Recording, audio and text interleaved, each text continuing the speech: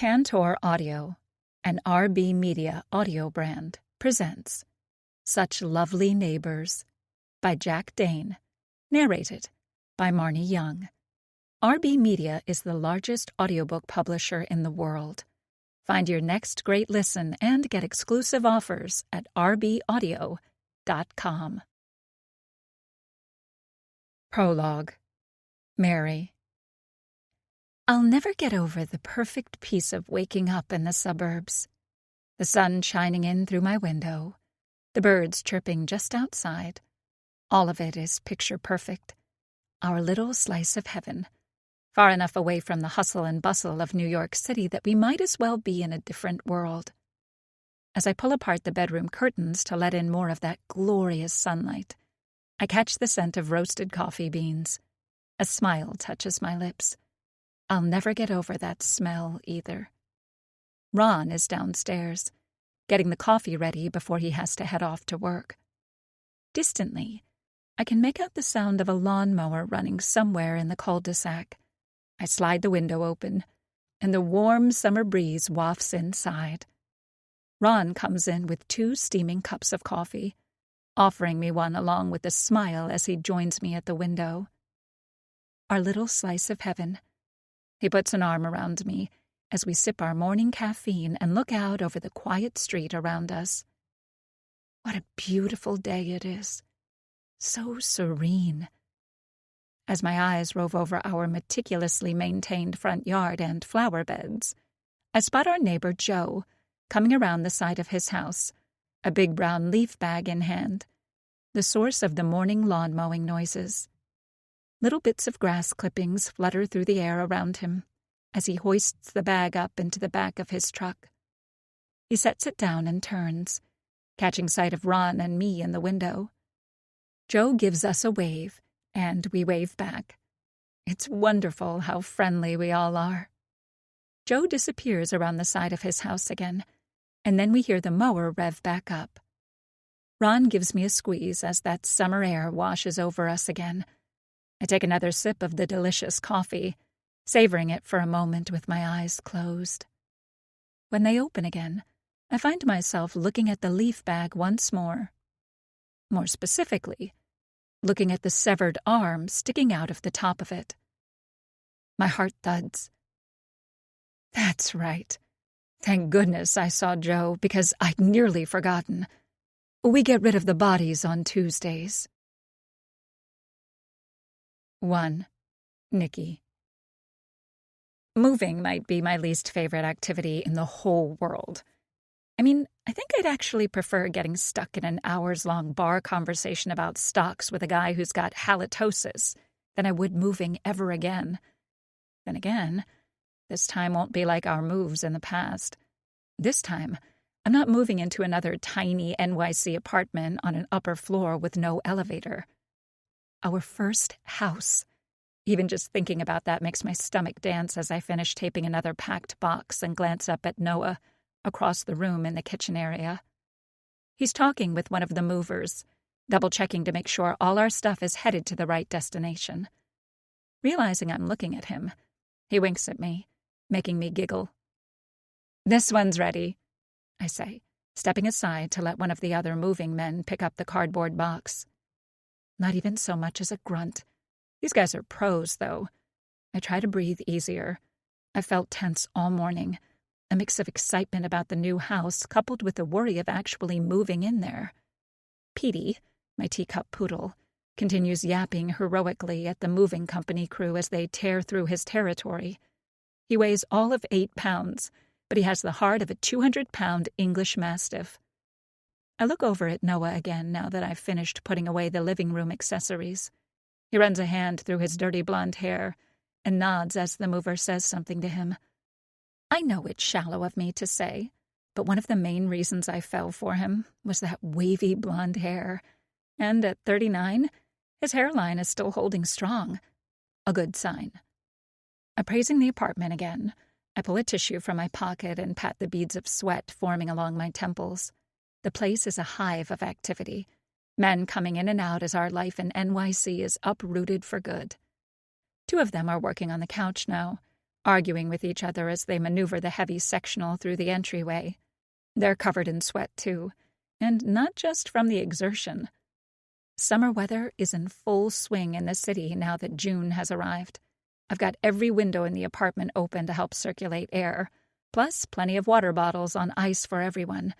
But still, we're all going to be a few pounds lighter by the end of the day.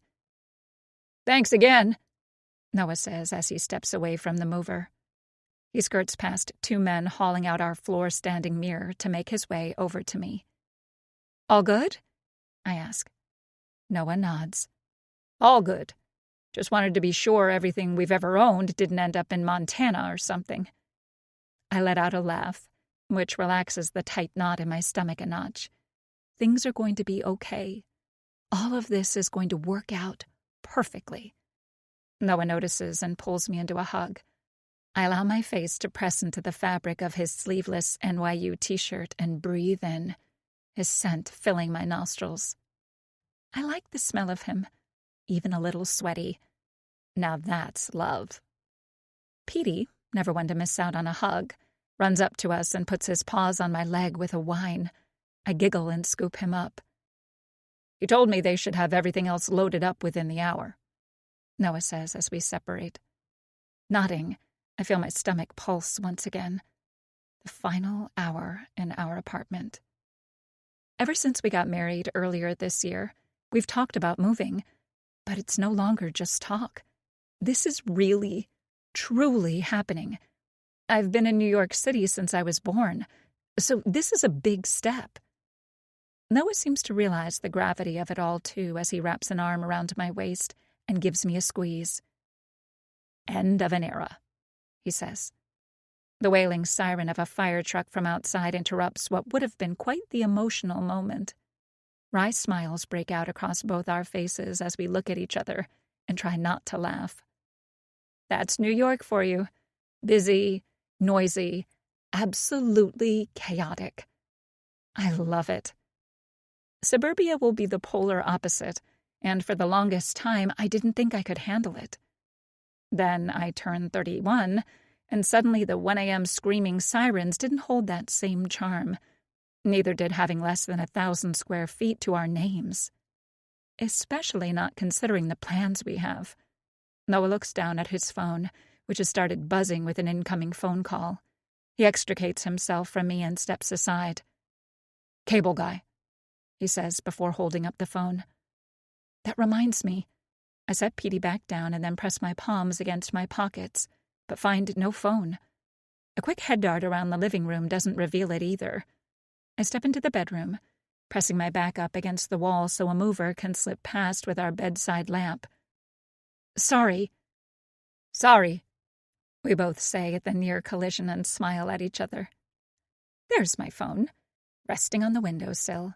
Picking it up, I see I've got 2 messages from Emma, who wants to wish me goodbye before we officially head out. Emma's been my best friend since we roomed together freshman year at NYU. As soon as I walked in that first day and saw her hanging up a Led Zeppelin poster, I knew we'd be thick as thieves. Because she's my best friend. She's also shared in no uncertain terms how pissed she is that I'm leaving her alone in the city. I tap the screen to open our text message thread and tell her I've finished packing. "Do they have room for me in the moving van?" is Emma's response, making me smirk.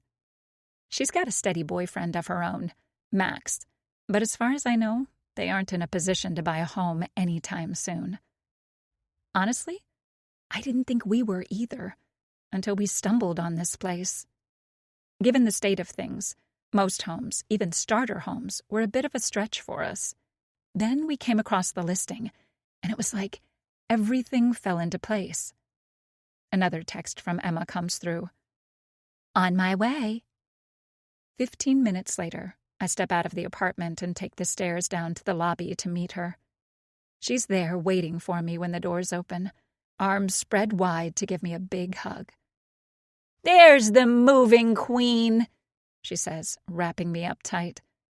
I squeeze her back, shutting my eyes a moment as we embrace. "Everything good so far?" she asks. Noah's wagon wheel coffee table got scratched, But I've wanted to toss that thing since I first laid eyes on it, so no real loss there, I say. Emma nods knowingly. I actually paid the moving guys to rough that thing up. You're welcome, Key. I laugh again as we head out of the lobby and into the sunshine. I can feel the intense heat of the sun on my skin, and a hot rush of air greets my face. Wow, I say. Sweat begins to seep from my pores almost on command. Emma presses a hand to her eyes as she nods. You guys picked a hot one, that's for sure. Better than pouring rain, I guess. The big moving van is parked on the street in front of us, the back open and nearly completely full with our belongings. A couple of the movers nod politely to us before wiping their brows and heading back inside. Emma giggles and pokes me. One of those guys is actually pretty hot. I smirk and shake my head. Nobody tell Max. She gives me a light slap on the arm. Oh, hush. Max is hot too. In fact, on a day like this, I think everybody in this stinking city is hot. Speaking of hot, Emma adds, making me turn around to face the building again. Noah is striding out, his hair ruffled by the breeze as he walks toward us and gives Emma a wave.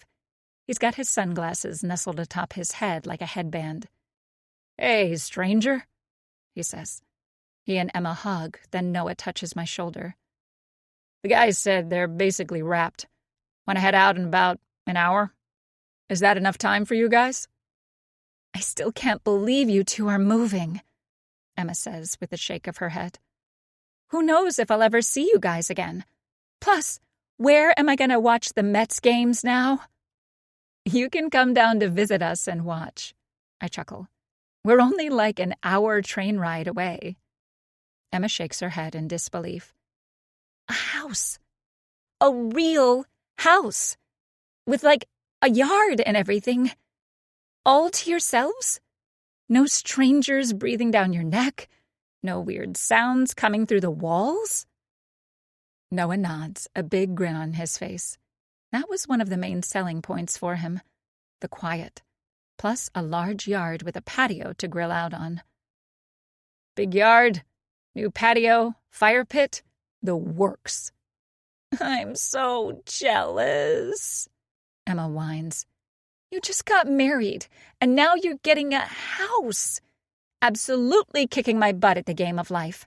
How did you two get so lucky? Noah shakes his head. I really don't know. When we first saw the price, we thought it was almost too good to be true. That was a line my father always used to give me growing up. If something seems too good to be true, it probably is. He'd say it whenever the topic of Mom was brought up. Well, this time, I think we finally found the exception to the rule. 2. Nikki. Noah glances down at the address on his phone one final time before a big smile spreads across his face. Welcome home, he says, his voice rising with excitement. Was the neighborhood this cute the last time we were here? I ask, my heart pounding. Every house on this tree-lined cul-de-sac is absolutely adorable. Easing the car into the driveway, Noah is all smiles. My chest flutters as I take in our home. It's 2 stories with cute white shutters bordering the windows and a light blue siding I fell in love with at first sight. I feel like I'm almost floating on air as I open and shut the passenger side door and get out. The first thing I notice as I step out of the car is the quiet. It's like a blanket of peace rests over this entire neighborhood. I let Petey down, warning him not to take off running. He looks back at me and then shoots across the front yard, running laps with his tongue out. Noah's door slams shut as he steps out too, stretching his back a moment before striding forward and shaking his head. He throws his arms out to the sides in a "look at this" gesture. Are you kidding me? He asks, the grin growing even wider. He drops his arms and finds my eyes. Babe, are you serious? This is actually ours? I let out a squeal and run up to him, the two of us hugging and giggling together as he lifts me and does a little spin on the driveway. When we toured the house, it didn't fully click that we'd actually end up living here. For me, at least. There was a sense of detachment, like I was viewing some sort of suburban museum, rather than scouting out my future living situation. Now, though, it's a different story. It's real. We have keys in hand. All of this is truly ours. As if on cue, a horn sounds from behind us, and the moving van pulls into the cul-de-sac. The big vehicle lumbers forward, laden with every bit of furniture we own, before finally coming to a squealing stop just beside the driveway. The moving men pile out of the truck, and then everything gets underway. The sun continues to beat down overhead as I scurry about, directing the movers and making sure everything arrives in its rightful place without damage. "Right in here," I say, directing the men bringing the sectional couch into the living room. There's a nice cream-colored carpet in here, and it already has me stressed out because the movers are leaving boot prints across it. It would have been kind of strange to ask the movers to remove their shoes every time they came inside, so I didn't say anything, though now I'm slightly regretting it. The men lower the couch down to the carpet, letting out grunts of exertion. To my left is a wall of windows that looks out over the curved street and the other houses on it. Our front lawn is covered in moving blankets with various pieces of furniture strewn across them, all waiting their turn to be moved inside. Noah is somewhere upstairs, his muffled voice filtering down from above. We've got Petey up there in his crate for now so he doesn't get stepped on. "Make sure it's far enough away from the—" "That's fine," I say, wiping my hand across my brow. It's gotta be like 95 degrees out right now, and we're all feeling it. I sucked down a water bottle from the pack we brought in the car before heading back outside to direct the delivery of another piece of furniture. The main hallway just inside the front door is tiled, with a nice wide staircase leading up to the second floor. I pause at the base of it, catching sight of Noah striding out of one of the bedrooms. He's on the phone again, this time with the locksmith as he organizes a time for someone to come change out our locks. He makes a finger gun hand gesture at me as our eyes meet, a tired smile crossing his face before he makes his way into the guest bedroom to help the movers there. Finger guns are an inside joke between us. It stems from a story Noah once told me about the advice one of his friends gave him when he was at NYU himself. Ladies love the guns. Thankfully, he never tried seriously to woo me with that ridiculous advice, but it cracked us up enough we still do finger guns to this day. The silly gesture makes me smile despite the heat and the dehydration headache, and I turn around to step back out into the sunshine again. I'm not sure how long this will take, but honestly, I'm eager for the sun to start going down so we can all get some relief from the blaze. As I step back out into the yard, I see two people stepping onto our driveway from the street. It's a man and a woman who look to be about my age. She's got blonde hair and is wearing a flowing summer dress, while the man sports an untucked white dress shirt and light gray khaki pants. Both of them are smiling, and they give a wave when they see I'm looking at them. I wave back and then notice the woman is carrying something. "Hey, neighbor," the man says with another wave as they make their way up our driveway. Now that she's closer, I see the woman is holding a plate of cookies. "Hi," I say, slightly surprised but also delighted that they've come to introduce themselves. To be honest, I was kind of dreading having to do the rounds. I've never been the most extroverted person, at least outside of a band performance. That was acceptable in a place like New York, but I knew that once we moved out here, I'd have to switch it up if I was ever going to meet people and make friends. Looks like I was worried for no reason at all. "I'm Jenna, and this is Mark," the woman says. "We just had to drop by and say hello." "Hi, Jenna. Hi, Mark. I'm Nikki, and my husband Noah is somewhere inside," I say with a hand wiggle at the house. "Where are you coming from?" Jenna asks. "The city," I say, and Mark nods knowingly. "Us too. We love it out here so much more than Manhattan," he says. Jenna nods in agreement and extends her arms to offer me the cookies. I'm shocked to see they look completely homemade, complete with little friendly welcomes written on each one in frosting. "Just a little something to welcome you to the neighborhood," she says. "Wow, this is... Thank you," I say, accepting the plate. "I can't believe she baked cookies on our account." Mark gives Jenna a side hug as they stand in front of me, still smiling. "Jenna is a wonderful baker," Mark says as he squeezes his wife again. "Her cookies are always the talk of the town at the block parties." Jenna rolls her eyes, but it's clear from the color in her cheeks she adores the compliment. "Mrs. Anderson?" I turn my attention away from the couple and back to one of the moving guys, who's holding an end table meant for our bedroom between his arms. "We'll get out of your hair. Just wanted to wish you a warm welcome," Jenna says. "Thank you again for the cookies. These are really wonderful," I say, waving goodbye to the pair before turning to go assist the mover. How nice of them to stop by. As I head back up the driveway, a feeling of warmth moves through my chest. We made the right decision coming here. No matter what happens from here on out, I know we'll have at least a couple of friends in the neighborhood. At the door, I direct the mover with the end table upstairs with a shout to Noah to draw him out of one of the bedrooms. "Make sure this goes on the left side," I say to him when he pokes his head out, and he nods. The move-in is truly underway now, with me scurrying back and forth, dripping with sweat in the scorching hot afternoon sun. "Excuse me!" I turn around to face the doorway, expecting to see another mover with a question about where to put something. Instead, it's another couple, both of them standing in the doorway with broad smiles across their faces. "Hi there! I'm Aaron, and this is my wife, Helen," the man says, stretching out a hand. A look down at Helen reveals a plate of what appears to be brownies in her hands. "Hi, we just wanted to pop over and give you a nice welcome to the neighborhood," Helen says as she offers me the dessert plate. I take it with a sweaty smile and a hearty thanks, then introduce myself. We converse for a few minutes before they excuse themselves and leave. Two movers are carrying a rolled rug through the doorway, so I wait another moment before stepping inside after them to put the brownies in the kitchen.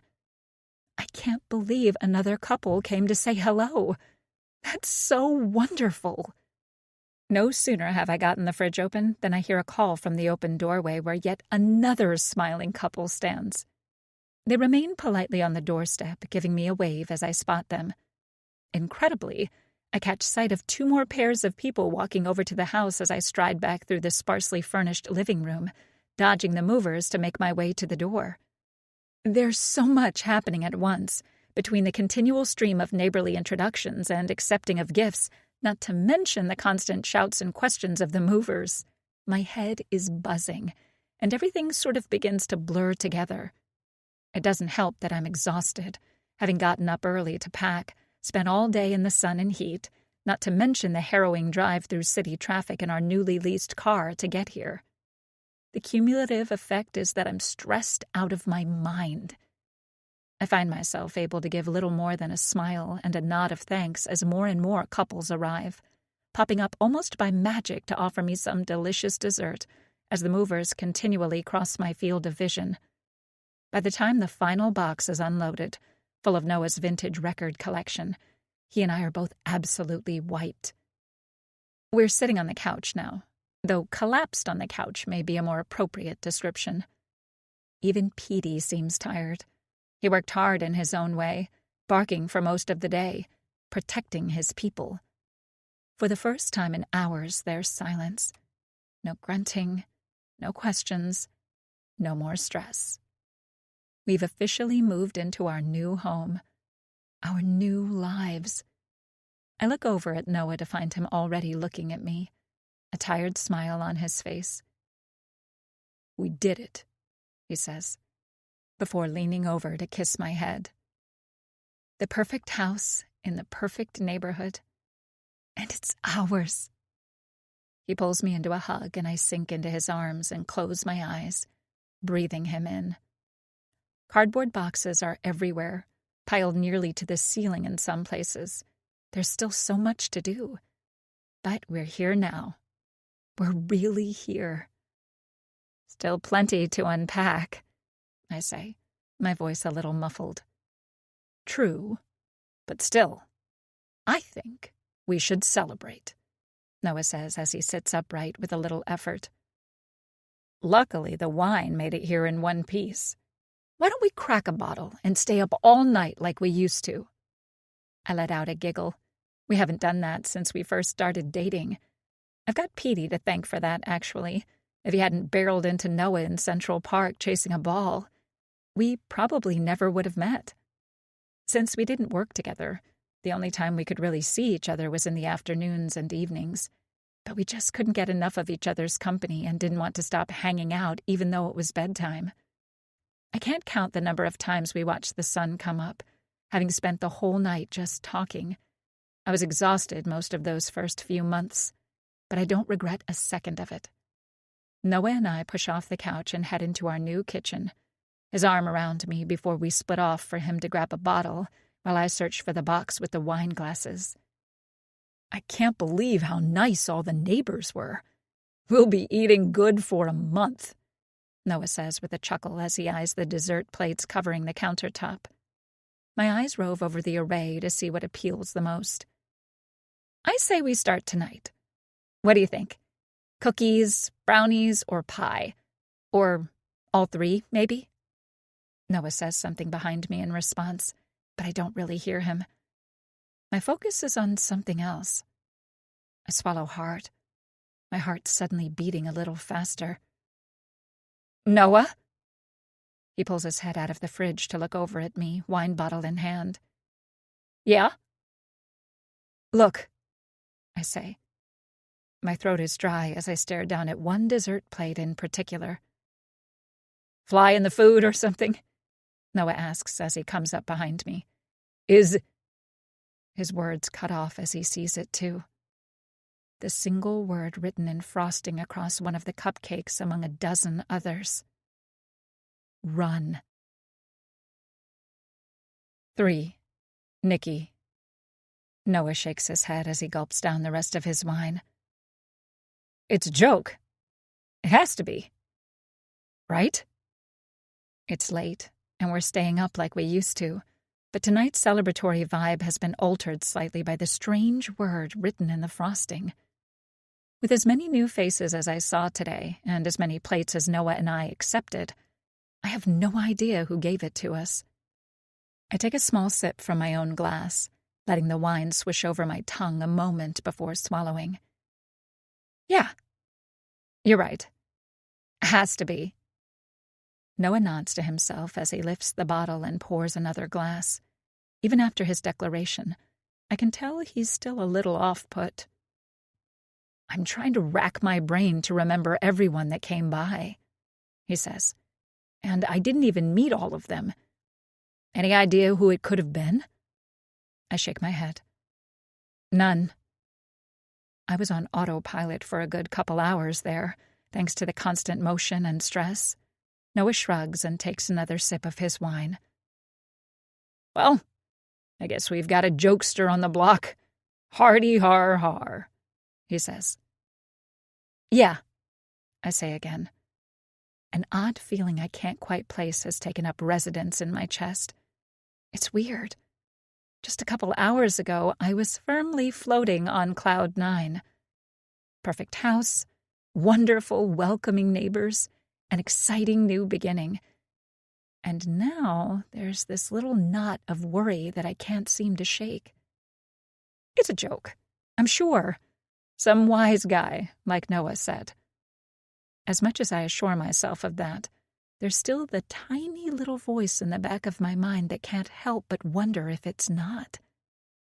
I take another sip of wine and chastise myself. Don't be ridiculous. We're in the suburbs, after all, not the city. It's safe here. Calm, peaceful. All the crime is back in the city, and that's part of why we left. Noah's looking out the window, which draws me from my thoughts. What? I ask. He shifts a little farther down the length of the couch to get a better view between the parted curtains. "I see someone out there," he says. Setting my wine glass down on the coffee table, I scooch up beside him and peer out as well. We watch in silence as one of our neighbors carries an old wooden chair down to the bottom of his driveway. I remember seeing him earlier, though I can't remember the name. Kevin? Mark? Andy? They've all blended together in my mind. He sets the chair down but remains there another moment, standing with his back to us. "What's he doing?" Noah murmurs. Then the man turns and looks right at us. He gives us a big wave. After a moment, Noah lifts his hand and does the same. Then the man heads back up his driveway. Noah takes another sip of wine. I breathe out. We've gotten ourselves worked up over nothing. The neighbors couldn't be any nicer. We're super lucky.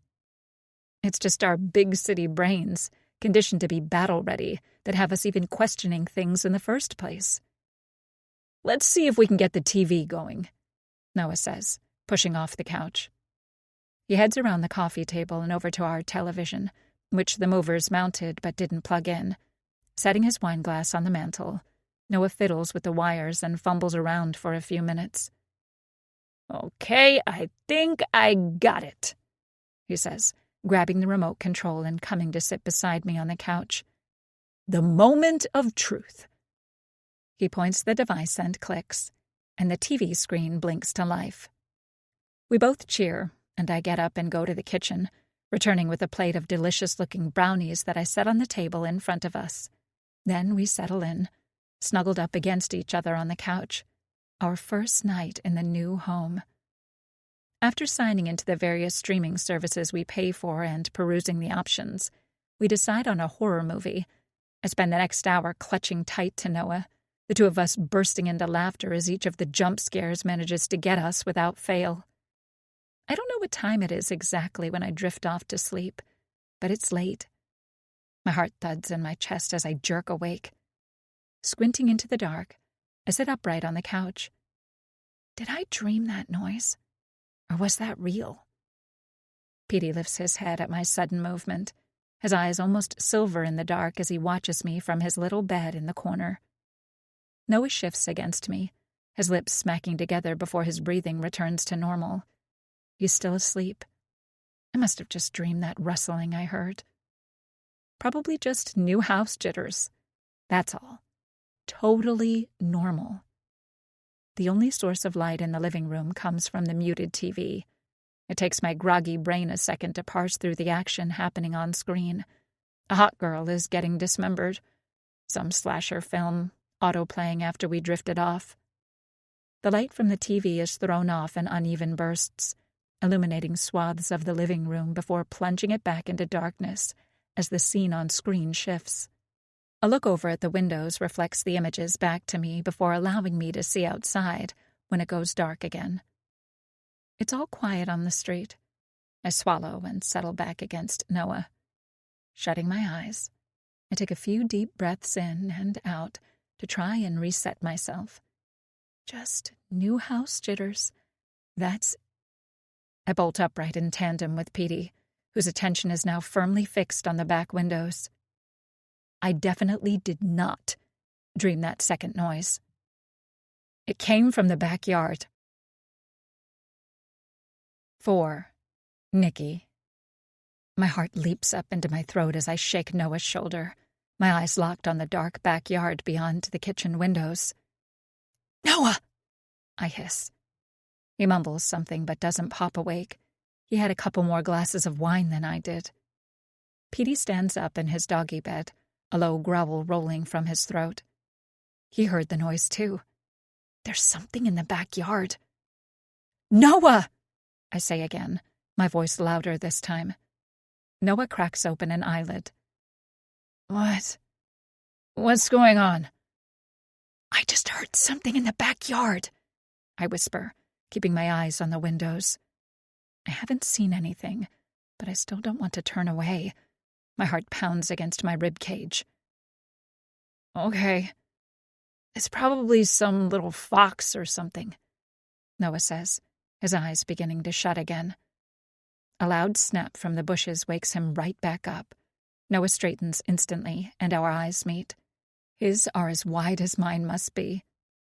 Petey's growling loudly now and has moved out of his bed to put himself between us and the back door.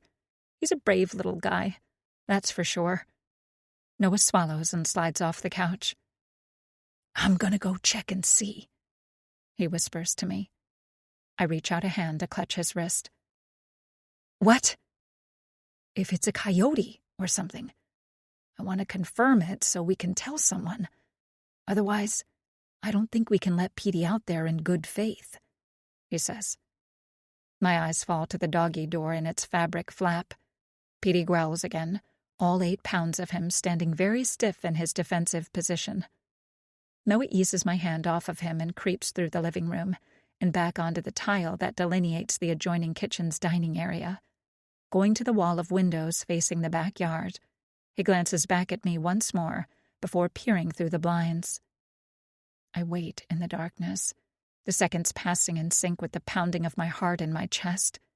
Noah remains where he is, hardly moving. Anything?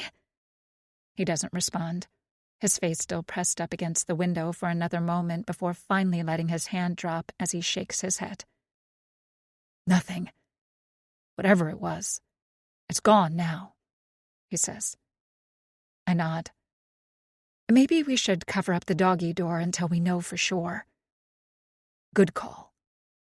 He walks over to the kitchen table and picks up one of the moving boxes sitting beside it.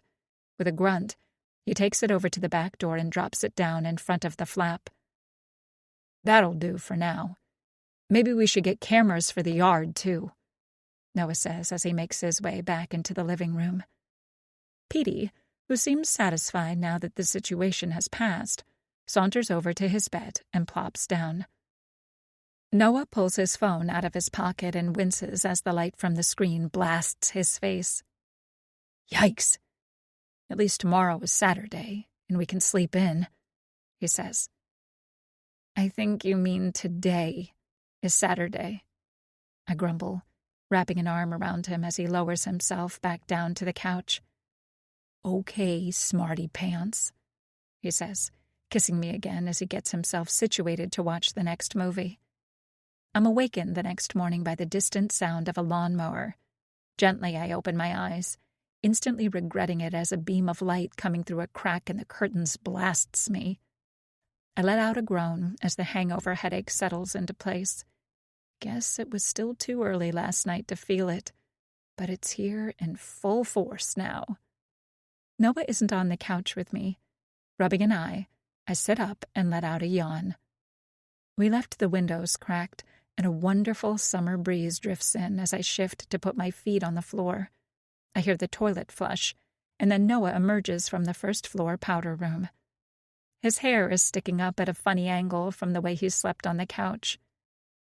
I'm definitely not in my 20s anymore, he says, his voice a little hoarse from his own hangover. I chuckle and run a hand through my hair, which must look as funny as his does. We live in the suburbs, and staying up all night is no longer fun, or even possible. I think we're getting old. Stepping back into the living room, Noah opens the curtains, letting the full glory of the morning stream into the room. He stands at the window, hands on his hips as he observes his new domain. I walk over to him, wrapping my arms around his waist and letting out another yawn. He rubs my shoulder. Both of us look out at our new view in awed silence. The front yard is amazingly green. The flower beds beneath our windows seem to pop with life. At the end of the driveway is the curved street of the cul-de-sac, with a small wooded area filling up the center. It's surrounded by a wooden fence that's been painted white. All in all, it's just about perfect. Noah gives me another squeeze, but then lets out a hacking cough that has me cracking up. Sorry. Kinda ruined the bliss, didn't I? He says. He rubs his face and lets out a breath. Okay. What do we need to do today? The question serves to clear the sluggishness from my mind, my body snapping into go mode. Groceries, for starters. Toiletries, cleaning supplies. We need to get these boxes unpacked, too. Plus the doggy door. Noah nods through another yawn. Why don't I take the car to the store and grab everything? Give you a chance to rest, since I know you did most of the heavy lifting yesterday. I look at him, my chest warming. Really? Noah kisses my forehead. Just give me the list, and I'll be on my way. Thanks, I say, and I mean it. After unpacking the bathroom box and retrieving our toothbrushes and face wash, we clean ourselves up, and then Noah is out the door with a kiss goodbye. Text me if you remember anything else we need, he says, before pulling the car door closed. I stand in the front doorway, blowing him a kiss before stepping inside and shutting the door. There's a creak as the brakes of our car release, and then Noah eases out of the driveway and back out onto the street. I yawn again, rubbing my face. I'll be busy while he's gone. There's a lot to do to make this house a home. I've only managed to take a couple steps down the tiled hallway when I hear a knock at our door behind me. Did Noah forget something? Turning around, I pad back up to the door and pull it open. Standing there is a woman I don't remember seeing yesterday. She's older than Noah and me, maybe in her 50s with dyed blonde hair. Her bright smile is almost as blinding as the early morning sun. Hi, she says. My name is Mary. Welcome to our little neighborhood. 5. Nikki. I smile and try to act like I don't have a pounding headache as I look at Mary. Hi, Mary. I'm Nikki. You just missed Noah, my husband, I say. I gave him a wave as he was pulling out, she says. Then, oh, I know it looks like I didn't bring any sweets, but I did. I had my husband Ron bring them by yesterday. I glance back at the large collection of desserts we now own piled high in the kitchen and think of the frosted Run. That is so nice. Thank you, I say. Sorry, yesterday was so hectic I could hardly keep anything straight. Which ones did your husband bring? Was she the one who did it? I made brownies, Mary replies, dashing my hopes. Did you try them? She asks. My daughter loves that recipe.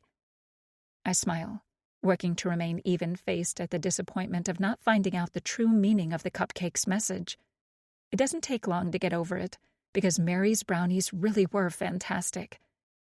We did, actually, last night. They were amazing. Thank you. Mary smiles again. Good. That's good. A moment of silence begins to stretch out between us as we stand there. Mary is still smiling. Everyone is certainly very pleasant here, that's for sure. You're coming from the city, I'd imagine? Mary says. I nod quickly. That's right. Noah will be commuting a few times a week. He works in shipping and logistics. Wonderful.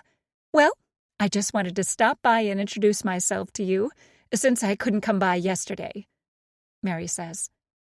She begins to turn around when I remember our early morning adventure. Mary, have you had any sort of issue with coyotes or deer or anything like that? We thought we heard something outside last night, I say. Mary tilts her head. Not that I'm aware of. You saw something? I wave off her obvious concern. No, just heard some commotion. I'm sure it was nothing. It's just that we have Petey here, I say, gesturing to Petey as I gently push him away from the door with my foot. And I don't want him to get gobbled up, you know? Absolutely, absolutely, Mary says, nodding. I can ask around, see if anyone else has seen or heard anything. That'd be great. Thanks, I say. Mary smiles again. Don't mention it. She steps off the concrete stairs leading up to our door and starts back down the path toward the driveway. Oh, one more thing, she says, turning back to face me. I know you two are still getting settled in, but we're hosting a block party tomorrow. Ron and I are in that one there. Mary points off to the right at a house that's almost on the other side of the cul-de-sac. I can just make out a slice of it. The rest is obscured by the trees in the center. From what I can tell, Mary's lawn is absolutely immaculate, as is the shrubbery. "Thank you so much for the invite. We'd be delighted to come," I say, smiling. "This is perfect. We'll be able to meet everyone and introduce ourselves and start to get to know our new neighbors right away." Mary nods. "Wonderful. It'll start around 3, but you are welcome to stop by any time, and feel free to cook whatever you'd like." 3 p.m. sounds great. "See you tomorrow, then," I say with a wave.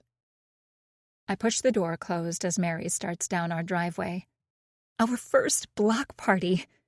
A sense of giddiness rises within me as I pull out my phone to text Noah and share the news with him. This is going even better than I could have ever imagined. I had this vision in my head of everyone being closed off, of feeling isolated once we left the city.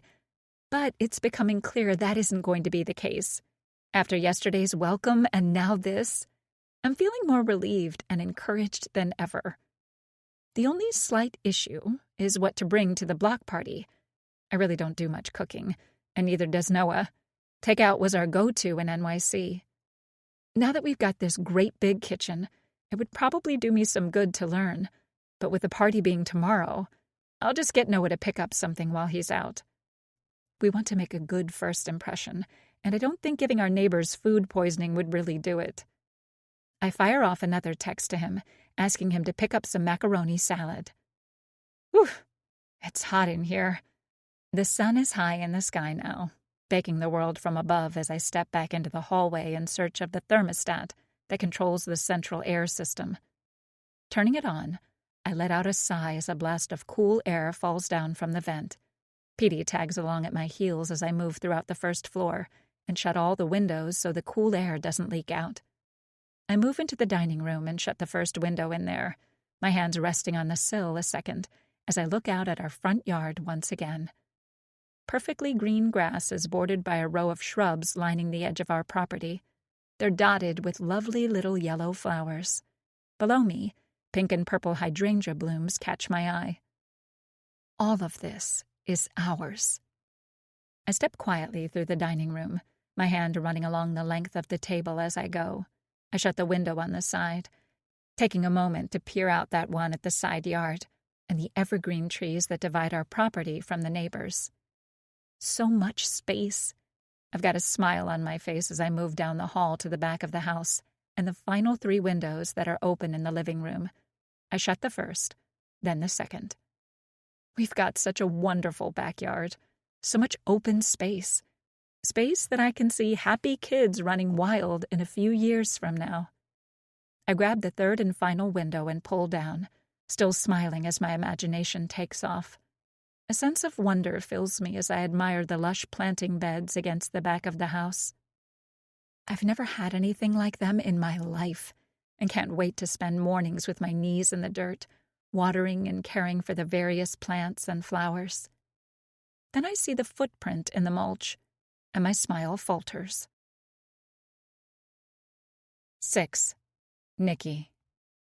Noah straightens up, his knees popping as he rises from the planting bed. "It was probably one of the movers," he says. A warm breeze blows across the backyard as the two of us stand there appraising the footprint in the mulch. I swallow, my fingers rubbing my throat. "Back here? I don't remember any of them coming back here," I say. Noah chews his lip. "Well, that's what it has to be, right? Maybe when they were taking breaks, one of them came back here for a smoke or something." I let Noah's reasonable words wash over me. I guess that's a possibility.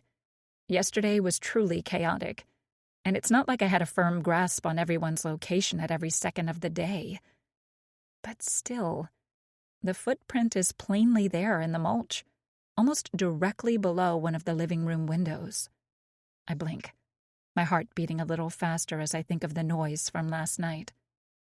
Noah seems to reach the thought at the same time as me. We turn to look at each other, eyes widening. "You don't think," he starts. I don't know what to think. The behavior I've seen from our neighbors has been nothing but extremely warm and polite, and finding out one of them is a peeping Tom would completely fly in the face of that. Still, we haven't met everyone yet. Petey's barking pulls our attention away from the footprint for a moment as we refocus on the tiny dog racing through the yard. At least the king is pleased, Noah says. Petey's doing laps through the grass, clearly a fan of having more room to roam. Back in the city, he spent far more time indoors than outside. I watch him another second before looking back down at the footprint. My teeth chew at my lip. Then I shake my head, willing away the worry. Last night's noises and this footprint are simply a coincidence. It's not like we came back here and looked around after the movers left. It might have been left there before we even moved into the house. Really, we have no idea when the footprint got there. Maybe I will swing by the store and pick up some backyard cameras today, Noah says. Just to be safe, you know. Can't hurt. I nod. That prospect definitely sets me more at ease. We step back onto the patio and then head through the back door and into the house. Petey comes dashing in behind us, not wanting to be left alone. He speeds off into the living room as Noah chuckles. Seriously? I think he's happier than we are to have moved in here. Noah reaches into his pocket and pulls out the car key. Okay, I'm going to head out again. I pull him into a hug. Sorry for freaking out a little there. I appreciate you turning around and coming back. He shakes his head. Not a problem. I forgot to bring water when I left anyway. We separate, and he once again heads off to the store. This time, when I shut the front door, I throw the deadbolt lock. Releasing a sigh, I rub my temples to try and fix my thoughts. Petey looks up at me, his tongue hanging out of his mouth. Once he realizes I'm paying attention to him, his tiny tail begins to wag. Okay. Want to help Mommy unpack? I ask, to which Petey's tail wags even faster. The two of us start in the dining room.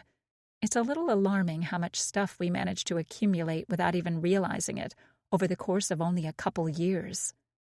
I spend the next hour slicing through packing tape and unwrapping various pieces of decor, alongside plates and silverware. I know nobody has fine china sets anymore these days, at least not anyone my age, but these pieces belong to my paternal grandmother. She left them directly to me in her will because she knew how much I loved playing with them as a little girl when we'd have tea parties at her house. Since my mom left when I was really little, Nana filled that motherly role for me. I take extra care unpacking the fine china, making sure that each piece is carefully placed into its position in the cabinet in the dining room corner. As I lift out the final stack of teacups, my phone begins to buzz in my pocket. Emma starts talking as soon as I hit the button to answer the video call.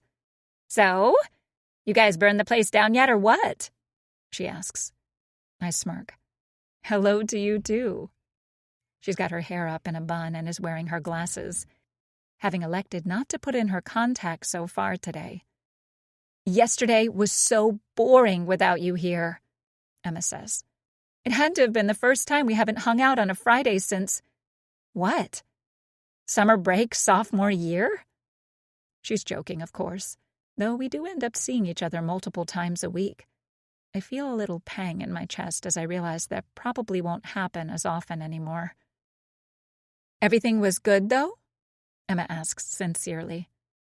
Move-in was good. We even got them to mount the TV for us, I tell her. Oh, yeah, that's a big win. Give me the grand tour, Emma says with a gesture of her hand, wanting me to switch the camera around so she can see the place. I giggle and oblige, turning the camera to give her a view of the dining room. Emma lets out a gasp. That's bigger than our dorm room was, she says. How about neighbors? Any crazy stories yet? She asks as I bring her into the tiled entryway beside the staircase. Funny you should ask that, I start. Oh, no, Emma says, her hand coming up to her mouth. I quickly shake my head. Actually, I take that back. Everyone so far has been amazing. But We did find a footprint in the mulch around the windows this morning. Emma's already shaking her head. Nope. No way. If that was my house, I'm setting up turrets on every corner, hiring armed guards to patrol the grounds. Patrol the grounds? I live on a cul-de-sac, Em, I say with a chuckle. Exactly, Emma says, nodding. You know how it is with those suburb types. Bored out of their minds. Nothing better to do but be nosy. There might actually be some truth to that, though I'm still choosing to believe everyone I met yesterday really is nice and wouldn't do something like that. Maybe. We're thinking it was just one of the movers who left it, I say. Oh, yeah. Wait, is it too late to cancel my order for a bulletproof vest and heavy machine gun? Emma says. I laugh. Might be. But thank you for being willing to come to our aid, if need be. Emma gives a mock salute. Anytime, comrade. What are you up to today? I ask her. Let's see. Max and I are going to get brunch and then take a walk around Central Park. Then there's this new Italian-Japanese fusion restaurant we'd like to check out, so we'll probably end up there, Emma says. You? I clear my throat. Just, unpacking. Right. That sounds fun, Emma says in a deadpan voice. Just kidding. Loser, Emma adds, drawing out loser, which makes me chuckle. We say our goodbyes, and then Emma is gone. Just like that. I'm alone again in a big house with no one but Petey. Her day sounds like it's going to be fun and is probably something Noah and I would have done had we still lived in the city. But we don't. Not anymore. The most exciting thing on our schedule? This block party tomorrow. I finish opening up the last of the boxes in the dining room as my mind drifts to the upcoming event. It'll be our debut neighborhood event as a couple. Hopefully we make a good impression, because I'd really like to have some friends out here, considering everyone we know is back in the city. I'm generally not one for nervousness, given the fact I used to play bass on stage like twice a week. Still, there's a little twinge in my chest as I think about tomorrow. So many new people, all of them with expectations of some sort. If we mess up, it might spoil our time here. Then again, all our neighbors are so nice. There's probably nothing to worry about. 7. Nikki. Noah and I wake up early Sunday morning, having gone to bed early Saturday night. Both of us were wiped out after our movie session the night prior. I feel well rested today, my body fresh and renewed. Our mattress that we bought from the city is top of the line. By far the most expensive thing in our apartment. Somehow, sleeping on it here felt even better. No weird noises last night either. Noah lets me use the bathroom first, so I step inside and get myself ready for the day. I jam my toothbrush into my mouth and peer down into the backyard through the bathroom window. Nothing but green grass and blossoming plants. After surveying our yard, I find my eyes roving over to the section of our neighbor's yard that I can make out. The height of the window allows me to see a slice of their backyard before being cut off by the fence. Looks like they have a nice little patio set up, complete with a large fire pit in the center of the yard. They must have just had a fire recently, because the pit is all blackened and surrounded by chairs. How fun. And maybe if we impress everyone today, we'll be invited next time. A little knock sounds at the door, pulling my attention away from the window. Honey? Not trying to rush you, but I've got to pee pretty bad, Noah says through the wood. I step over to the door and pull it open, toothbrush still between my teeth. We've got 3 bathrooms now, you know? I say, grinning. Noah's eyes widen as he touches his forehead. Oh, my goodness. You're absolutely correct. He marches out of the bedroom and down the hall to use the bathroom meant for the other 2 bedrooms on the floor to share. I am using our other bathroom, he declares triumphantly. I pop my head back into the master bath with a giggle so I can spit out the frothy toothpaste. Downstairs, we open the back door so Petey can race out and relieve himself. We're still using the box in front of the doggy door method, which isn't the cleanest look ever, but it'll do for now. With as many other boxes still present down here, I don't really think anyone will notice. Plus, I'm not exactly expecting company anytime soon. I follow Petey outside to keep an eye on him. Noah brings out 2 steaming mugs of coffee to join me on the patio, placing them both on the glass-topped patio table. "Thank you, Mr. Anderson," I say with a smile as I look up at him. "You're very welcome, Mrs. Anderson," he replies.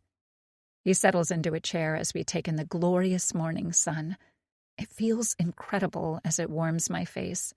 Petey races around in front of us, tongue wagging as he darts from side to side across the yard. Noah nods. This is good. I like this. It's a simple statement, but it expresses my feelings exactly. Between the birds chirping overhead and the gentle breeze rustling my hair, this just feels right. I reach over and give Noah's hand a squeeze. He squeezes back with a grin. I could definitely get used to this, I say. I shut my eyes and lean back so my face is being warmed directly by the sun. Remember when we used to get woken up by Mr. Ralph's bugle practice at my old apartment? Noah asks. I snort. And Mr. Ralph was an older gentleman who lived a floor above Noah in the apartment he lived in when we first started dating on the Lower East Side. He played the bugle in a band some 40 years ago, but still broke out his horn every Saturday morning at 9 on the dot like clockwork. I much prefer waking up to the birds chirping, that's for sure. What time did Mary say the block party was? Noah asks. Starts at 3, but we can head over any time after that. I get the sense it's one of those all-day drop-in things, I say. Noah nods. Sounds good. We can definitely get plenty of unpacking done before that. Another day spent over the boxes. My back already aches a little from spending so much time yesterday hunched over them, sorting through piece after piece. The aftershocks of moving. What's Petey got? Noah asks suddenly, bringing my eyelids back open. I sit up a little, holding a hand over my eyes to shield them from the sun and give me a better view. Petey's tiny body is hard at work as he digs away at something near the back of the yard. It had better not be a dead bird or mouse or something. Petey, no, I say, but he ignores me. Clearly, whatever he's found is much more important to him. Noah takes another sip of his coffee and then sets down the mug with a sigh. Both of us step off the patio and into the grass. Come on, Petey, Noah says. Nothing. The little dog remains entranced by his find. As we get closer, I realize he's not pawing around with something. He's actually digging. Great. Now I'm going to have to add washing Petey's paws to the already long list of tasks for the day. Petey, wreck any more of my grass, and you're sleeping outside, Buster, Noah threatens. We come up behind him as Petey throws more dirt, his tiny paws burrowing down into the soil and tearing up the grass. Great, Noah says, throwing up his hands as he gets a first look at the carnage. I squat down and gently nudge Petey aside. He wags his tail, little nose pointed at the ground. What did you find, sweetheart? I ask, already cringing in expectation of whatever animal corpse I'm about to stumble upon. But as I move aside the dirt, I don't find a dead bird or a mouse. Instead, I find 2 golden wedding rings stacked on a key ring. 8. Nikki. My eyes find Noah's as his brow furrows. Are those? I nod as I push up from my squat. Wedding rings. My heart thuds as I hold the 2 rings in my hand. Specks of dirt and grass cling to the gold, smothering their luster. Why is there a pair of wedding rings buried in our backyard? I ask, with a large lump in my throat. Noah shakes his head as he pushes them around my palm with a finger. Maybe they got lost? I look up at him. I'd believe that if there was only one. There's 2 here, Noah. A pair. My eyes are drawn down to the rings again. Even though they're just 2 circles made of gold, I feel the knot in my stomach return. It's what this means. What it could mean for the couple who lived here before us. How could both of their rings have ended up back here? Do we know who was here before us? I ask. Noah shakes his head. I can ask the realtor, maybe. Or the neighbors would know. That's true, and we're going to a block party in just a couple hours.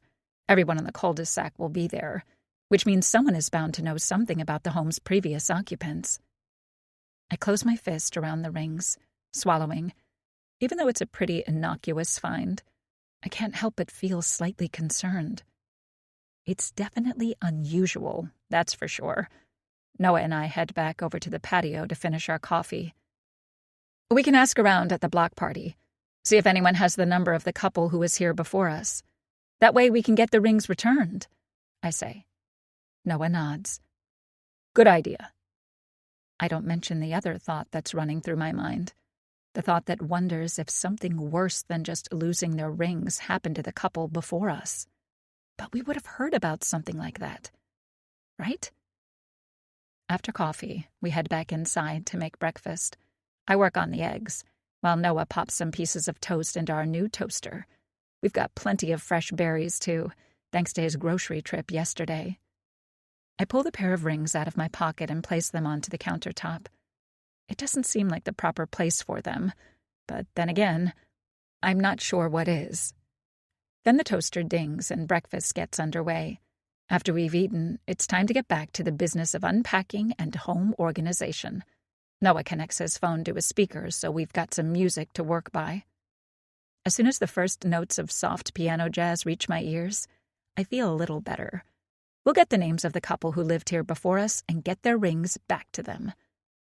Maybe they took their rings off for some project, and in the move-out, the keyring was lost? That would make sense. I imagine them happily thanking us for returning their rings to them, and that makes me feel even better. With the music to spur us onward, we make great progress on the unpacking. Noah pulls out our N&N candy picture. It's a spoof on the popular chocolate candy with our initials instead of the usual M's. Holding the framed picture, he dances on the tile and makes me laugh as he busts a silly move. Why are you laughing? You know you can't resist my dancing, he says. He does a little spin and then props up an eyebrow, prompting another laugh. Slowly but surely, the house is starting to come together. With the sheer amount of work there is to do, the time moves faster than I expected. By the time I glance up at the clock again, it's after 2. I place the last battery-operated candle on the windowsill and step back. What time do you want to head over? I shout over my shoulder to Noah, who's in the dining room. I hear his footsteps over the floorboards, and then he appears in the kitchen. What's that? He asks. What time should we head over? Noah shrugs. I mean, we're in a pretty good place here to take a break, don't you think? Maybe we could shoot for 3:30? Sounds good, I say. Why don't you start getting ready, and I'll wrap up this last box, I add. Noah heads upstairs to pop into the shower. Whenever we're going somewhere, he showers first since he's usually in and out within 10 minutes. He is a guy, after all. I'll need a little more time, and I hate to feel rushed. I hear the shower come on and dive back into the box in front of me. Petey gets busy ripping apart the little stuffed red fox toy he's had since he was just a puppy. It's hardly more than a few strips of furry fabric now. We like to call it his roadkill, because that's about the best description for it at this point. A car rolls through the cul-de-sac out front, drawing my attention. It pulls through slowly, rounding the curve with care before arriving at the house 2 down from ours. The car eases its way about halfway up the driveway and then shuts off. I see a man get out. It's Jenna's husband, from the couple that came over first. We met yesterday, but I can't remember his name. It's either Adam or Mark. One of the two. I guess I'll find out in a couple hours. A few minutes later, the shower turns off upstairs. Noah is out already, which means it's my turn. We're nearing 3 o'clock now. After double-checking that the box is in place in front of the doggy door, I head upstairs. It takes me a little while longer than Noah to get ready, considering I've got to shave my legs and my hair takes longer to wash. Once that's all settled, I step out of the shower with a towel wrapped around my body and head into the bedroom to sift through one of the cardboard boxes in search of something nice to wear. Considering the temperature, I settle on a nice white summer dress with a floral pattern, sort of similar to what I saw Jenna wearing yesterday. Noah's downstairs, making sure Petey has plenty of food and water for the time we'll be out of the house. He lets out a whistle as I come down the stairs, making my cheeks redden a little. "I think all the other guys at this party are going to be jealous of me," he says with a wide grin. "Oh, stop it," I say. But secretly, I love when he compliments me like that. I make a quick stop at the fridge to pick up the tub of macaroni salad, and then we're saying goodbye to Petey as we head for the door. As soon as Noah opens it, the distant noise of the party reaches us. There's music playing, though we're far enough away that all we can make out is the rhythmic pulse of the bass notes. I start down the driveway, macaroni salad in hand. Noah's wearing a plain blue button-down shirt untucked, with a pair of flowy linen pants and some sandals. Laughter reaches our ears next, and my skin tingles. Everyone here seems very comfortable with each other. I just hope we'll be able to fit in, too. It takes only a couple of minutes for us to walk down the street and up to Mary's front door. There are a few cars parked up against the curb from people who came from further down the street, and we weave our way in between them. The noise of the party is much clearer now. I hear more laughter, followed by the shouts of children as they race around in the backyard. Noah and I reach the front doormat. Written on it are the words, "All are welcome." My eyes meet Noah's, and then he knocks on the door. 9. Nikki. Mary's husband, Ron, opens the door, his face lighting up the instant he recognizes us. "The Andersons! So glad you two could make it," he says, stepping out of the way for us to come inside. The sounds of the party are even louder now. A quick look behind Ron shows an entry area similar to ours, and a hallway leading to a kitchen in the back. Unlike ours, their house is built into a hill, so the back deck is raised and has wooden stairs leading down to the yard. People are absolutely everywhere. "Had to get some unpacking done," Noah is saying to Ron, who waves him off. "You're just on time. We're just so happy you could come." We follow Ron down the hallway, and he gestures to the left at a table with a bunch of little porcelain figures atop it. "Careful of these. I think Mary might love these things more than me," he says with a chuckle, giving the table a wide berth. The hallway opens up into the main living room and kitchen area. The sliding back door onto the deck pulls open as Jenna's husband, who I saw getting out of his car earlier, steps inside, a beer bottle in hand. "Hey there, you two," he says. Noah steps up and shakes the man's hand. "Hi, I'm Noah." "Mark," the man says. That was it. Mark. He points to me. "And you're Nikki, right?" I nod with a smile. "That's right." Mark smiles back. "I've always been good with names. Can I get you a drink, Noah?" he asks as he moves to the fridge. "Sure. That'd be great." I lift up the bowl of macaroni. "Where should I put this?" Mark gestures to the counter, where a few other plates and platters are sitting. "Oh, just anywhere around there. Mary'll know what to do with it." I plop it down and turn around to find Jenna standing there, a big smile on her face. She lets out a squeal and pulls me into a hug before I can even react. "Hey, neighbor! You're here!" "We're here," I say, surprised but not upset by the warm welcome. "This is Noah," I say, and Jenna and Noah shake hands. "How does—" Noah starts, but Mark's hand on his shoulder pulls his attention away. "Come outside and meet some of the guys, Noah," Mark says, a broad smile across his face. "Promise we won't rough you up too bad." Noah gives me a quick look to check if that's okay. I smile to show him I'm all good here. so he allows himself to be led by Mark out onto the back deck. "Let the boys hang out so we can get to know each other a little better," Jenna says, still smiling widely. She has really nice teeth. I'll give her that. I guess I'd be smiling all the time, too, if my teeth were so white and shapely. Jenna clasps her hands in front of her. "Do you want something to drink? There's some fantastic wine here." "I think I'm okay for now," I say. Jenna pauses by the fridge. "Are you sure? Everyone else has a drink." She reaches for a bottle of red wine on the counter. "Have a glass." I really don't want to drink much today, considering the excess of Friday night and that tomorrow is Monday. Then again, Jenna's right. As I look around, everyone except a pregnant woman has a glass or a bottle in their hand. We want to fit in, right? I feel like I'm back in high school again. I nod to Jenna, and she smiles again. "Perfect! You're going to love this. Lewis's family, that's Melissa's husband, has a winery in Newport, Rhode Island." Some shouting from outside makes me look toward the window for a moment. Noah is standing among a circle of guys, all of them gathered around a grill that trails smoke into the afternoon air. Jenna hands me the wine, turning my attention back to her. The deep red liquid sloshes around in the glass. "Try it," she says. I accept the glass and swirl it before lifting it to my nose. "Rich taste," I say after a small swallow. "Isn't it wonderful?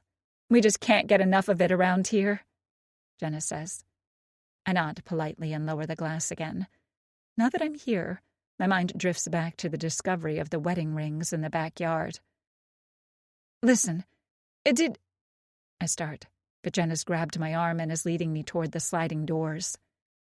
"Time to say hello to everybody," she says as the sliding doors open to reveal another couple stepping inside. "Hey, Nikki," they say in unison. Great memory. I blink, turning to say hello to them when Jenna pulls the two of us through the door. "Are mostly in tech, though we do have a few people in real estate and finance as well," Jenna says. I nod, only half listening. My eyes are roving around the backyard, taking everybody in. Now that they're all gathered together, I notice how similarly dressed everyone is. I mean, it's actually quite remarkable. Every guy I see is wearing a polo or dress shirt in some pastel shade, while the women all wear summer dresses in a similar fashion to mine. Sandals and boat shoes are the shoes of choice. Looks like I made the right call not showing up in a ripped band tee. I remember Emma saying something about how Noah and I would become suburbified if we moved out of the city. And looking around now, I think I get it. It's practically a uniform. "I want you to meet the girls," Jenna says, tugging me toward a group of women sitting in white Adirondack chairs set up in a loose circle.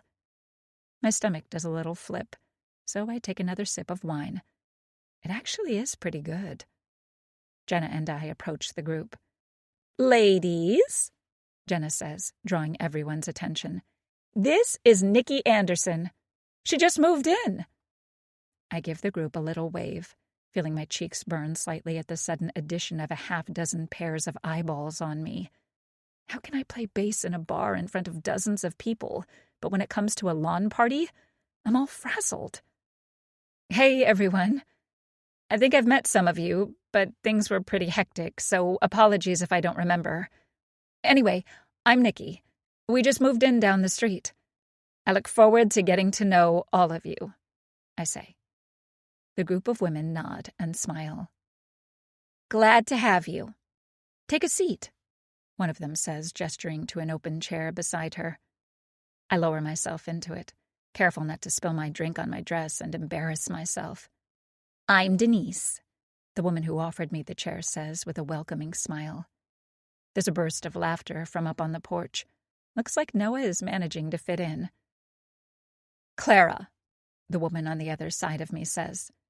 The rest of the circle sounds off their names, but again, there are so many and enough noise that I forget the rest almost as soon as I hear them. "So, Jenna tells us you've moved in from the city?" Denise asks. The rest of the group looks toward me with interest. I swallow and shift in my seat. That's right. We were up on the Upper East Side, but finally decided we wanted a little more space. A few knowing nods move across the group. Denise gives me a smile. I know the feeling very well. The city is no place to raise children. I chuckle. Actually, I grew up there, so I don't mind it all that much. But I get what you mean, and I'm certainly starting to see the allure of all this yard space. Clara takes a sip of her wine, a big smile across her face. We're just so excited to have you here. It isn't every day a new couple moves in, she says. Well, I'm glad to be here, I say, lifting my glass a little before taking a sip. The rest of the group raises their drinks as well, and then finally the pressure is off, and I can let out a little sigh. Seems like I passed the test. So, Clara says, giving my arm a nudge. How many kids do you think you'll have? I blink. A slightly odd question, considering we don't know each other very well. Then again, Denise did mention New York not being a good place to raise children, so I suppose it isn't coming completely out of the blue. I guess we don't have any concrete plans just yet. Though I think I would like to have more than one, you know? So they aren't lonely, I say. Clara nods. 2 is a good number. I think back to the 2 wedding rings we just found in our backyard as Clara starts to get up to refill her drink. Clearing my throat, I shift in my chair and say Clara's name to get her attention again. Hey, Clara, did you happen to know the couple that lived in our house before us? Clara stops moving and looks back toward me. We just found their wedding rings in our backyard, I finish. For the first time since I've met her, the smile drops off Clara's face. 10. Nikki. It was only for a half second, but I saw it. I asked the question, and the smile faltered. I know I saw it. But now Clara's smile is back and almost bigger than ever as she shakes her head. I didn't know them. They mostly kept to themselves, she says. I think I'm going to have another glass. Would you like one? No, thank you, I say, sitting back in my chair. My brow furrows as I watch Clara walk away, her summer dress rippling as the warm breeze blows across the yard again. It carries with it the happy notes drifting from a speaker, along with the titters of laughter and the clinking of glasses. Despite her insistence, I have the distinct impression that Clara knew the couple, or at the very least, knew more than she was letting on. My question caught her off guard, and that was why she stopped smiling for a moment before recovering. But then, why wouldn't she tell me? Why would she lie? As the other women in the circle chatter away happily, I look down into my glass, swirling the wine in a slow circle. That strange interaction has left me with that tight feeling in my stomach again. I swallow. Then I look over at Denise, who sees me looking at her and smiles. Enjoying the party? She asks. Yes, thank you. It's been wonderful meeting everyone, I reply. Denise nods and beckons me to stand with her. Why don't I introduce you to some more folks? Come with me. We step away from the chair circle and start back through the grass toward the house. I see Mary, the woman who invited me here, standing with her husband, Ron, near the grill. She sees us and starts walking over, holding out her arms. Hi, Nikki. So glad you made it, Mary says after giving me a hug. Thanks for inviting us, I say back. And you've tried some of the wine, I see. Good, good. Anything else I can get you? She asks. I give her a half smile. Actually, yeah. I was just wondering if either of you knew the couple who lived in our house before Noah and I moved in. We just found their wedding rings in the yard, and I'd love to return them. Denise and Mary both shake their heads, even before I've finished speaking. I didn't know them, Denise says apologetically. They mostly kept to themselves, Mary adds. I chew my lip. Okay. That's kind of odd, right? I mean, it seems all of you made such an effort to include Noah and me and welcome us into the community. Mary smiles. We certainly tried. Can I get you another glass of wine, sweetheart? I'm okay, thanks, I say. Well, if there's anything you do need, don't hesitate to ask me, okay? I want you to feel welcome here, she says. Then she tells Denise and me goodbye before moving on to talk with other partygoers. That makes 3 people I've asked who didn't know the couple occupying the house before us. Very strange. Denise threads her arm through mine. Let's make a few more introductions, shall we? She directs me toward a small group of people, men and women who are all standing. I say my greetings and make small talk for a few minutes before my eyes rove around the backyard again in search of Noah. We've been separated almost the entirety of the time we've been here, and I'd like to check in with him to see if he's been able to find out anything about the rings. Where is he? My pulse quickens slightly when I don't spot him on the first pass. Then I hear the sliding door pull open on the deck overhead, and the familiar timbre of his voice reaches me. And logistics, I hear him say. He's telling someone about work, the usual small talk at an event like this. And I just found out I'm having twins. Harry and I are so excited. The woman, Bridget, I think it was, says. I direct my attention back toward her and smile. Congratulations. That's definitely something to be excited about. What about you and your husband? Have you two started trying yet? I slurp down another slug of wine. All of these people seem interested in the same topics. It's practically déjà vu over here. Not yet. No. I think we want to wait a few more years. Excuse me, I say, pulling away from Bridget to head toward Noah. I'm only a few steps away from him and about to call out his name when Ron steps over and wraps an arm around Noah's shoulder. Let me show you the garage, he says, steering him around the side of the house. I call it the man cave, because it's the only room Mary'll let me decorate. You've got to see this mini fridge The 2 of them move around the side of the house before I can say anything. Great. Apparently, I can't even talk to my own husband at this thing. I take another irritated sip of wine, finishing my glass. I've been sentenced to small talk with strangers for the foreseeable future. Taking a short breath, I turn and face the backyard again. Groups of people are scattered everywhere, all of them seeming to enjoy themselves immensely as they laugh and visit with each other. I straighten my dress just to have something to do and try to decide which group to talk to next. One of the groups splits apart, allowing me to see through them to the base of the deck. When they do, I see a woman sitting alone. Unlike everyone else at the party, she's not wearing a dress. She's got on a cut-off band tee and jean shorts. Pair that with the piercings and the jet black hair, and she sticks out like a sore thumb. I can't help but watch her as she sits there, lighting a cigarette as the rest of the group seems to ignore her entirely. I realize something else, too. Out of everyone here, she might be the only person I haven't seen before. Everyone else dropped off something at our house on move-in day. Before I even really register what I'm doing, I'm making a beeline for her.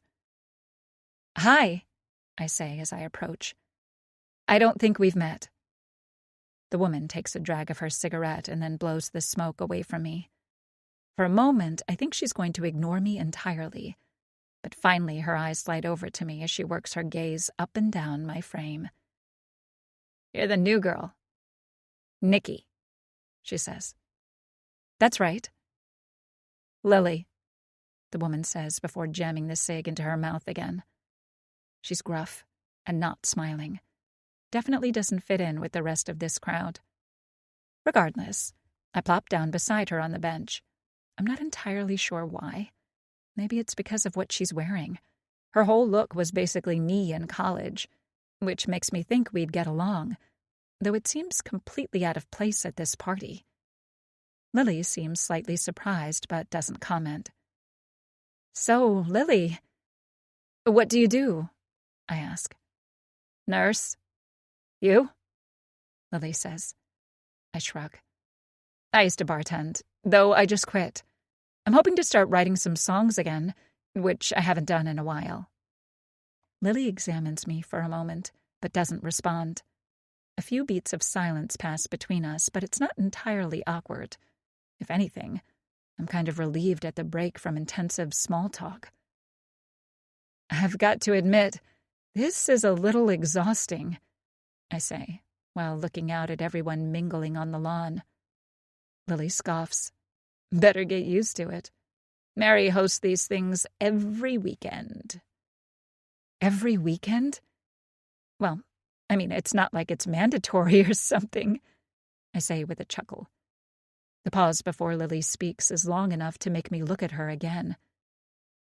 I guess not. No. She takes another long drag of her cigarette before turning her head to blow the smoke away from us. Are you here with anyone? I ask, just to break the silence that has descended upon us. Lily jams the butt of her cigarette into the cement base of the bench with a shake of her head. I lost my husband, she says. My hand comes up to my chest. I'm so sorry. I had no idea. Lily ignores my apologies, instead centering her piercing blue eyes on me before she speaks again. Just be careful you don't lose yours, too. 11. Nikki. I stare at Lily. What? I ask, my throat tight. Look around you, Lily says with a nudge of her chin at the crowd. I look at the joyous party happening around us, unsure of what exactly she's trying to point out. This place, it gets to people, Lily says finally. It'll test you. I guess she means Noah and my relationship, but I'm not sure why. From what we've seen, everyone and everything about the neighborhood has been extremely pleasant. I tell Lily as much, watching as she nods. Exactly, she says. I'm not getting it. Lily shakes her head and then clears her throat as she pushes up to her feet. Everyone here follows the rules. Fits in. Do the same, and maybe you'll be fine. I gesture at her. What about you? You don't look like you're making much of an effort at all. To fit in, I mean. Lily shrugs. Definitely not much of a talker, unlike everyone else here. Just keep your eyes open, she says. Then she's walking off, leaving me to watch after her with the words of our odd conversation floating around my head. Whatever the opposite of small talk is called, I think that was it. What a strange conversation to have with a woman I just met. I stand up and amble back into the backyard. There you are! I've been looking all over for you, someone says from behind me. It's Jenna. She's got 2 full glasses of wine in hand. There you go, she says, handing one off to me before I can protest. She leads me away from the porch and back out into the yard. You know, you should really join us for book club this week. We're reading this thriller novel I think you'd absolutely love. Thanks. I'll think about it, I manage, my mind still on Lily's words. We arrive in front of a small group of women, including Bridget and Clara from earlier. Jenna opens her mouth to say something when she's interrupted by Mary, who's moving toward us stiffly. She's not smiling. It almost looks as if she's upset about something. Though it's such a foreign look for her face, I'm still a little confused. Mary reaches our group and stops to lick her lips. So, I was just inside, she says. As I look around the group, everyone has diverted their eyes like guilty dogs. Who brought the macaroni salad? Mary asks. Her tone is harder than I've ever heard it before, and it takes me a second to realize she's talking about me. Oh no. Was there something wrong with it? My thoughts race. Maybe someone had an allergic reaction, or it went bad overnight, though I refrigerated it as soon as Noah got back from the store with it. Was it you, Jenna? Jenna shakes her head quickly. I made my bean salsa, Mary. The rest of the group is completely silent, leaving me to hear only the pounding of my pulse in my ears. Gingerly, I raise my hand, my throat dry. I brought it, I say in a small voice. What's wrong with it? Mary turns toward me, her smile icy. It's not homemade, Nikki. I asked you to make something for the party. Remember? I swallow, my eyes darting around at the other women to see if this is some sort of joke. None of them are laughing. In fact, none of them will meet my eye either. I thought you meant just bring something. I didn't realize you wanted me to make something, I say, stumbling over my words as I try to formulate a response. All of this is so strange. Mary's acting like I've just committed some heinous act, and the rest of the group is backing her right up. To me, it's not a big deal at all. It's a macaroni salad. Sorry? I add on top, not knowing what else to say. My cheeks are tinged red. Why do I even feel embarrassed over something so stupid? I just moved in and have barely unpacked, and not everyone is a great home cook. Mary gives me a close-lipped smile. Can I talk to you for a moment, Nikki? The other women dissipate like smoke, leaving me alone with Mary within seconds. You like it here, don't you? Mary asks me. I swallow. Yes, she nods. The reason why you like it here is because it's a nice place to live. It's a nice place to live because we all have respect for each other. When I asked you to cook something to contribute to this block party, and then you show up with some store-bought prepped macaroni, I feel disrespected. Mary, I'm so sorry, I gush. Really, I just misunderstood. I didn't realize it would be an issue. If I had, I never would have brought it. Mary nods again. I'm glad to hear that, Nikki. Everyone around here likes you. It'd be a shame for you to do something like this again and mess that all up. Don't you think? Before I can respond, she's already turned and started walking away from me. I stare after her, my cheeks still burning. Did that really just happen? I just got dressed down over a freaking macaroni salad. Noah's standing with his back to me, so I come up behind him and loop my arm through his. There you are, honey, I say, a pleasant smile plastered across my face. I think it's about time for us to be getting home, don't you think? Plenty of unpacking still to be done. Noah polishes off his beer and sets it down. Then he extends a hand to the man across from him. Great to meet you, Dan. I'll definitely take you up on that offer to watch the game, he says. We wave goodbye to the others in the small group before ducking away. What's wrong? Noah asks in a quiet voice. He can tell something has happened, either from my expression or my demeanor. I'll tell you when we're home, I say under my breath. Mary and Ron appear in front of us. Going so soon? Mary asks, her voice once again dripping with sweetness. Gotta check on our dog, and we still have a lot of unpacking left to do, Noah says with a chuckle. Thanks again for hosting us. This was great. Mary smiles pleasantly at him, but I notice she doesn't look at me once. Can she still be that miffed by the macaroni thing? It feels like it takes another 10 minutes just to get back into the front yard with all the goodbyes and well wishes from every single person in our path. By the time we finally round the corner of the house, I feel thoroughly exhausted. The noise from the backyard party is muffled by the house as we walk away, allowing us to speak once we reach the edge of Ron and Mary's yard and step onto the pavement. I'm so glad you grabbed me when you did. That guy Dan would not stop going on and on about his brand new flat screen, Noah says, rubbing his face. We hold hands as we walk back around the circle toward our house.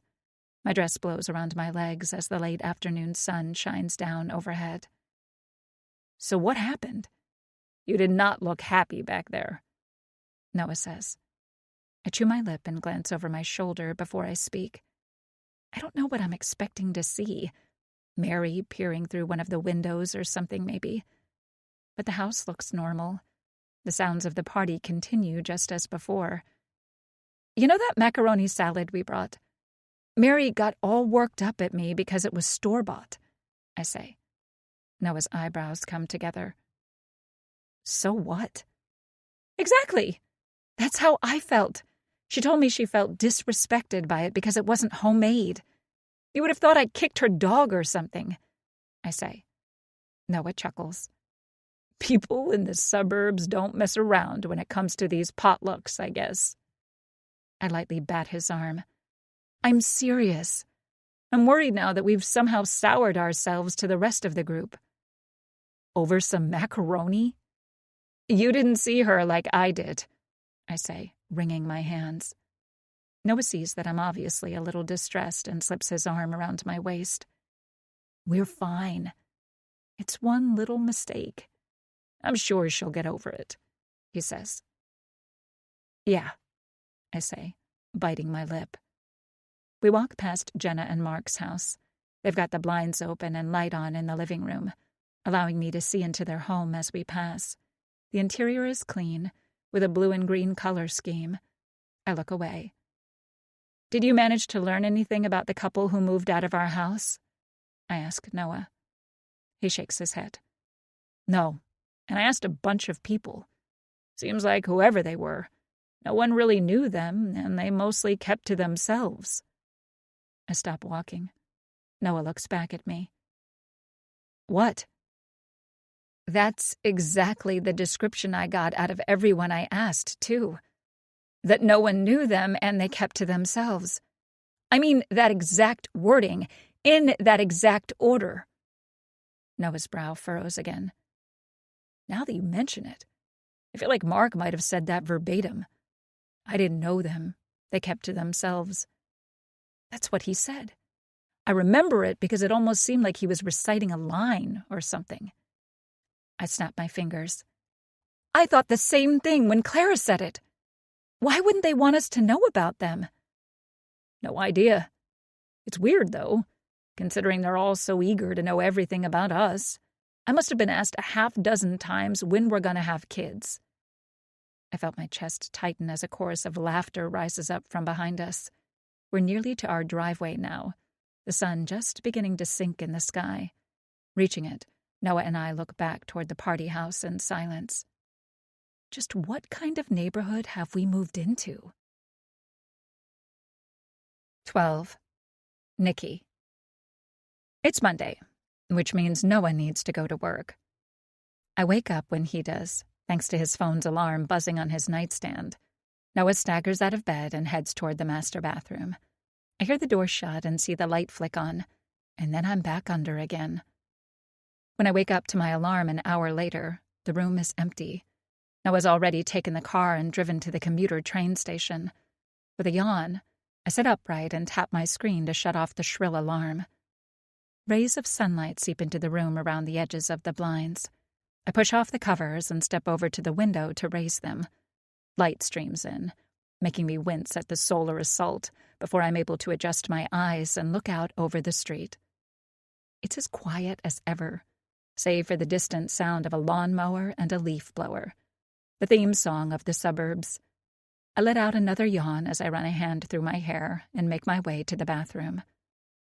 Once I've gotten myself ready for the day, I step out and pull on some shorts and a tank top. Yet another day of unpacking awaits me. My back begins to ache just thinking about it. I come downstairs to find an excited Petey at the base of the steps. He's practically doing flips. He's so happy to see me. It puts a smile on my groggy face. That's one of the many things I love about dogs. They're always ecstatic to see you again, no matter how many hours minutes or seconds it's been since you last saw them. "Good morning, sweet boy," I say, reaching down to give him a pet. Petey's tail whips back and forth with excitement as he lets out a little yelping bark. Noah already put some food in his bowl this morning, so that's all set. I look across the empty kitchen. The only evidence that Noah was here is one of the cabinets being slightly ajar from where he took out his cereal. A love of kids' cereal is one of Noah's quirks that I adore. He's a grown man in his late 30s with a full-time job in New York City, but he still does certainly love a nice bowl of sugar in the morning. I put some slices of bread into the toaster and turn on the coffee pot as another yawn makes its way through me. When my eyes open again, I look out the kitchen windows toward the backyard. I don't think I'll ever get over the thrill of looking out at such luscious green grass. In fact, I think I'll have breakfast out on the patio this morning. Petey's tail wags excitedly as he stands beside the back door. I balance my plate in the crook of my arm while I unlock it and pull it open with a drink in my other hand. The tiny dog shoots into the yard, bounding across the open space with reckless abandon. I take a seat on the outdoor couch and let the warmth of the morning sun heat my skin. It feels absolutely perfect out here now, though I'm sure it's going to be another scorcher this afternoon. A good day to spend inside with the AC blasting. Nibbling on the toast, I glance up at Petey before checking my phone. Emma texted me a couple times. One is a picture of her with a frowny expression as she stands in front of our old building. The other is a poop emoji. Business as usual. I text her back with a poop emoji of my own, followed by a "miss you," before diving into breakfast. After I'm done, it's time to get to work. Petey and I head back inside, and I dive into the cardboard boxes, my speaker playing hard rock tunes as opposed to Noah's jazz. I was raised by my dad, after all, which means I grew up on rock and roll. With my head bobbing, the day moves quickly. I stop for a quick lunch, and then it's right back to it. It feels like the next time I look up, Noah's car is pulling into the driveway. My phone says it's 6:30. Wow, those hours really flew. As I stand up and wipe the sweat from my brow, I can actually see the hours of work reflected in the house around me. It doesn't seem like some empty, lifeless box anymore. The living room and kitchen are basically done, which means all that's left are the boxes on the upper floors. I hear keys jingle and then the front door open. Noah stepping through a moment later with a smile on his face. "Well, hello, Mrs. Anderson," he says, his eyes going wide as he gets a look at the place. I go up on my tiptoes and kiss him, even though I'm a bit of a sweaty mess. Together, we head down the hall into the kitchen. "How is the commute?" Noah sets down his briefcase on the counter. "Not bad, really. Train ran smoothly. No issues. I could get used to this," he says, giving me another kiss. He steps over the fridge and pulls out a frozen power bar for a snack. "Looks like you had a great day around here, too." "We can almost officially say we're moved in," I declare with a tired smile.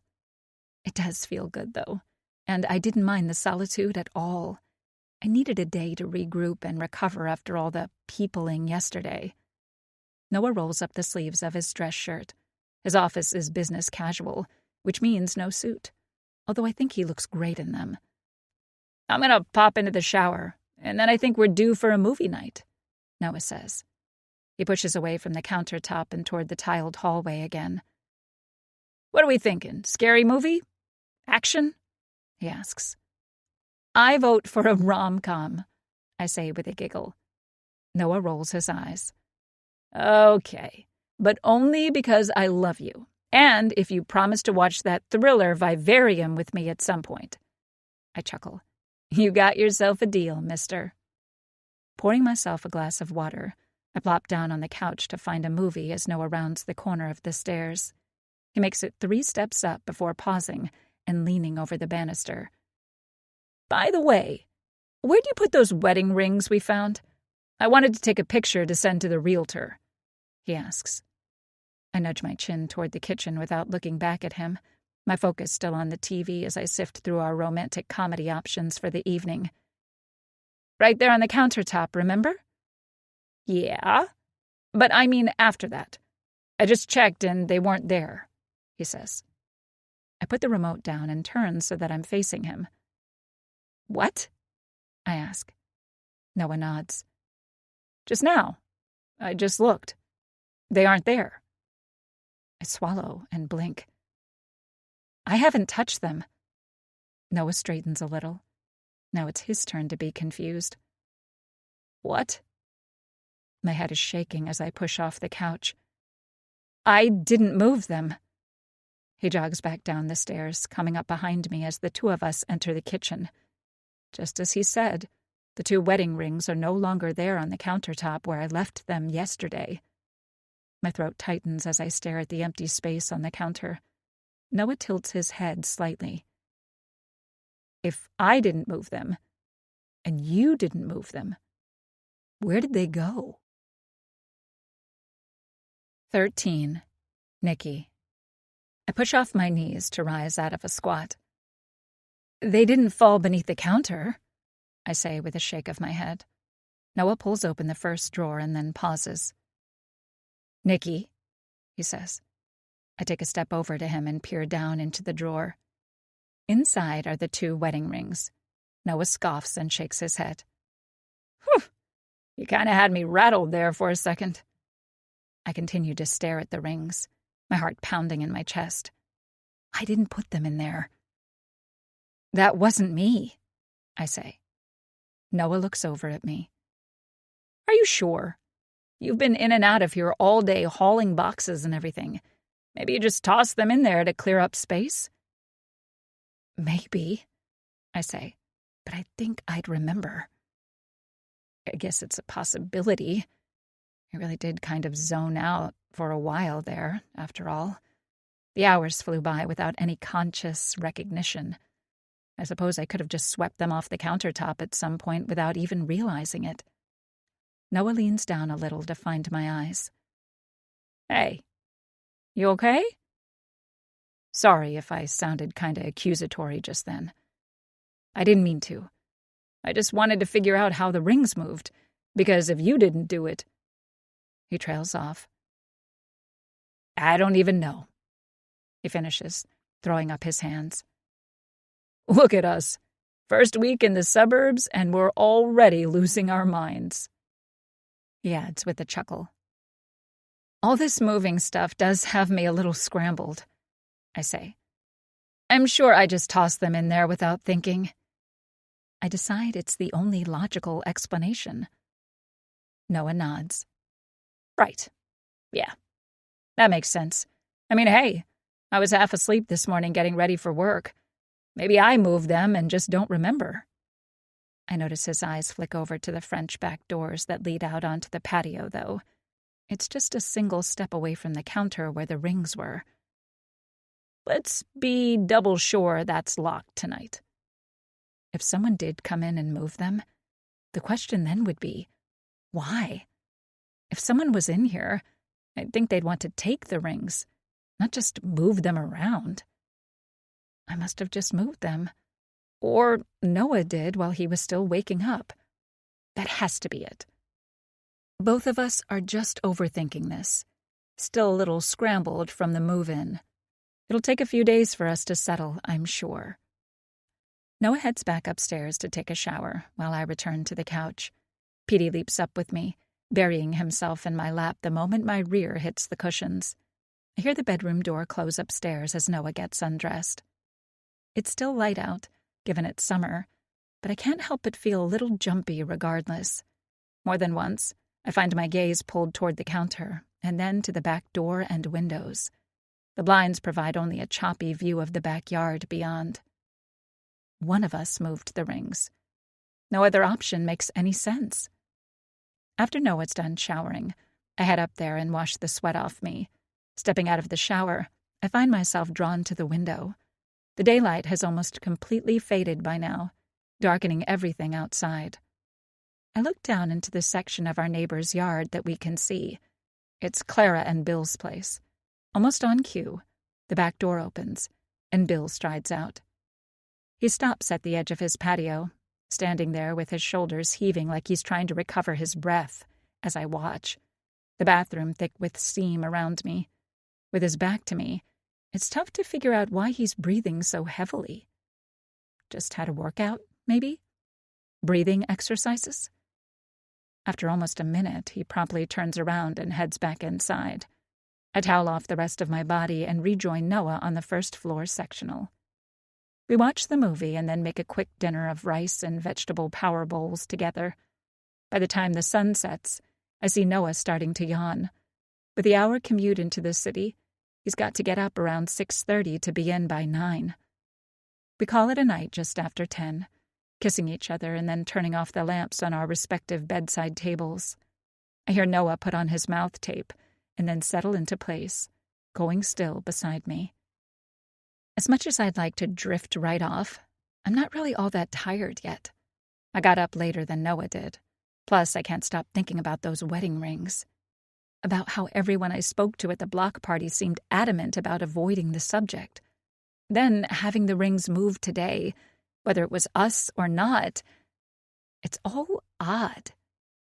Within minutes, Noah's already breathing deeply, sound asleep.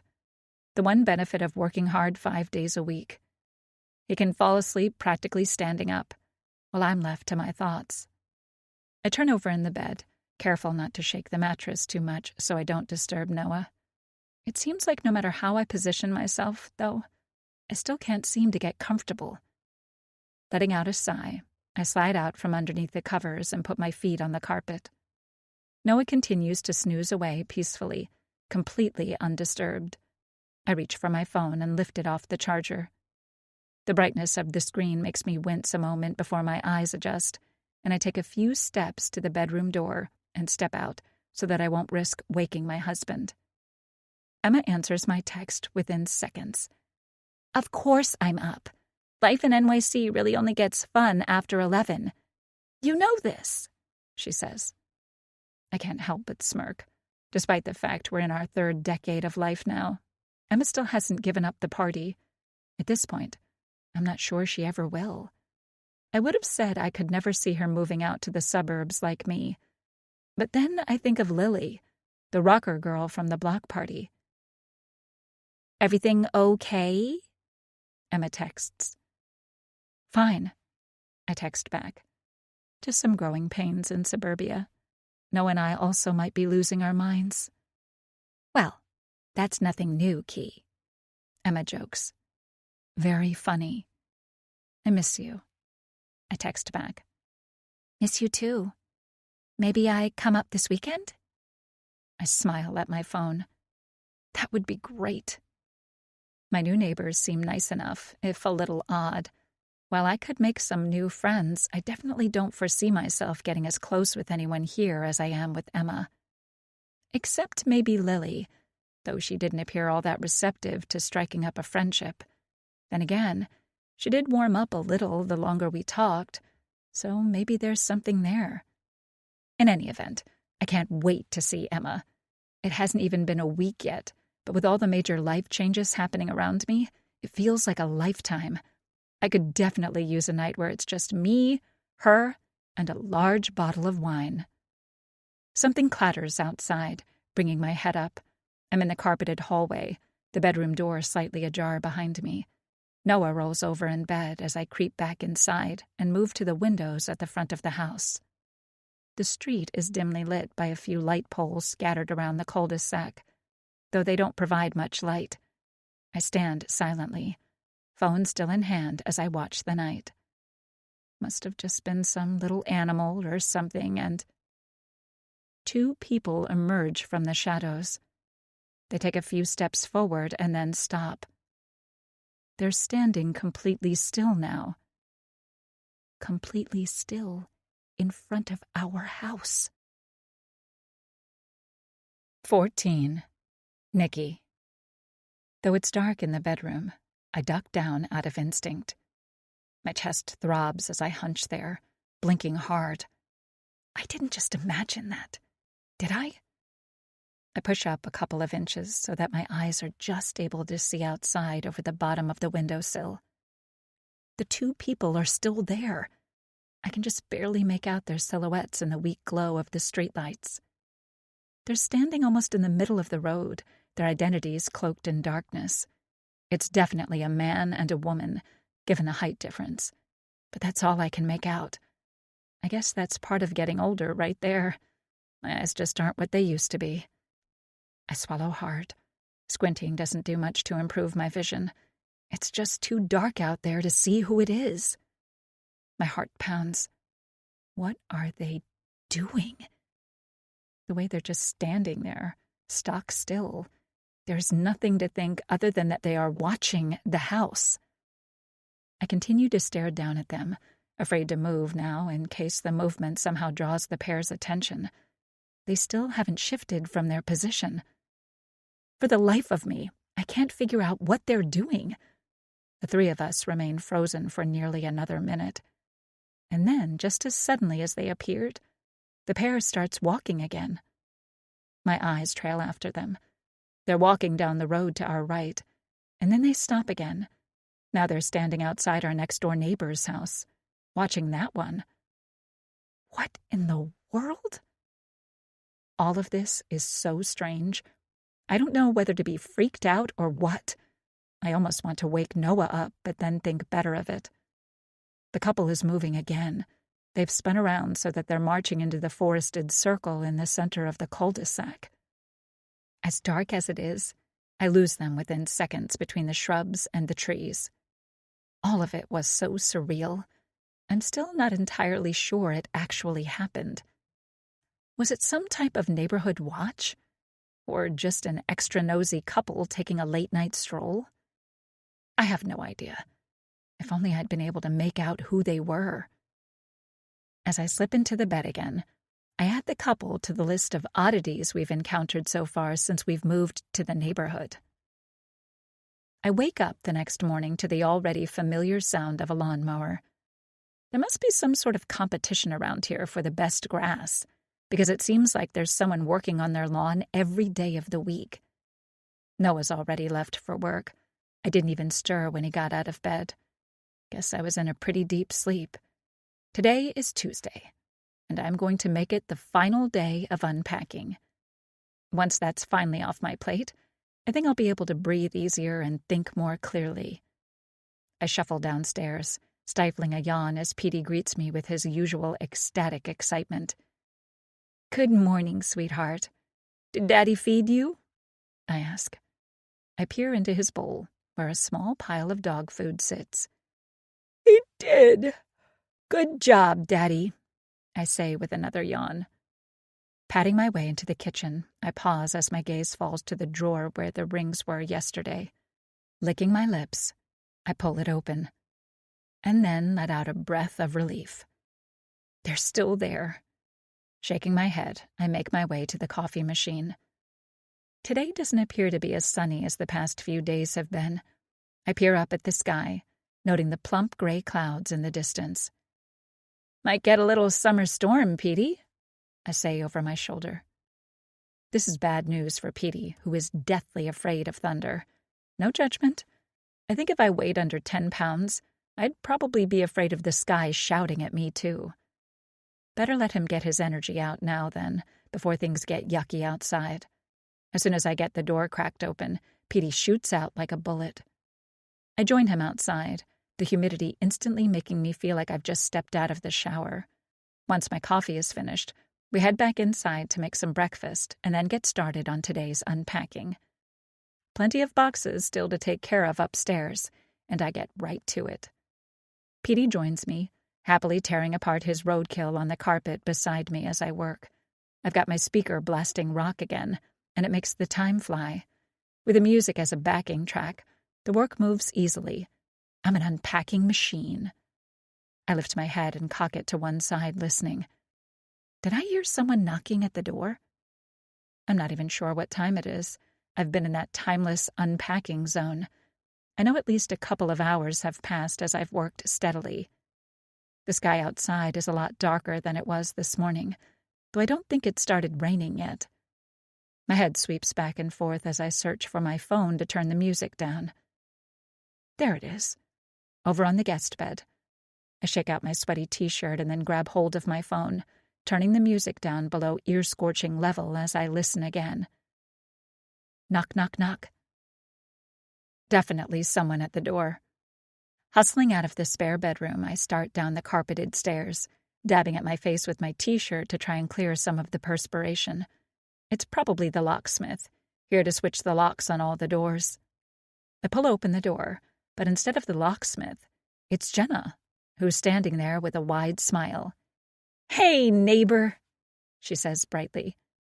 "Oh, hey," I reply, feeling a little self-conscious at my slightly disheveled appearance compared to Jenna's put-together look. She's wearing a full face of makeup with an ironed dress and matching headband. Very chic. "Hope you're doing well. I just wanted to pop by and invite you to book club tomorrow evening with me and some of the girls," she says. "Oh, that would be great, thanks," I say in a rush. Looks like the macaroni snafu has not completely alienated me, thankfully. Jenna nods and beams. "Come by Mary's at about 8, okay?" I blink. "Oh, it's at Mary's house?" I say. "Yep. Mary's sort of the ringleader around here, you could say. But if you're concerned about the block party thing, no biggie," she says. "Mary understands it was all a misunderstanding." "Okay," I say, feeling slightly less excited about book club now. "I guess I'll see you tomorrow at 8. Jenna doesn't immediately respond, and it pulls my eyes away from the street and back to her face. She quickly readjusts her gaze to me and smiles again, but I could have sworn she was looking past me into the house, or something. "Fantastic! You're going to have so much fun," she says. "See you then," I say, beginning to shut the door. More and more, I'm starting to get the impression that Jenna is a little strange. She's always smiling and happy, yes, but it almost seems phony, like some sort of cover. A blanket thrown over something to obscure what's underneath. Then again, I've known her less than a week. Maybe she really is this overjoyed about every little thing. I close the door, but for whatever reason, don't step away from it. Instead, I peer through the foggy glass panels on the right side of the door and watch Jenna as she starts back down the driveway. I don't even know what I'm expecting to see. Maybe I'm still a little spooked about that couple I saw walking around last night. Now that it's daylight, however, I'm sort of viewing what I saw differently. It was 2 people taking a walk, probably. They might have stopped to talk about the new neighbors that moved in, and that's why they were standing in front of the house for so long. That doesn't entirely explain why they stopped in front of the house next door, too, though. I head back upstairs to continue with the unpacking, but only make it through another half of a box before the doorbell rings. This time, it is the locksmith, who doesn't seem to be one for pleasantries as he grunts his way through introductions before getting to work. Once he's finished, I'm left alone with Petey once again. It started to rain now, and I turn down the music so that I can hear the gentle patter of the droplets against the windows. I've always loved the sound of rain, ever since I was a little girl. I stand there by the windows with a small smile on my face as I think back to telling Dad all I wanted for Christmas was a sound machine. That was probably the only time in recorded history a parent has asked their child to ask for something more for Christmas. There's just something so safe about rain, I guess. That's the only way I can phrase it. Maybe it's knowing that if you can hear it, that means you're inside where it's warm and dry. Standing by the window, I see Noah's headlights as he drives down the street toward our house. A few minutes later, he's inside, shaking off a few raindrops from his hair as he greets me with a kiss. "Hello, Mrs. Anderson," he says with a grin. "Hello to you, Mr. Anderson," I reply. "All quiet on the home front, I hope?" he says as he sets his briefcase down on the countertop. "Locksmith come by?" he asks as he dives for the fridge. "He did. Jenna also came by. I've been invited to book club tomorrow." Noah spins around. "That's great! See, I told you it'd all work out. Nobody gets permanently ostracized over some macaroni. I chuckle. I guess he's right. I was overthinking everything. Probably because I want so badly for us to fit in and for everything to work out here. Now that Noah's back, the time seems to fly by, as it always does when we're together. Before I know it, it's time for bed. Unfortunately, it's a repeat of the night before. I'm lying awake staring up at the ceiling while Noah sleeps peacefully beside me. The next morning comes and goes as usual. We've fallen into a routine now. Noah gets up for work, heads downstairs to feed Petey and himself, and then he's out the door. I get up a little later and come downstairs to do a little cleanup after him. With the packing done now, there isn't a whole lot more to do for the new house besides pick up a few things at the store to round everything out. This place is much bigger than our apartment in NYC was, so there are some rooms that seem a little bare. I order a ride to the store and back, and spend the afternoon moving things around, trying to find the perfect locations for our new decor. Before too long, Noah's pulling into the driveway again. We kiss as he enters, then spend a few minutes talking about our respective days. I've decided I'm going to make something to bring to the book club, as a sort of apology to Mary. It takes a few minutes to decide on a fitting recipe, until the perfect idea hits me. Macaroni salad. I spend about a half hour preparing it, and then it's time for me to head over to book club. I go into the fridge and pull out the homemade macaroni salad. I'd guess I'll be about an hour.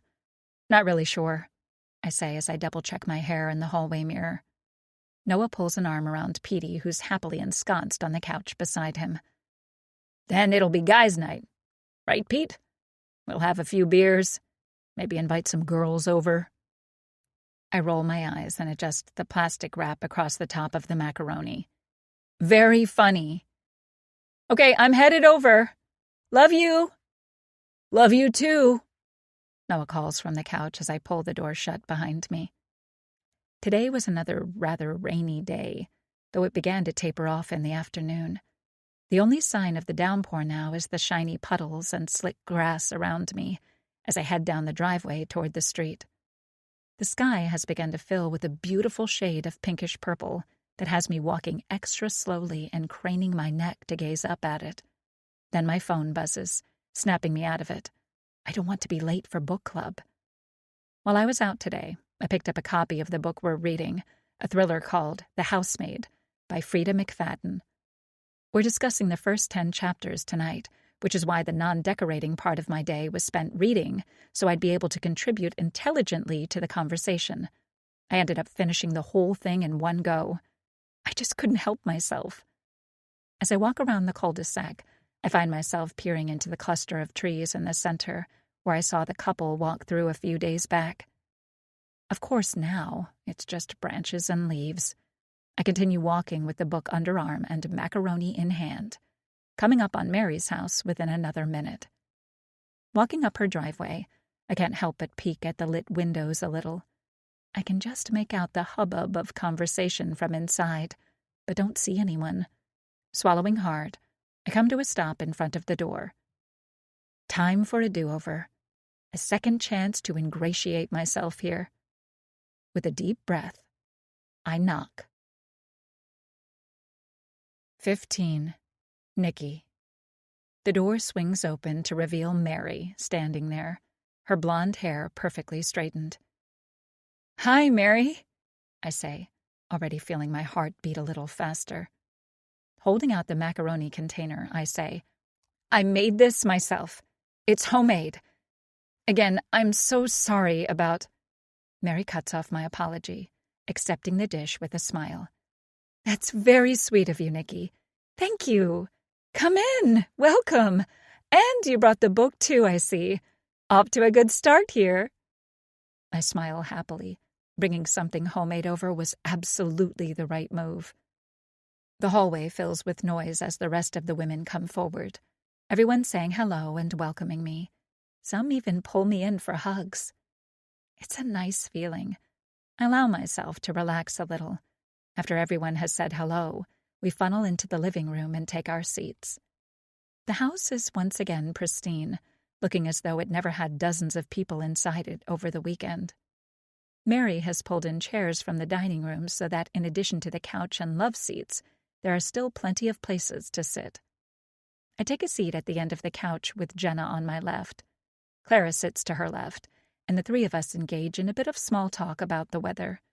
Mary emerges from the kitchen a few minutes later with a charcuterie board that looks so perfect, it's like something straight out of a social media post.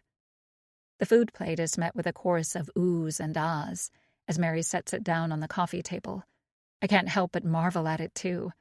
Mary definitely knows how to host. "I'll only be a few more minutes. Just need to pour the wine, and then we'll get started," Mary announces before stepping back out of the room. Jenna pops up immediately. "Let me help you," she says, stepping out after her. Clara elbows me. "So, all moved in yet?" "Finally, yes. Finished off the last of the boxes yesterday. Got a little shopping done earlier today, including this." I tap the cover of the book. "So we are officially moved in."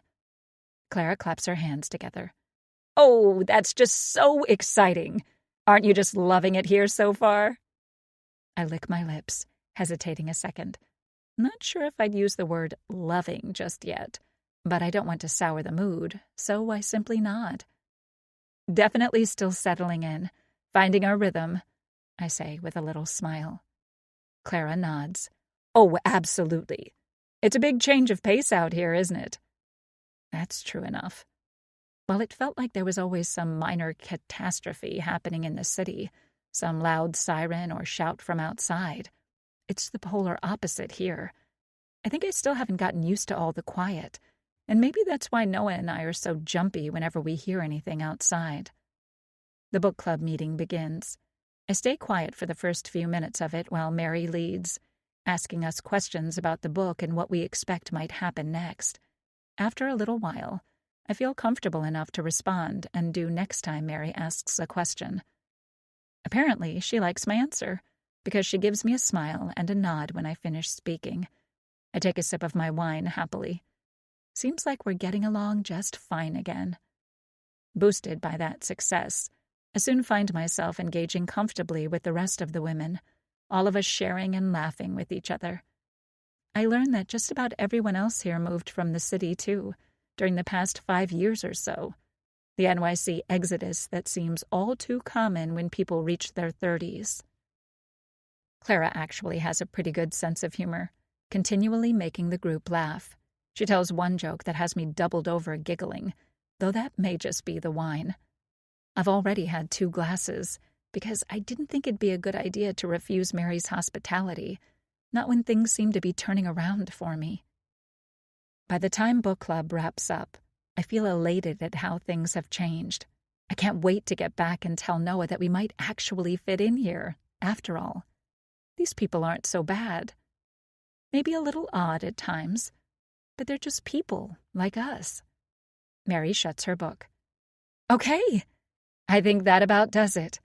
See you all next week. Same time." I start to stand up when Mary speaks to me specifically. "And thank you, Nikki, for coming. I really enjoyed your contributions," she says with a smile. I'm blushing a little as I thank her and say goodnight. Jenna gives my arm a squeeze as we follow the others, funneling out of the living room and into the main hallway. "See?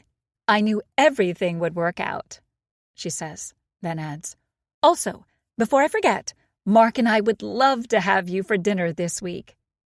I nod, my cheeks slightly warm from the wine. "That sounds great. Tomorrow, I think Noah's working later, but Friday could work." "Friday it is," she says. She pulls me into another hug. She's pretty big on hugs, I'm starting to gather. "I'm just so glad you're here. We're going to be such good friends. I can already tell.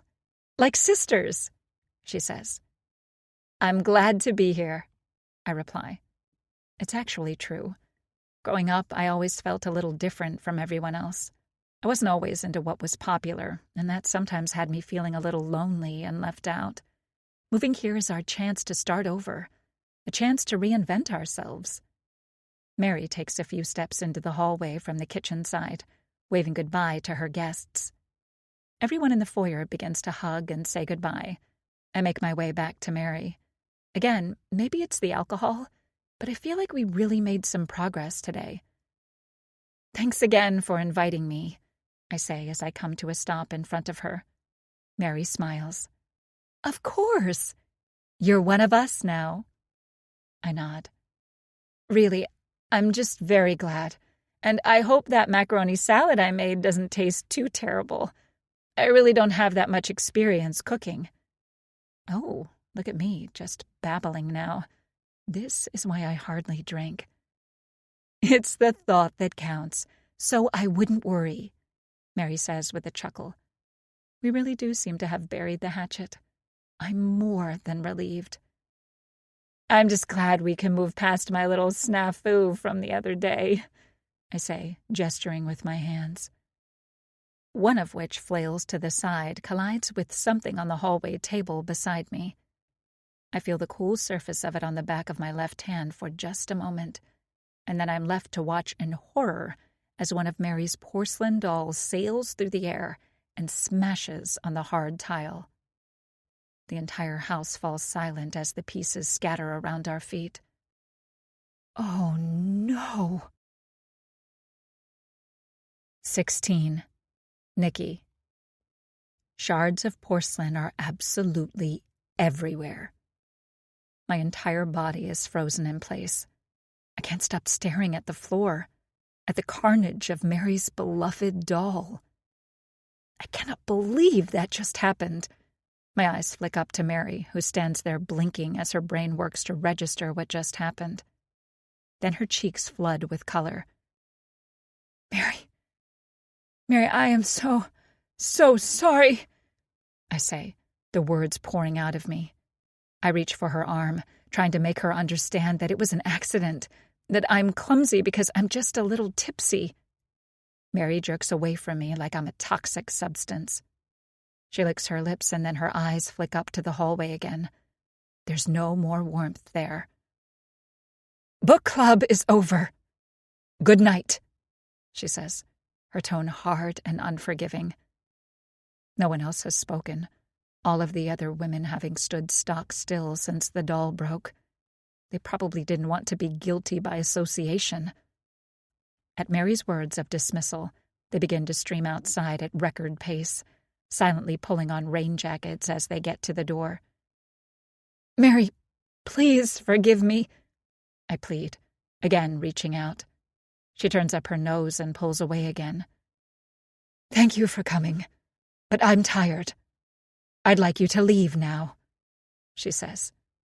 My heart whirs in my chest. The night can't end like this. Not when things were going so well and starting to turn around for me. "Mary, it was a complete accident. Let me buy you a replacement," I say. The house has mostly emptied of guests now.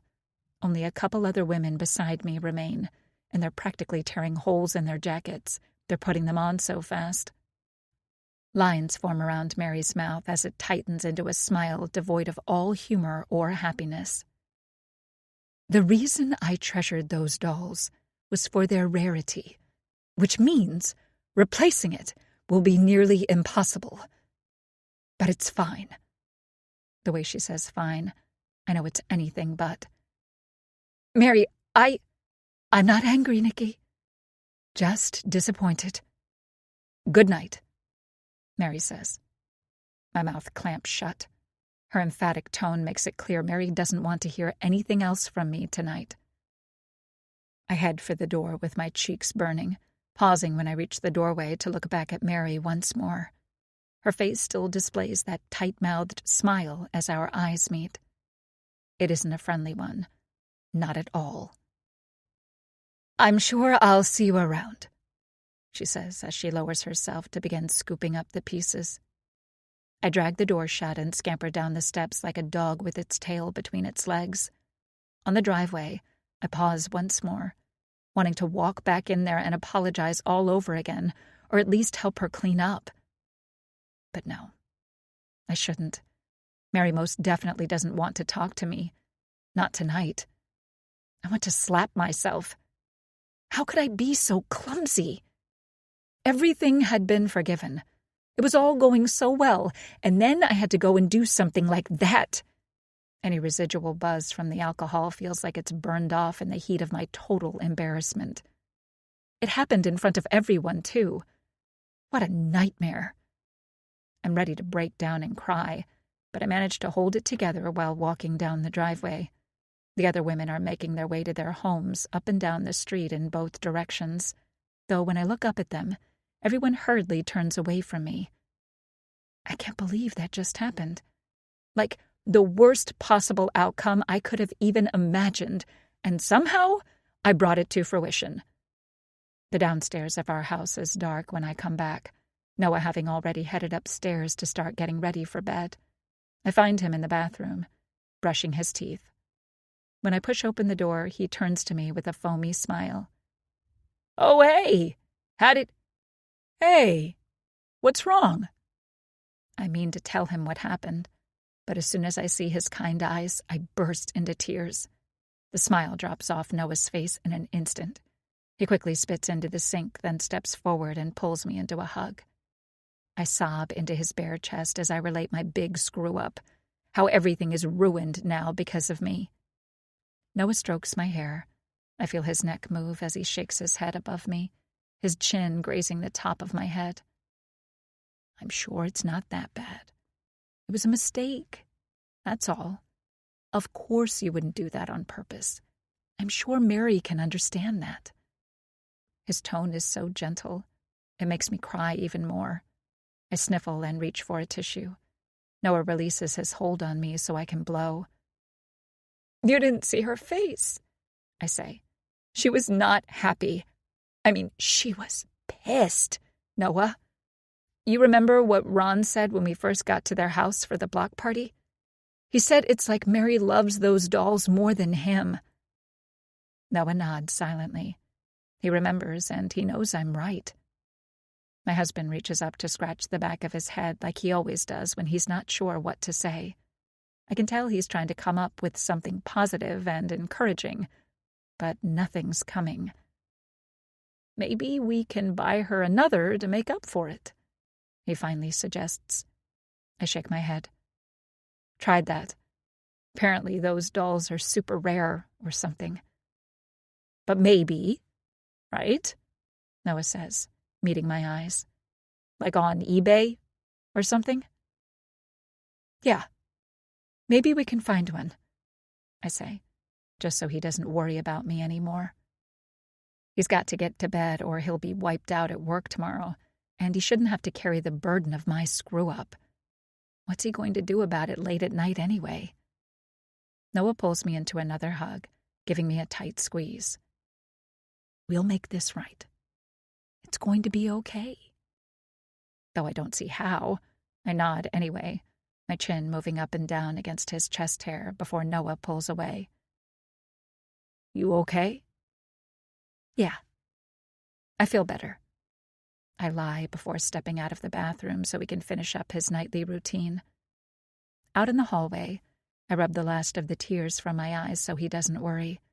The sink turns on again as Noah rinses his mouth and washes his face, while I do my best to pull myself together.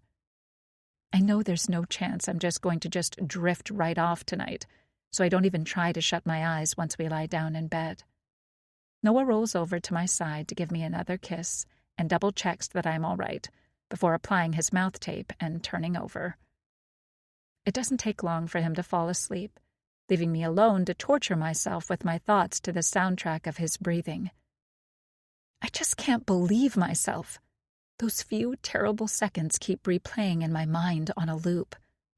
My sloppy hand gesture, my arm moving out just a few inches too wide, connecting with the doll, registering the contact with just enough time to panic, but not enough time to do something to stop it.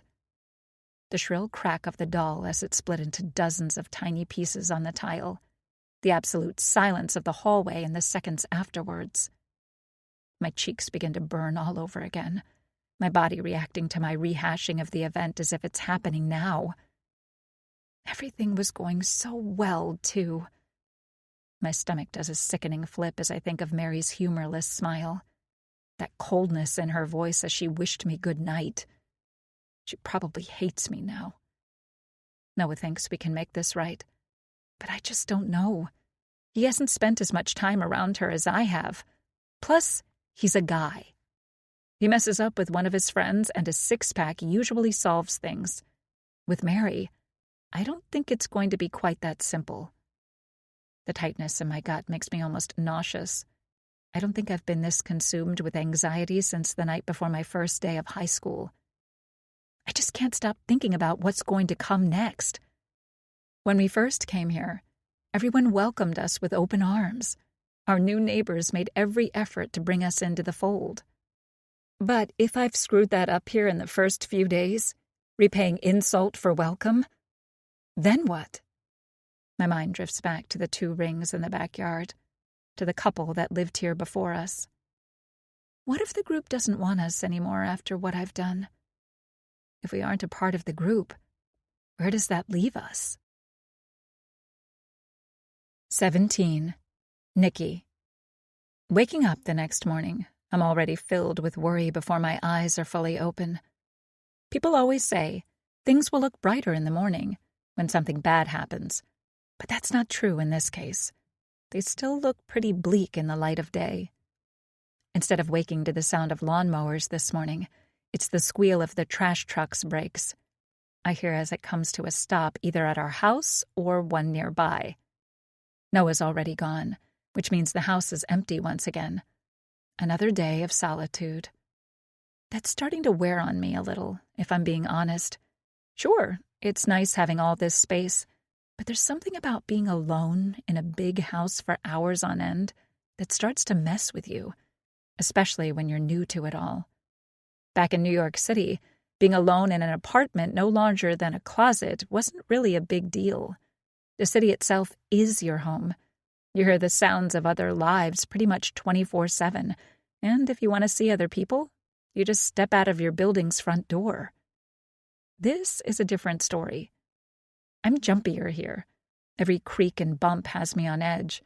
It doesn't help that we've got another stormy day today, with the wind gusting and warm rain already beating down on the roof. Peering out the kitchen windows reveals little besides a wall of rain as it overflows from the gutter above. Sorry, fella. Looks like no outdoor fun times this morning, I say to Petey, who starts wagging his tail excitedly. Oh, to be a dog. I scoop him up and pull open the back door, slipping my feet into Noah's hiking boots before clomping outside. I can't let Petey out to do his business alone. Not until I know what kind of wildlife might be prowling around out here. At his size, he'd be no more than a mouthful for a coyote, and a hawk would no doubt see him as the perfect appetizer. That means my dog needs a potty escort, rain or shine. I make a beeline for the grassy spot currently covered by the patio umbrella's overhang. It only takes me a couple strides, but I'm nearly soaked to the bone by the time I set Petey down. He does a doggy shake, flinging droplets of water in every direction and dousing the few parts of me that managed to stay dry on the way here. For a moment, I worry that he's about to dash off into the yard, but wisely he thinks better of it and stays under the umbrella, trotting around in a slow circle as he looks for a spot to relieve himself. At least it's warm out here, despite the downpour. Once he's done, I scoop Petey back up, and together we brave the wet dash to the back door. Just before I step back inside, my vision catches on several puddles in the mulch beside the back door. The puddles are oblong, shaped almost like footprints. They line the entirety of the flower bed. A shudder goes through my body. Back inside, Petey gives another shake while I do something similar, shivering a little now that I'm inside the cool house and soaking wet. The open door lets in the sound of the drumming rain against the patio tiles. It's a nice sound, but there's water leaking into the kitchen, so I pull the door shut. After changing into dry clothes, I make some breakfast and eat at the small table in the kitchen while watching the downpour through the windows. At my feet, Petey busies himself with further decimating his roadkill toy. Today is really the first day there isn't something that absolutely needs to get done around here. A check of my phone shows me it's just after 9:30. It buzzes in my grip as Dad responds to my text from yesterday, saying the pictures of the house look great and he can't wait to see it in person. I send him back a heart emoji and then text that I miss him. I'm missing everyone right now, actually. Noah, Emma, and all my other friends and acquaintances in the city. If I was ever feeling lonely in Manhattan, there was always someone I could text and hang out with. Not quite the same deal here, and maybe it never will be, after last night's debacle. I rub my face with my hand, feeling that twist of guilt in my stomach all over again. That look from Mary. Yikes. If it's true that she's sort of the ringleader of the group, what if she tells the other women not to see me? We're supposed to go next door to Jenna and Mark's for dinner tomorrow. Hopefully that's still on the table after what I've done. I pick up my phone again and do a search online for Mary's doll. I can see the little porcelain face clearly in my mind. I'll probably never forget it. And because it's burned into my brain, it's easy to determine there isn't anything like it immediately available. Why couldn't I have just broken some $2 ceramic plate from a big box store? I turn off my phone with a sigh and sit back in my chair. It probably isn't going to be good for me to sit around inside the house alone all day, moping about what happened. But where can I go? There isn't really much of a town to speak of, save for a couple strip malls and big box stores. I'd have to order a ride to go somewhere anyway. With the rain coming down like it is, exploring the area doesn't seem all that appealing either. As I get up to put away my plate, I hear some sort of sound outside the front door. It pulls my attention up from my plate. Petey looks up with interest as well. He isn't losing his mind barking, which tells me it might have been a delivery guy dropping off a package. I dump the plate and utensils into the sink, then head down the hallway to the front door. I peer through the foggy glass panels on the side of the door as I come up on it, but don't see any delivery van parked on the street. The door clicks as I unlock it. Upon pulling it open, I look around but don't see anyone immediately in my field of vision. What I do see, however, is the yellow sheet of paper flapping in the wind beneath a rock on the doorstep. Looking around again, I bend down to pick it up, sticking out a leg to block Petey from making a run for it. The paper is folded and doesn't have any sort of marking on the outside. Once I unfold it, I just stand there a minute, staring at the printed words. It's a notification of a fine for leaving our bins out on the curb past 10 a.m. $50. I look up at the trash cans in disarray at the end of the driveway. Then I check my phone. As I hold it up, I watch in real time as the digital clock display switches over to 10:01. You can't be serious. My cheeks flush with heat. Less than a minute after 10, and we've already been fined? Never mind the fact that it's pouring rain out there.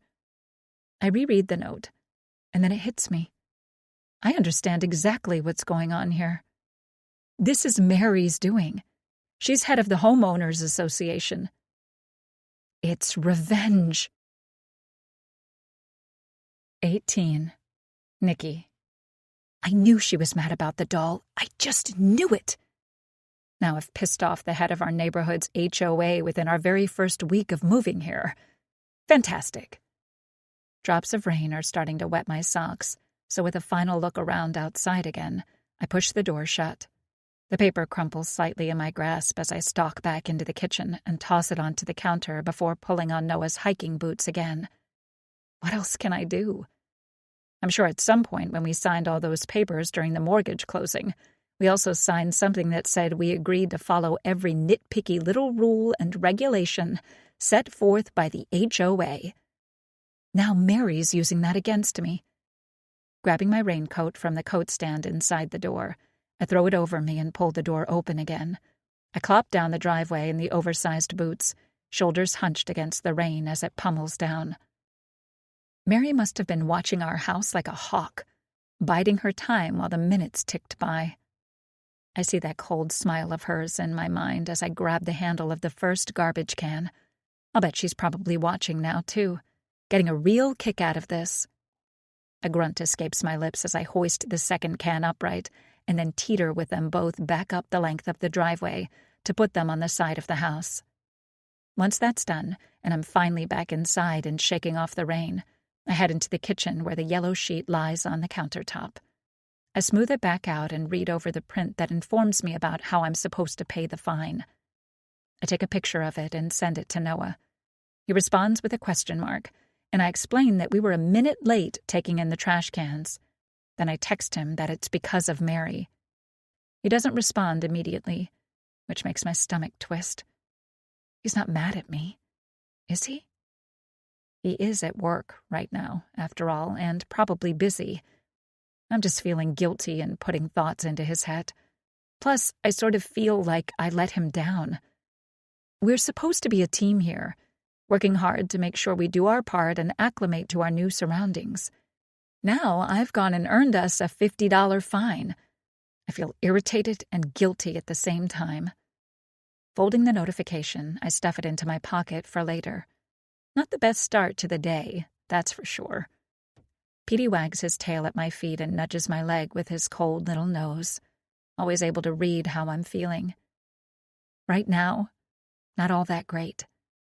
Letting out a sigh as I plop down onto the couch, I fumble around the cushions for the remote. I've got a slight hangover from the wine last night, too. A final parting gift for my stupidity. I check my phone again, but no one's texted me. It's just me and Petey in this big house. I throw on a movie, but hardly pay any attention. I just can't stop thinking about how malicious the fine was. Mere seconds after the clock hit 10 a.m., and Mary was there to deliver the notification. Clearly, she'd been planning this. That makes my stomach tighten. I realize that I truly don't know this woman or what she's capable of. How long did she spend plotting her revenge against me? The idea of her sitting there at her kitchen table with her husband, the two of them conspiring against me, directly makes me very uncomfortable. An hour or so passes with me paying very little attention to the story playing out on the TV screen in front of me. The next time I look outside, I see the rain has lessened to little more than a drizzle. A few drops drip down in front of the window from the edge of the gutter. Something makes a bumping sound in the kitchen, making me sit upright with my throat tightening. That's it. I can't just sit inside all day by myself. "Time for a walk," I announced to Petey. He couldn't be happier at the news, streaking to the door where he prances in eagerness while I retrieve my rain jacket and his leash. Pulling on my own boots this time, I hook the chain to Petey's collar, and then we're out the door. I've got a small umbrella in hand just in case, but it doesn't look like I'll need it. The sky is still gray, but there's no pressure there. The rain has come and gone. With Petey leading the charge, we make our way to the street. I just want to walk around some to clear my head. A little exercise should do me good. Plus, a part of me wants to walk by Mary's house, too. Show her this little game she's playing isn't going to beat me. We take a right at the end of the driveway and start around the circle. Petey's tugging to get closer to the circle of trees in the center. Probably a haven for all the squirrels and other little animals to hang out in. I oblige him, and together we drift across the street until we're at the little white fence that encircles the copse of trees. Petey's still pulling hard, and I take a few steps up onto the wet grass to accommodate his mission. He must have picked up the scent of squirrel. Maybe a dead bird? That thought makes me pull back a little, as I'm not too sure I want to see a bird carcass right now. I'm already not feeling great, and some poor dead bird might just do me in. Petey refuses to give in, though. We're just a couple steps from the edge of the miniature forest, which is surrounded by a border of grass, almost like a moat before it transforms into pine needle-covered dirt inside. I'm warily checking that pine needle dirt in a half squint, in case there really is a deceased animal, when I spot something stuck there in the mud, just off to our right, at the base of one of the evergreen trees. I take another step forward. What is that? Petey tugs at the leash, moving toward it with interest, his tail wagging. The ground here is very waterlogged, and it squelches beneath my steps as I reach down into the muck and pick up the mystery object. It takes a moment to pull it up, the mud seeming to fight against me before releasing the thing with a wet, sucking noise. It's plastic. A blank face mask. That on its own is strange, given we're nowhere near Halloween. But that isn't what has me worried. It's the 2 droplets of what I think is blood that dot the top of it. 19. Nikki. I stare hard at the drops. That is blood, isn't it? Holding it up now, I just don't know for sure. It's a dark reddish hue, but so is the mud. Looking at the muddy spot beneath the tree where I found the mask doesn't reveal any clues. If there were any, the rain probably washed them away. The mask itself is pretty terrifying. It's made from completely blank, slightly opaque plastic that blurs my hand to the point I can only make out my skin tone beneath it. On a face, it might erase features altogether. I swallow and look up, suddenly aware I'm plainly visible to everyone around me. Someone was wearing this, for whatever reason.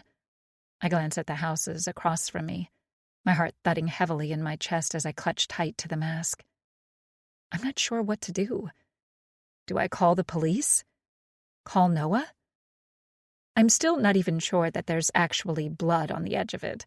Not to mention, if it is, there's literally only 2 drops. Is that enough to get them to send a cruiser out here? Looking back up the street, I suddenly remember something. Lily is a nurse, and she lives right up the road. She'll be able to tell if this is blood or not. And if it isn't, maybe she'll be able to tell me why this creepy mask might be sitting out here in the middle of summer. For some reason, I feel like I can talk to her about it.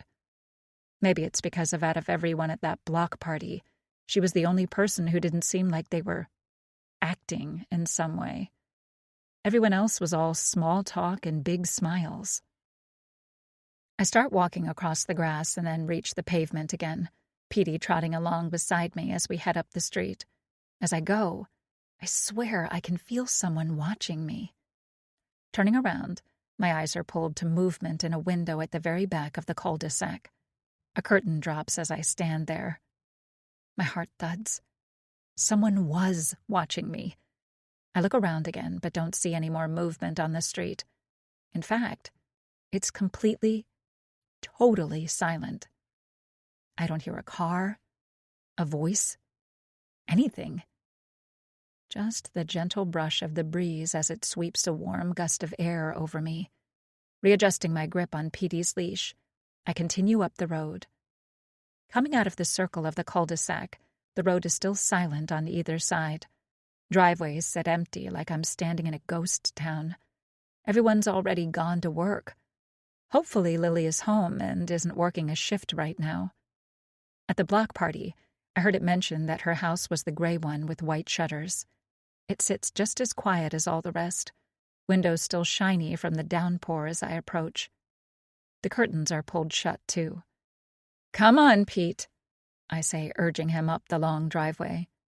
He's got his little head turned around as he peers behind us, as if there's something or someone there. But when I glance back, I don't see anything. It's still deathly quiet, too. After another second, I manage to convince him to get his little legs moving again, and we continue up Lily's driveway. A small silver wind spinner in the flower bed draws my attention, with its pattern that seems to fold in on itself as it spins. The garage door is closed, but I can see through the windows and confirm there is a car in there, so hopefully Lily is home. I arrive at the doorstep. After another look down at Petey, I knock. For almost 30 seconds I don't hear anything, but then there's the sound of footsteps from inside. I hear a lock click, and then another, and another, and another. Finally, the door opens a crack, and Lily's bright blue eyes fill the gap. "Yeah? What do you want?" she asks. I start, still a little taken aback by what had to be the sound of at least 4 locks unlocking. Slowly, I lift up the mask in my hand. "I found this, and—" Lily's eyes go wide, and then the door swings open. She's wearing a cropped tee with the logo of a band I love, but what catches my attention is the knife she's got clutched in her grasp. "What?" "What do you mean, you found that?" Lily says, quickly interrupting me. "It was in the mud, by that little wooded area in the cul-de-sac," I say, feeling bewildered. Lily's eyes flick back and forth wildly in a scan of the street before she snakes out a hand and grabs the front of my coat. I let out a yelp of surprise as she pulls me inside and shuts the door again. "What's going on? Why are you holding a knife?" I ask, my eyes following her as she steps over to the window and peers out between the curtains. I cast a glance around the room, taking it all in. She doesn't respond, choosing instead to watch the outdoors for a few more seconds. Petey sniffs at the interior of the unfamiliar house with interest. "Lily," I say. This time she looks over at me. "What?" "Why do you have that knife? What's going on?" I ask. My heart is beating furiously in my chest. Lily looks down at the blade in her hand, as if she didn't realize she was even holding it. She places it down on the windowsill in front of her. "You really haven't gotten it yet?" she asks. "Gotten what?" Lily licks her lips and then gestures around us. "This place. This neighborhood. It isn't a normal neighborhood." My eyebrows furrow, and my stomach takes a big roller coaster dive. "What do you mean?" She jerks a thumb at the window, behind her now that she's turned to face me. "Haven't you noticed something weird about everyone here? How they all act the same?" "Like you were saying at the block party," I say, swallowing. I'm just relieved to hear that someone else has noticed something strange going on around here, too. It's not just me, and it's not just me being the new girl. It's almost like a clique in high school or something, or a college sorority, Lily says. I point at the windowsill. That still doesn't explain the knife. Lily chews her lip, looking as if she's debating telling me something. What? I ask. My heart thuds in my chest. I need to know what is going on around here, and what kind of situation Noah and I have unwittingly moved into. I raise up the mask. What does this have to do with everything? Why were you so freaked out when you saw it? Because that's what they wear, Lily says, the words bursting out of her suddenly. I blink. Who wears? Lily shakes her head. I don't know exactly, hence the masks. It's like there's this secret club here, some special in-group that you only really know of if you're in it. I cross my arms. Then how do you know about it? Lily's eyes drop to the rug. Because I saw that mask on the night my husband went missing. 20. Nikki. Okay. Pause. What in the world is going on around here? Your husband is missing? I ask. At the party, she told me she'd lost her husband. I assumed something tragic like a car accident or cancer. Lily nods. It happened almost 2 years ago. We had just moved in here like you. One night, as I was leaving for work, I saw these 2 people standing on the street wearing masks just like that.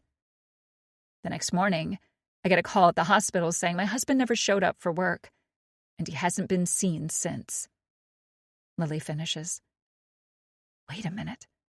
I saw 2 people standing out on the street, too. And now that I'm thinking back on it, it suddenly makes so much more sense as to why I had such a hard time deciphering their faces. It's not because my eyesight is starting to go. It's that they were wearing masks, which made it impossible. I nod, my throat suddenly dry. I saw 2 people standing outside my house the other night. They just stood and stared at my house for like a minute straight. My face feels flushed. If I were alone, all of this would sound crazy. But it's not just me thinking it. Lily is right here with me, nodding and agreeing. Sounds like exactly what I saw that night. When the police came and searched the house, the conclusion they drew was that he probably just got sick of being married and took off. Investigation ended there. But you think they might have had something to do with it, I say, biting my lip. The people in the masks. I don't know, Lily says, throwing up her hands. Could just be coincidence. And that's the whole point. They make you question everything, all the time. You get to a point where it's just, you don't know what to expect next. Hence the knife, Lily says, her arm coming up to point at it before dropping back down to her side.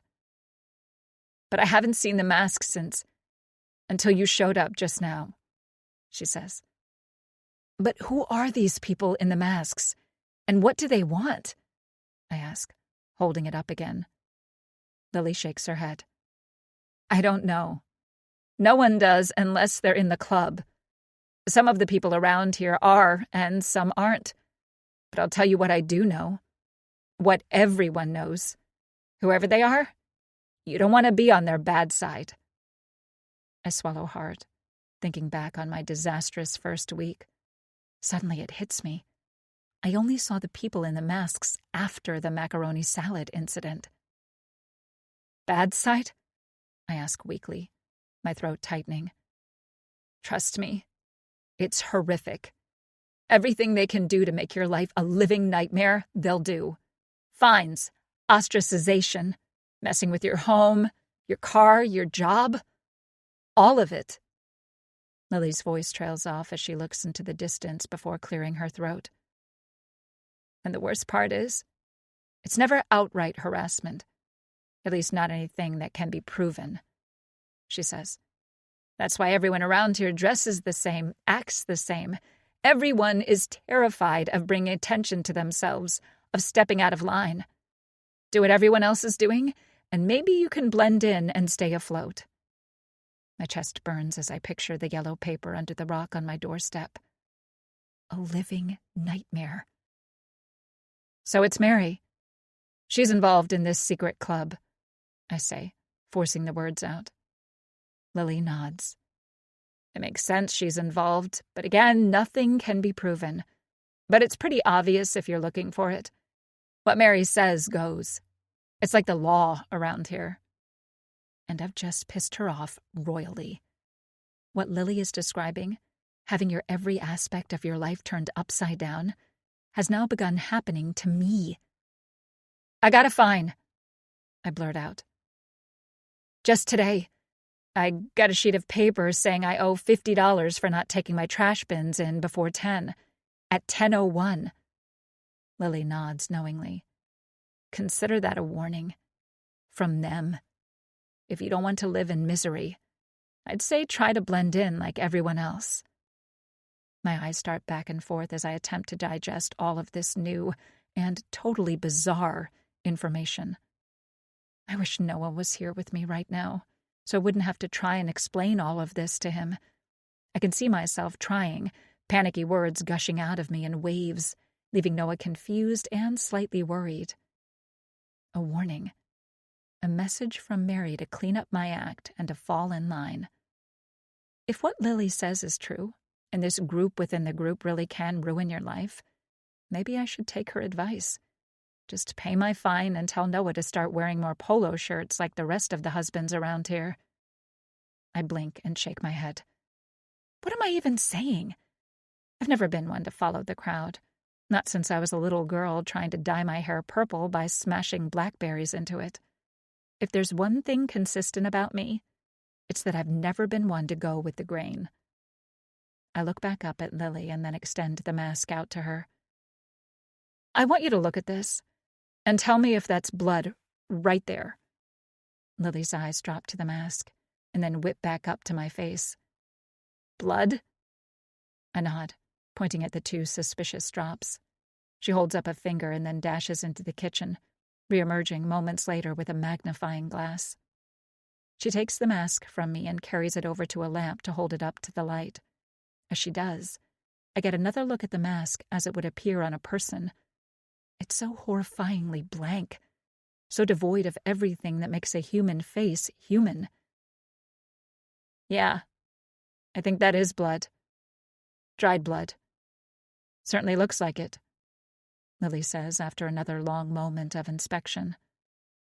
Then I want to call the police, I say immediately. Lily's eyes dart over to me.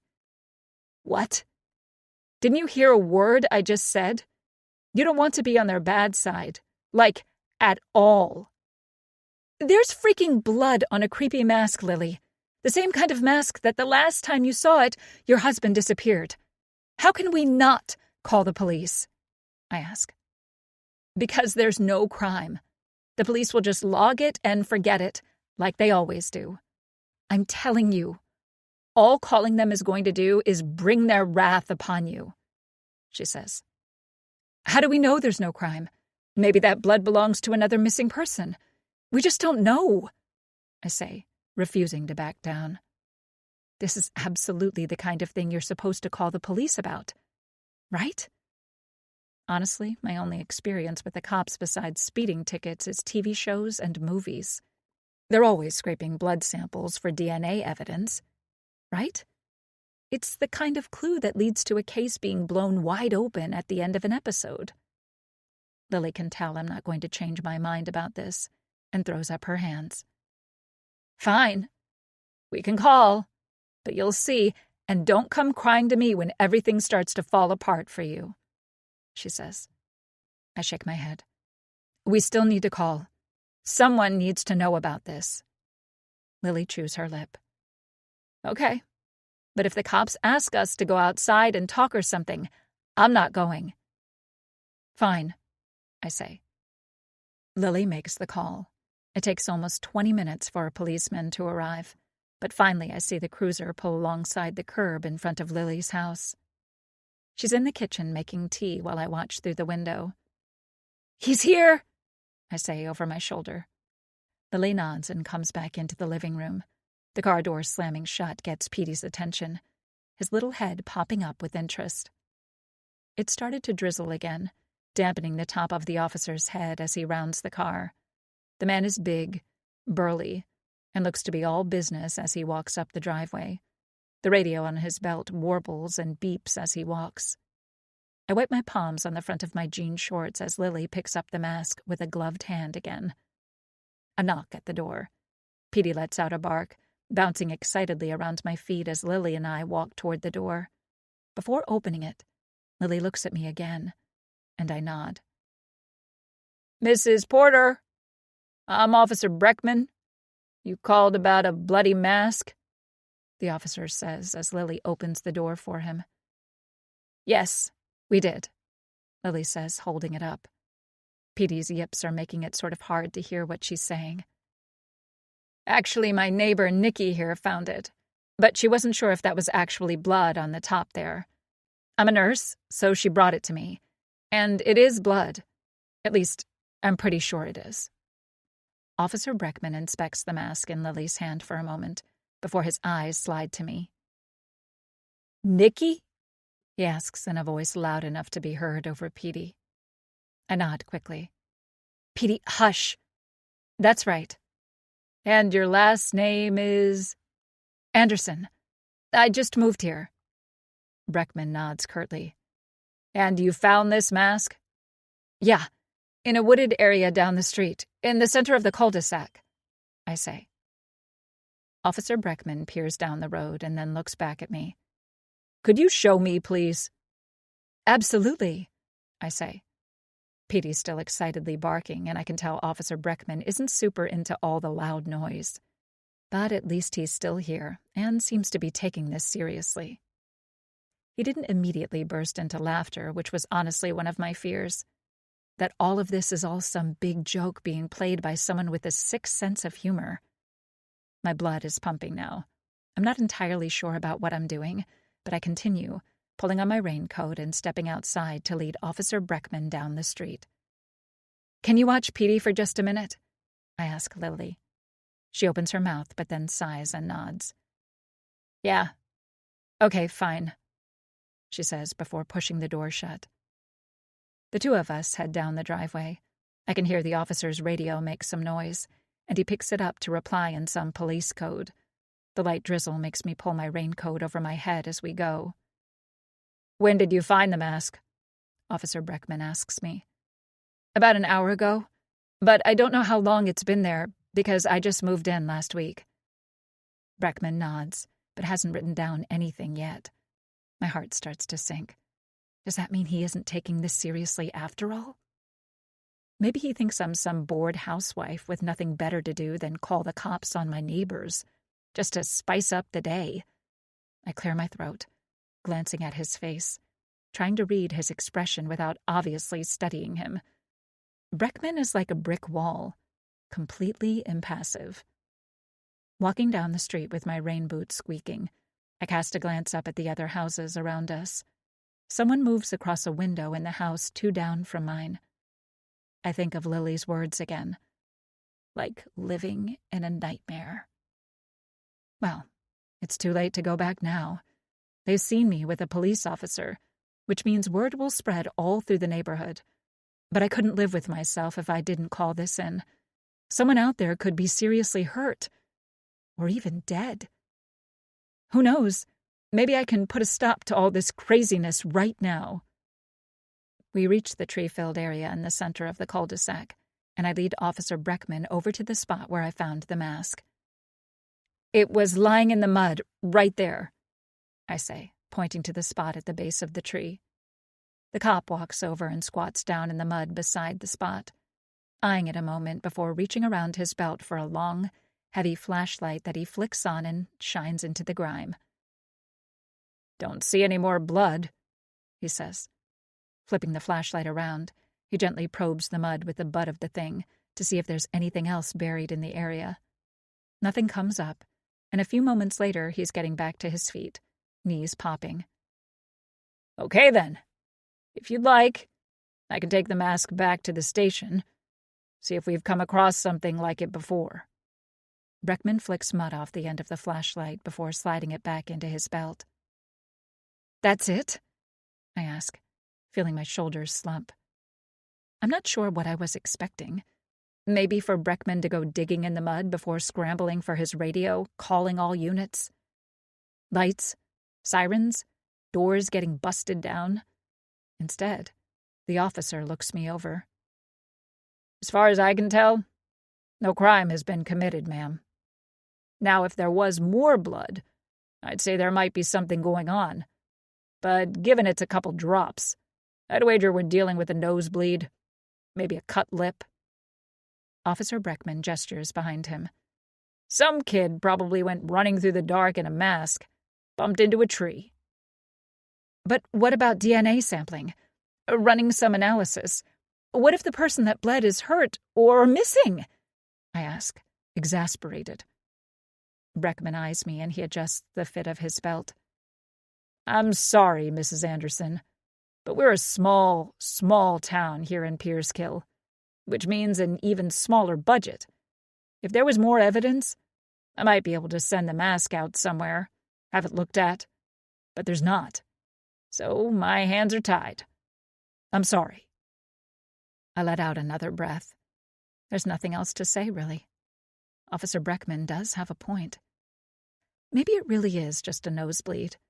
If it were something more, wouldn't there be more blood? It has rained quite a lot over the past couple days, though.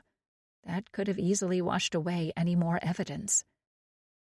I'll ask around the station, see if anyone else has heard of anything with masks in the area," Breckman adds. I look up at him. "Thanks. I appreciate you coming out." We start back up the road toward Lily's as Breckman radios in and gives more police speak. And that's that. It takes a couple minutes, but soon we're coming up on his police cruiser parked outside Lily's house again. Only this time, the street is no longer empty. 5 people stand huddled on the other side of the street and up a ways, watching and conversing among themselves as they try to figure out what's going on. "I'll take your number and let you know if there's any news," Breckman says as we reach his vehicle. I see Lily peer out from between her curtains again as the policeman gets my information. Then he's loading up into his cruiser and pulling away from the curb. There's nothing I can do but watch the red glow of his taillights as he reaches the end of the street and pauses at the stop sign before turning right. Rain continues to drizzle down, droplets falling in front of my eyes as I stand there. Looks like Lily was right, and the police weren't much help. As I start back up her driveway, my eyes flick over to the 5 people standing and watching. They're still there, but they're no longer talking. Now, they're all staring at me. 21. Nikki. The time until Noah gets home is spent mostly by the window, peering through the blinds at the street outside. It's empty, as it has been basically all day. The rain slowed a couple hours ago, allowing the fading blue of the sky to peek through as the day wanes on. The asphalt is shiny with puddles that cast reflections of the clouds above. It's almost 7, and Noah still isn't back. With each minute that passes without him pulling into the driveway, the thoughts in my head grow louder. The thoughts about Lily's husband, and the call she received that he'd never showed up for work. My stomach tightens even more. What if, because of me, Noah won't be coming home at all? And then I see the headlights at the top of the cul-de-sac circle. It's Noah. He's here. I stand, my face flushing with relief as I take a breath. My palms tingle as I smear them on my jean shorts and run a hand through my hair. There's so much that Noah needs to hear about. I'm buzzing with adrenaline as he pulls into the driveway and turns off the car. A moment later, I hear the car door open and shut, and then he's coming up the path to the door. I can't wait that long and open it myself. Noah leans back in surprise, his keys in hand, ready to unlock it. "Well, hello, Mrs. he begins, but I cut him off. "I need to tell you something. Right now," I say. Noah's face changes immediately. "What's wrong?" I pull him inside with another glance out at the street before shutting the door and locking it. "Nikki, what's going on?" Noah asks. There's a note of tension in his voice, no doubt at my odd demeanor. Turning around, I take a deep breath. Then I fill him in on everything that happened today after receiving the fine. Finding the mask, the conversation with Lily, and finally what happened with Officer Breckman. When I'm finished, Noah is silent for a few seconds as he works over everything I've told him. "Okay," he says finally. "So, what do we do? Call the police?" "I just tried that, remember? This group, whoever they are, they're really careful.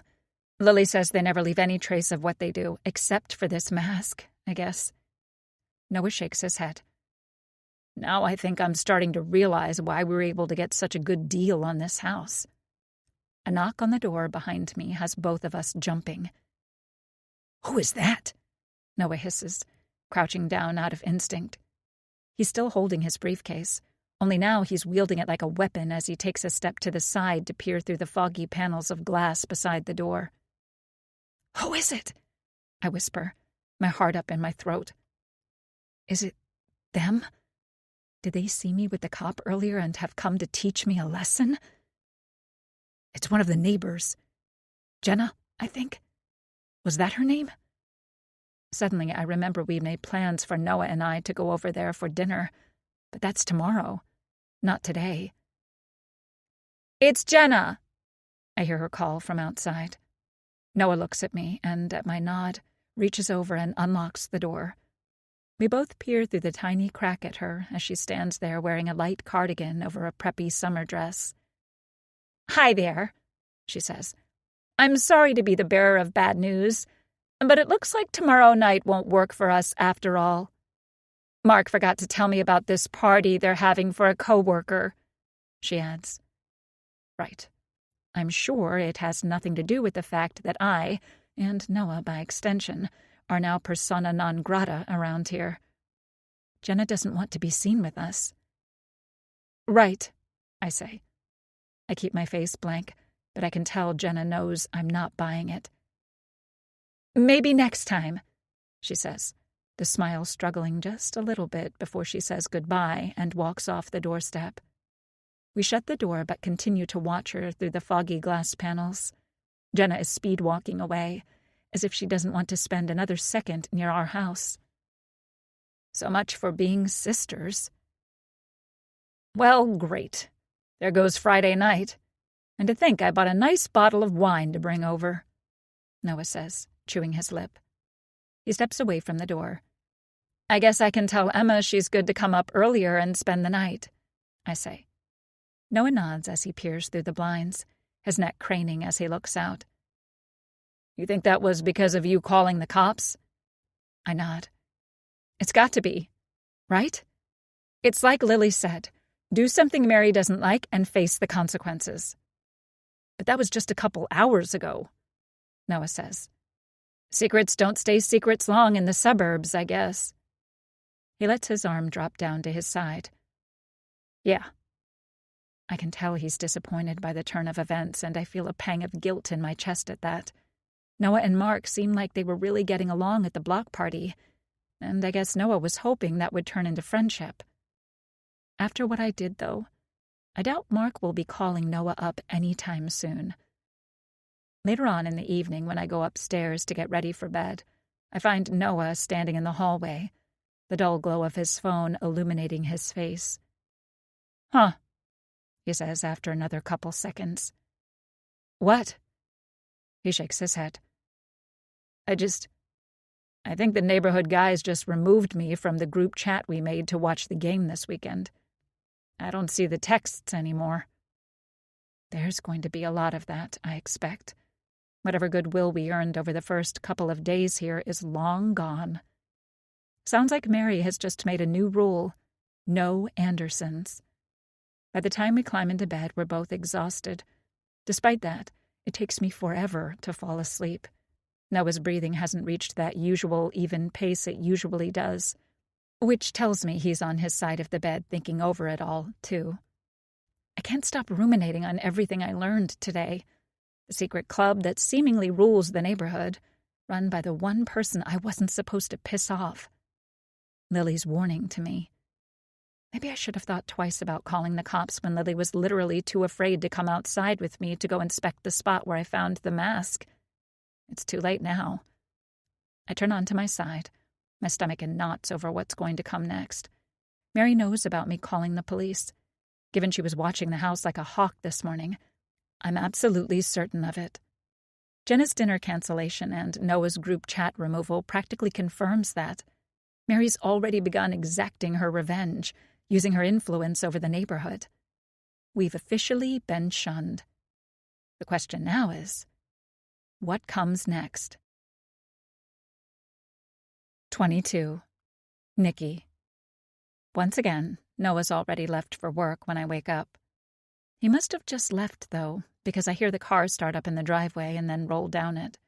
I sit up and rub my face, grabbing for my phone to check the time. 7:43 a.m., much earlier than I usually get up. I let out a yawn, somehow feeling even more exhausted than when I went to sleep last night. It was the worst night of sleep I've had yet. At best, I'd say I got maybe 3 hours total. The rest of the time was spent with my eyes wide and heart pounding as I stared into the darkness, wondering what's going to happen next.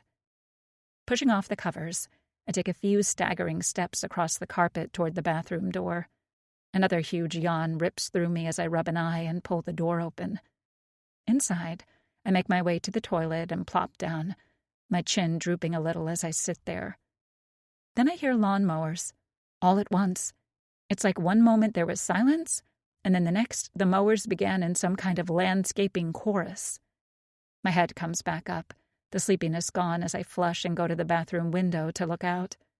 I can't see anyone mowing grass, but the distinctive noise is there now, as it has been every time I've woken up later. I've just never been up this early to hear it start. I glanced down at my phone.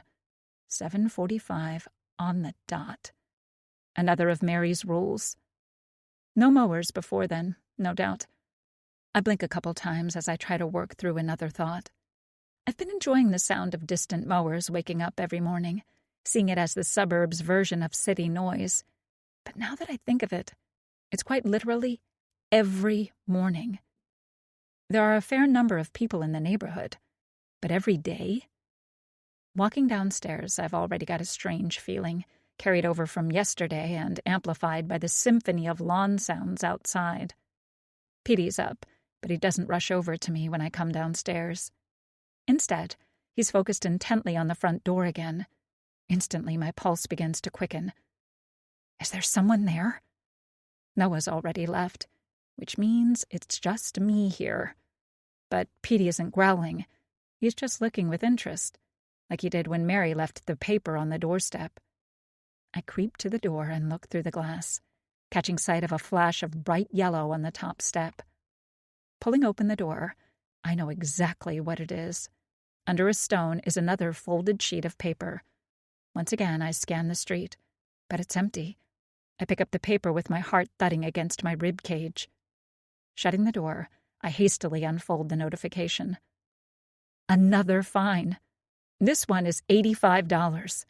For grass below 1 inch or above 1.5 inches, it reads. Well, that explains the mowers.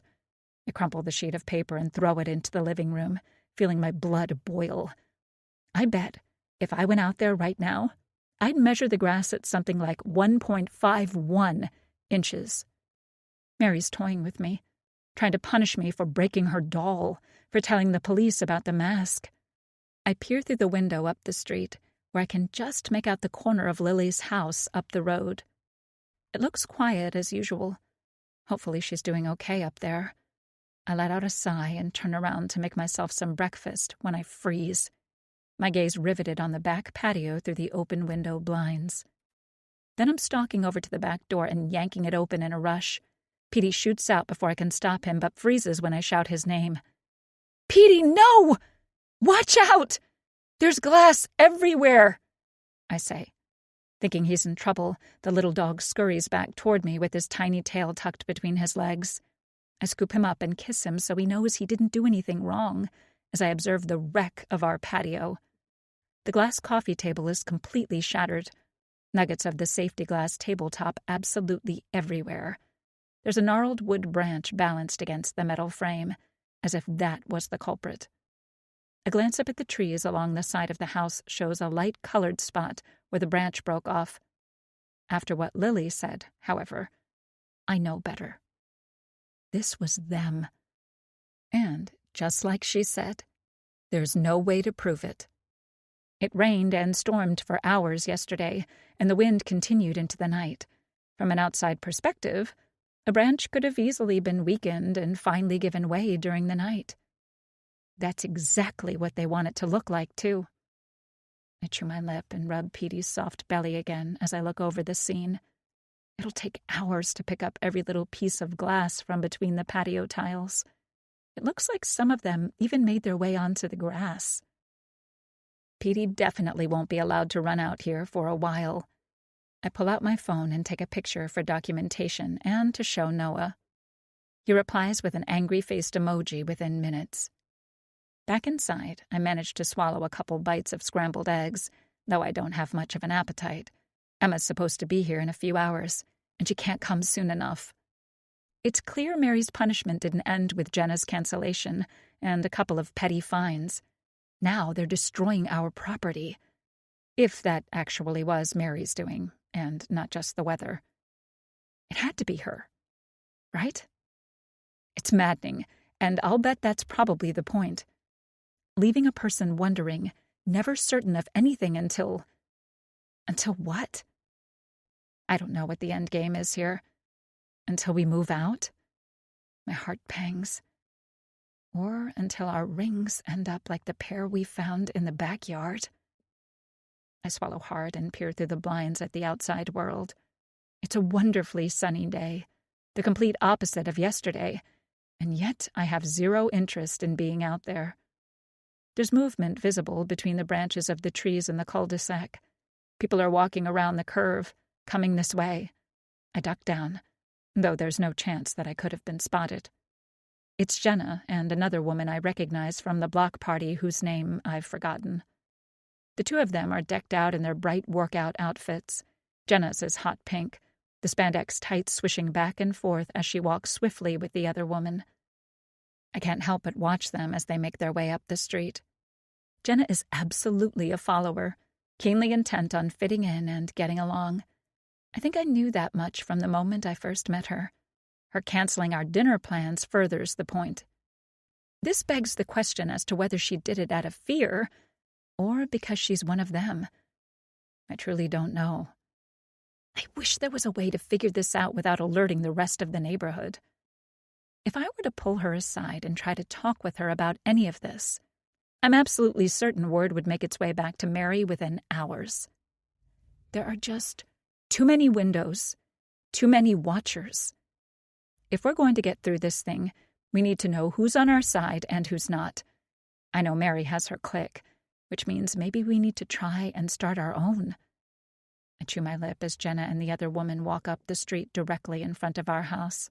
My heart beats a little faster as I see their heads turn, gazing at our house for just a second before picking up their pace and moving on.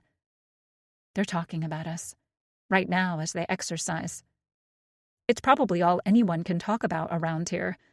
I think again of the small group that stood by silently as I spoke with Officer Breckman. Amid a few blank faces, I saw some worry, too. Worry that I was upsetting the order of things around here, or worry for me. Who knows? There's no chance I'll be able to ask anyone either. I think if I try to approach anyone, they might actually run away from me like I've got cooties or something. Only a few more hours until Emma arrives. I need interaction. I need a friend. Now that I know I won't be making any around here, Emma's being here means even more to me. Besides Jenna and her friend earlier, I don't see anyone else outside the rest of the day, but that doesn't stop me from checking the windows every few minutes. It's almost impossible to focus on anything, as my brain keeps returning to my conversation with Lily yesterday. All I want right now is for someone to be with me so that I'm not so alone all the time. Noah's still at work and will be for the next several hours. Back in the city, we never got to have all that much time together, given he works in person, but now with the extra commuting time tacked on top, there's even less time than before. The more days that pass, the more I'm starting to regret moving at all. On paper, it sounds wonderful. All that space, a yard, new friends and neighbors. No one mentions what happens when you don't fit into the mold of the established order. While Noah's affected by this too, it's not as much as I am. He's got a job to go to, a way to get out of here for a few hours each day. Not me. We're lucky enough that with Noah's recent promotion, I was able to quit my bartending job. At first I was elated, because that meant I finally had some time to start writing songs again. Now, sitting here with nowhere to go, nothing to do but stare outside and worry. Not so much. Fear and anxiety isn't really conducive to creativity. At least Emma's coming tonight. I just need to occupy myself until then. The day passes with me half watching some daytime TV while on my phone, looking up HOAs. I come across a few forums where people are griping about how strict and unforgiving theirs is. If only they knew what we're going through over here, they'd count themselves lucky. After turning off the TV, I'm once again left to sit in silence. It really is isolating, being out here alone. I think about walking up to see Lily, but think better of it. She's probably working a shift right now anyway. The hours seem to drift by in a haze, until eventually the afternoon is finished and becomes the evening. Finally, I hear the sound of a car pulling up in front of the house and leap to my feet. A car door opens and shuts. Emma! She's here! She thanks the ride service driver, and the car pulls off. I rush to the door and pull it open. When she sees me, Emma shrieks and rushes forward. We hug, exclaiming about how much we missed each other while squeezing tight. Ah! I know it's only been like a week, but it feels like a year. How are you? She asks as we pull apart. I grimace.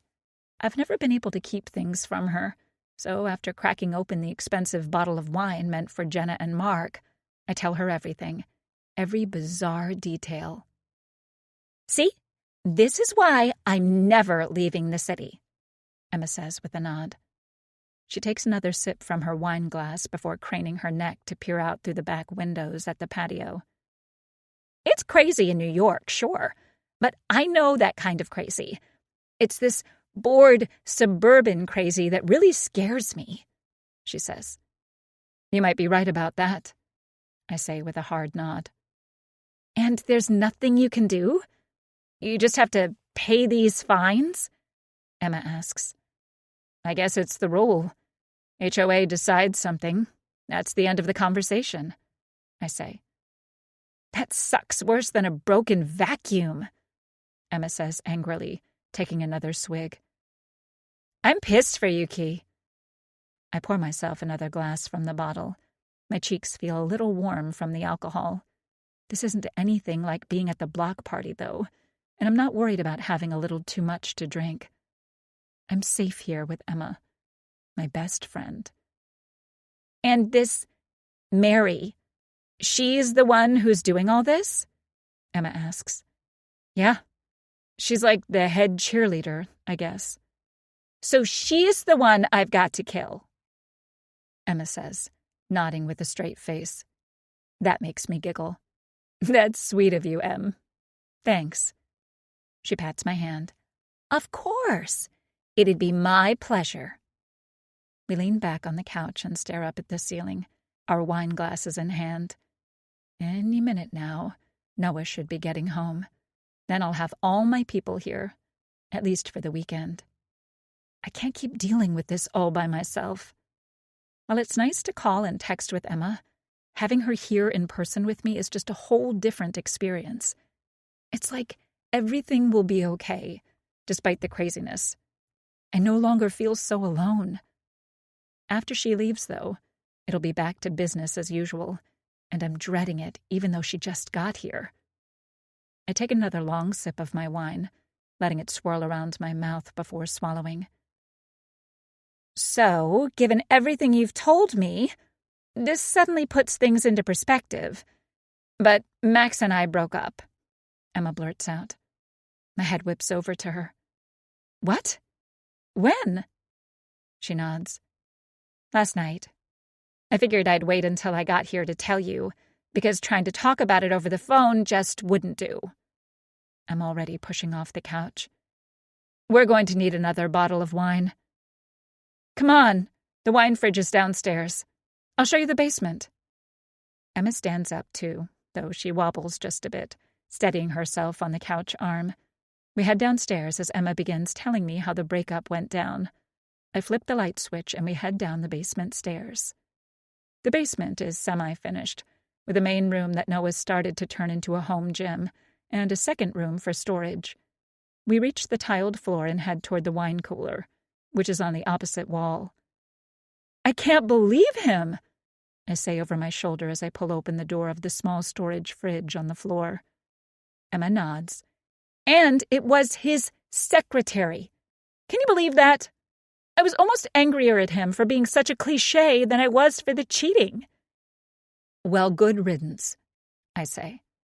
When I stand up again, I collide with something. It's Emma, who's taken a step too close to me in her slightly buzzed state. She stumbles, and then with a loud crunch, her elbow goes right through the drywall beside us. Emma's eyes widen instantly as she rights herself. Oh my... Nikki, I'm so sorry. I broke your house. I'm such a lightweight. I'll pay for the repair, okay? I'm so sorry. I wave her off, my eyes still focused on the hole. It's fine. Right now, I could care less about a little hole in the drywall. I'm much more concerned with the fact that I think there's another room behind it. 23. Nikki. Emma stops apologizing as she realizes I'm still staring at the wall. What? I'm telling you, that'll patch up easy. Remember junior year, when I was trying to impress Bobby the boxer? How? She trails off as I set down my glass on top of the wine cooler and then crouch beside the hole. What is it? Is there something back there? She asks. My throat is dry as I bring my face closer to the hole. I'd expect to see pink insulation or something behind the broken drywall, but instead there's just darkness. As my face comes even with the hole, I feel the slightest pass of air. What is this? There's definitely more space back there, but it's been covered up, I say slowly. What? Let me see, Emma says, setting her glass beside mine before crouching down. I move aside so she can peer through the hole. While the light from above doesn't reach very far into the hole, it's obvious there's more space back there. Weird, Emma says. I wonder what's back there. I do too, I say. Emma glances over at me, a slightly devious look in her eye. After the week each of us has had, I don't know about you, but I could definitely break something. After a moment of deliberation, I nod. I've got to know what's back there. Also, it's my house, not some place I'm renting. That means I'm entitled to remodel however I see fit. We stand up and make our way to Noah's workout bench.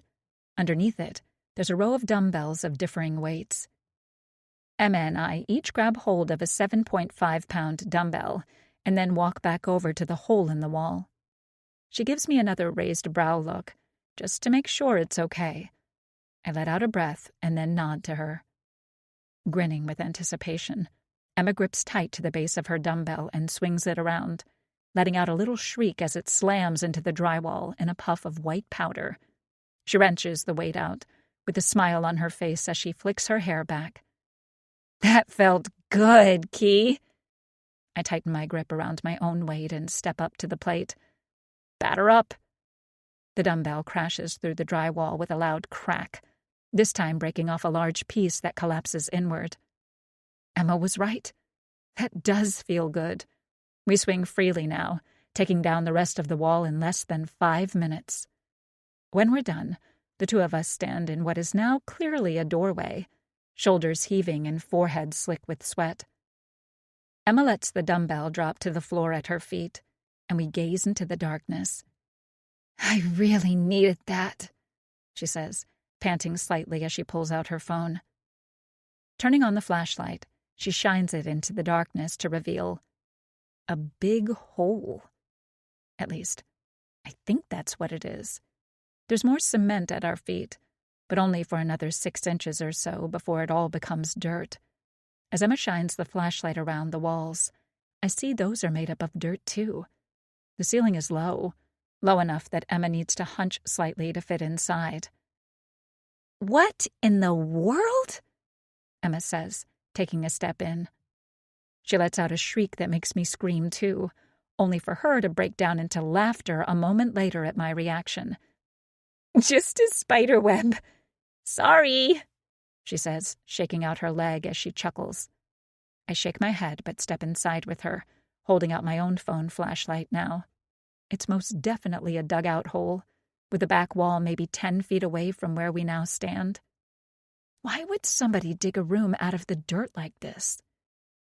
Key, come look, Emma says, drawing my attention. She's standing close to the wall opposite me, her flashlight shining on something. What is it? I ask, coming around her shoulder to get a look.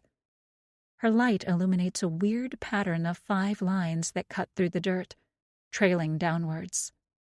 I look over at Emma who, while still holding up the phone flashlight, slowly places her hand up to the marks. That's when it hits me. These lines were created by fingernails. Emma looks over at me, her eyes wide. I try to swallow, but it feels like my throat has closed up. Suddenly her head jerks up. Look, There's more! She shines her phone up a foot higher on the wall, where another scratching pattern can be clearly seen. With the light raised up, I spot even more scratches in the corner, and on the ceiling.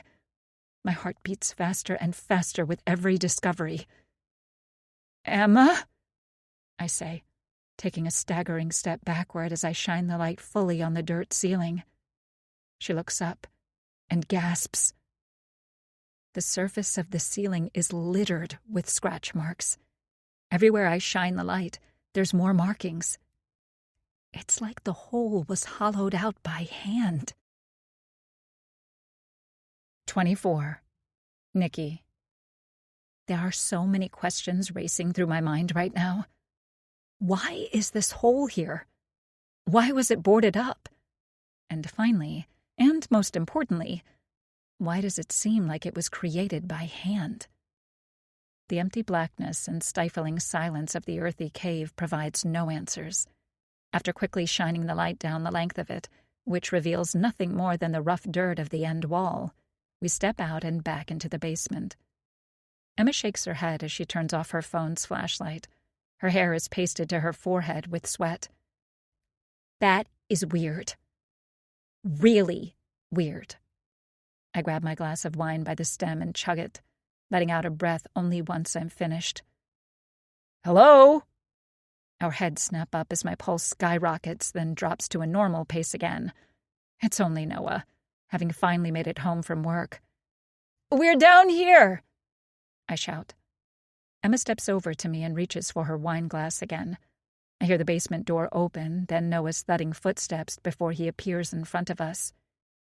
"You guys down here benching or something?" He jokes. "I didn't think—" His eyes widen as he catches sight of the destruction behind him.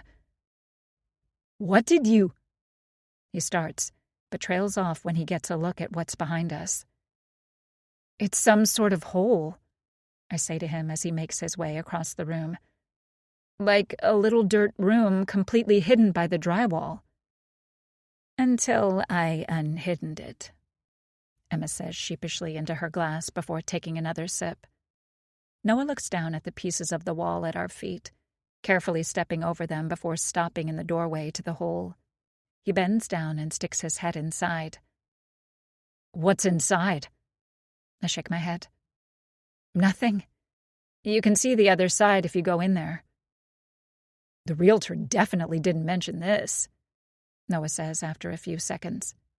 She didn't mention a lot of things, as it turns out. "Noah, there's claw marks all over the place. Like fingernails.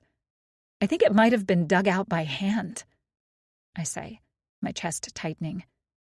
He pulls his head out to look at me. "What?" Emma nods as I gesture into the abyss. "All of the walls. The ceiling. See, look. There's some marks right there." Noah nods as he looks around the cramped space. "And there's nothing else in here?" "Nope," I say. "This doesn't make any sense. Why was this covered up?" he asks over his shoulder with his body still facing the darkness.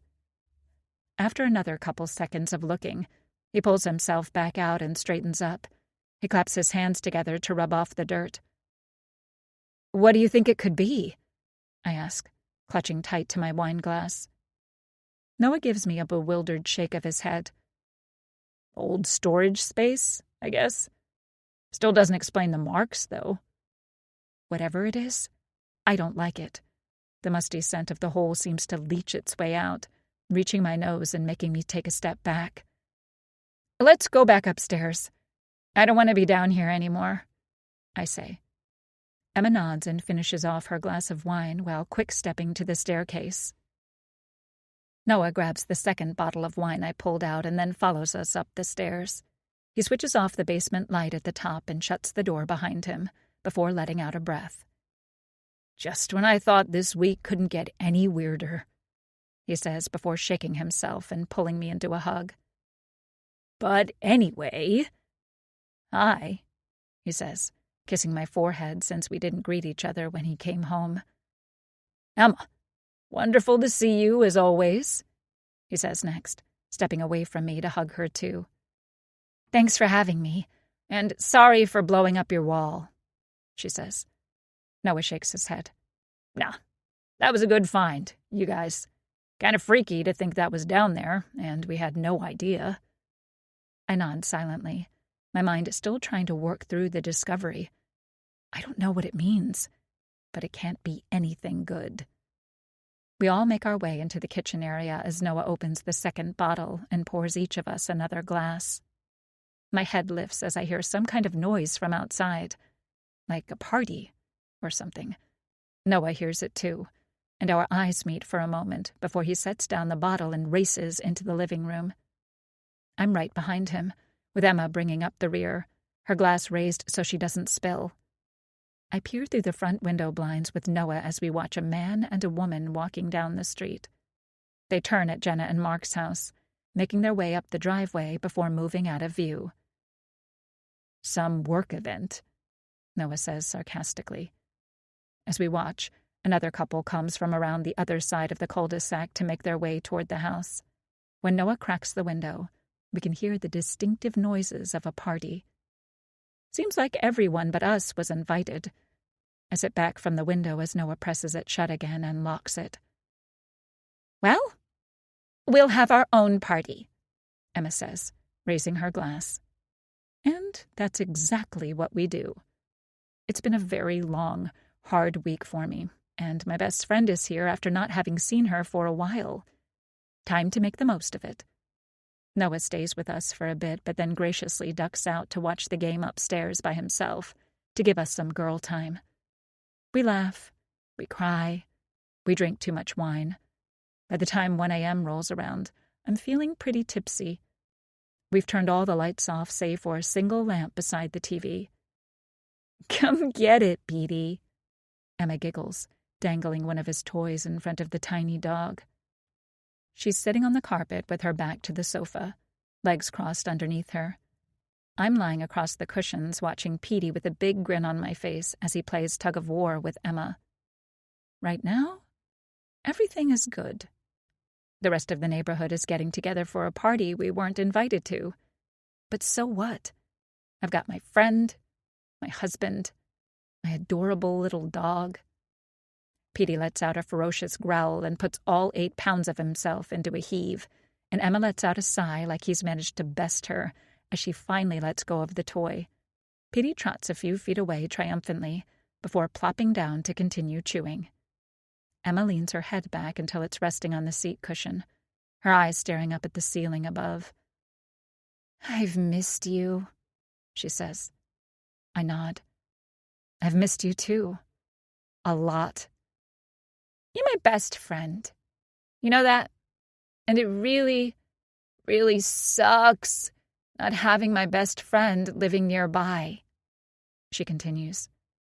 Her voice is thick with the alcohol as she talks, but her words make me tear up a little bit. Yep, I've definitely had too much to drink. We're officially at the sob and tell each other how much I love you stage. "It's just that..." Emma starts, but cuts herself off abruptly as noise from the backyard brings both our heads up. Our eyes meet. "What was that?" I ask, my heart pounding. 25. Nikki. Petey's dropped his toy and is looking toward the back of the house now, too. I sit up on the couch, feeling things swim slightly as I try to get my bearings. It sounded like branches moving against the window. I get my feet onto the floor, my hand digging into my pocket for my phone to text Noah. Emma grabs the arm of the couch to pull herself upright, and the two of us start taking steps toward the back of the house. Footsteps on the stairs as Noah comes down, having gotten my text. "What is it?" he whispers. I shake my head. At this point, who knows? Together, the 3 of us move into the tiled kitchen area, taking different positions. Noah's over by the sink, while Emma and I are closer to the back door. The window blinds along the back of the house in the living room are shut, so right now I can't see a thing outside. I'm almost too scared to look. What if I part the living room blinds to find a face staring in from the other side? My ears strain as I try to pick up any other noise from the backyard. But I don't hear anything. Petey tags along at my feet, head raising and lowering as he goes. "Anything?" I ask Noah, who's peering out the window over the kitchen sink. He cranes his neck as he scans the backyard side to side. "Not that I can see from over here." He steps away from the window and joins us at the back doors, propping up one of the blinds with a finger to peer out. After another moment, he shakes his head. "Animal?" he asks. I'm not so sure. Was one of them back here? It's almost more terrifying that we don't see anything, because now I'm left to wonder. And it's the wondering, the constant, cyclical thoughts of trying to process every possibility that are starting to drive me mad. The unknown is truly terrifying. Noah remains watchful for another minute before finally stepping away. "Whatever it was, it's gone," he says. I don't know if it was one of our neighbors or an animal. Maybe it was just some little fox on the prowl, rustling the shrubs in pursuit of a rabbit. I'd like to believe that. I run a trembling hand through my hair and look at Noah. "I don't know how much longer I can keep playing this game," I say to him. I'm exhausted, and not just physically. This suburban war we've got going on with Mary has utterly drained me mentally as well. Not a moment goes by when I'm not consumed by thoughts and fears about what's going to happen next, and it's starting to break me. Without realizing it was even coming, I start to cry. Mostly it's the alcohol, which tends to exaggerate my emotions, but still, this has all been so incredibly stressful. Just one thing after another. Unrelenting. Noah pulls me into a hug, with Emma coming up behind me and wrapping her arms around me, too. Petey wedges himself into the triangle and raises on his hind legs to put his front paws on my shins. We stand like that for almost a minute before I compose myself. "Okay, I'm over it. Thanks, guys," I say, my words a little thick and accompanied by sniffles. Emma nods. "I'm coming back next Friday, as soon as I can get out of work. No way I'm leaving you two alone with all these crazies." I smile and laugh, my cheeks still wet. "Thanks, Em." We hug again, and then it's time for bed. I'm still slightly nervous about the noise in the backyard, but at a certain point, you've got to sleep. The wine has my eyelids feeling like they weigh 20 pounds each as I brush my teeth and wash my face. Emma's all set up to sleep in the guest bedroom and gives me one last hug as I step out of the bathroom. "You're my best friend. I love you," she says. "I love you too," I reply, feeling like I might start crying all over again. I crawl into bed beside Noah, who hasn't yet put on his mouth tape. He's waiting until he can kiss me goodnight. We kiss, and then he lies back on his pillow to stare up at the ceiling. "This is not what I expected our life to be like when we moved out here," he says. My eyes dart over to him. "You aren't mad at me, are you?" "What? No. Of course not," he says, wrapping his arm around me. "If anything, I'm pissed at myself for not doing more research. I think I allowed myself to get caught up in what a good deal we got on this place and didn't want to ruin it, you know?" I nod silently as Noah holds me. He strokes my shoulder in silence for a while before speaking again. "But we'll get through this. Together. Okay? We'll get through this." I scoot up and kiss him again before finally we say our love yous and good nights. My head pounds as my eyes crack open the next morning. The hangover is here in full force. As usual, the drum of lawnmower engines drones on from somewhere in the neighborhood. Noah is still asleep beside me, his chest rising and falling peacefully as he catches up on sleep from the week. Sliding out from underneath the covers, I stifle a yawn and creep to the bathroom. Once I'm finished in there, I tiptoe out of the bedroom to go check on Emma. Her door is cracked, so I poke my head in. "Good morning," I say, my voice hoarse as I squint into the room. "Not too much good about it," Emma groans. I chuckle in agreement and rub my face. Together we head downstairs for breakfast and, more importantly, the life-saving magic of coffee. A quick glance out into the backyard shows that everything remains unchanged. Does Mary take the weekends off? Not wanting to think much on our stroke of good luck, Emma and I spend the morning and early afternoon drinking coffee and chatting on the couch. Noah finally gets up around 2 p.m. and comes down the stairs. "What's the report?" he asks. I shake my head. "Doesn't look like anything." Noah's eyebrows flick up. "Ah, good." Emma and I decide to take the car and get out of the house, because I'm definitely going a little stir-crazy from having been cooped up all week between the weather and lack of transportation, not to mention my reluctance to spend any time outside in sight of my neighbors. A little shopping trip is just what I needed, and by late afternoon, I'm feeling better. It's strange, leaving the neighborhood and re-entering the real world. It's like passing into a different dimension, almost. There's a moment I almost find myself wondering if I've imagined all the events of the past week, because everyone around us in the stores is so normal. No watchful neighbors, no vengeful ones either. Noah stays home to cut the grass so we don't get another fine from Mary. I won't give her the satisfaction. Soon enough, however, it gets near to the time Emma has to be heading home. We load her bags back up into the car, and then I drive her to the station. "I want you to call me every day, okay?" Emma says as she gets out of the car.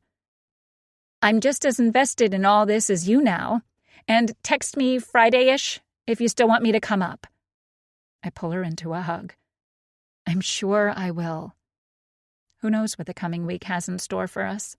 Even thinking about it makes my skin prickle a little. Getting to see Emma at the end of the week is starting to feel like a reward for surviving another 7 days in suburban nightmare land. We hug for another couple seconds before finally she has to go. I want to beg her to stay, but merely wave to her as she heads inside the train station. There goes my lifeline. My footsteps are heavy as I round the car again and pull open the door. I want to drive anywhere but back to the neighborhood. I know exactly what's waiting for me there. Watchful eyes peering out from between curtains. Noises in the night. Footprints in the mulch. The ever-present pressure that's already begun to build in my chest again as I think of the prospect of the week ahead. Having Emma here was wonderful, but it's over now. Soon it'll be Monday, and that means Noah goes back to work, leaving me alone once again. By the time I pull back into the neighborhood, the sun is no longer visible in the sky. It's still light out, given it's summer, but it's a dimmer light that seems to cast the houses in a strange filter as I drive down the street. Someone is walking down the street. They're back to me. I slow down, my heart racing. Who is that? The woman turns her head of dark hair, and I see that it's Lily. Our eyes meet for a moment before she turns around hurriedly and starts walking at a faster pace. I press down on the gas pedal and pull up alongside her, rolling down my window. "Hey," I say, my heart beating a little faster. Why is she trying to get away from me? Did something happen to her after the mask incident? Lily glances over at me again and finally stops. "What?" she asks. Her tone is so harsh it makes me blink. She most definitely doesn't want to talk to me. You were right about the whole calling the police thing," I say. "I think they shattered our table in the backyard." Lily's jaw flexes. "I told you." She starts walking again. "Wait," I say. "Please?" It's like she doesn't want to have to spend another second around me. Lily spins back around to face me, gritting her teeth for a moment before she speaks. "Listen, they're messing with me again, okay? Because of you." She shakes her head. "I knew I shouldn't have told you anything. I shouldn't even be talking to you now. Her words sting. Lily, I'm sorry. I didn't realize any of this would blow back on you, I say, my chest tightening. I don't want to lose Lily, too. She's the only person in this whole neighborhood who's been willing to talk to me, and now it seems like that's coming to an end. Lily shakes her head. I just need you to stay away from me, okay? Please. It's the best thing for both of us.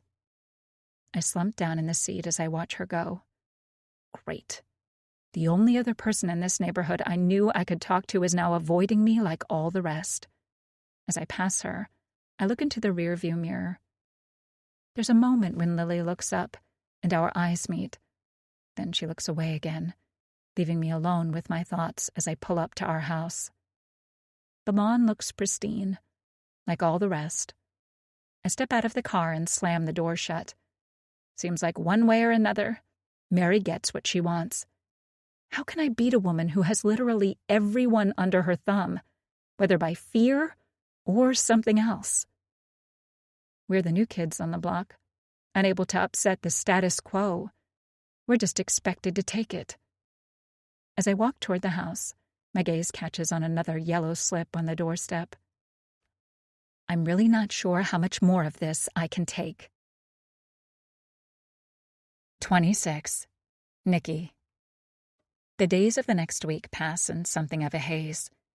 I go to bed late because I'm terrified of what they might do to the house in the night, only finally passing out when my body can't resist it any longer.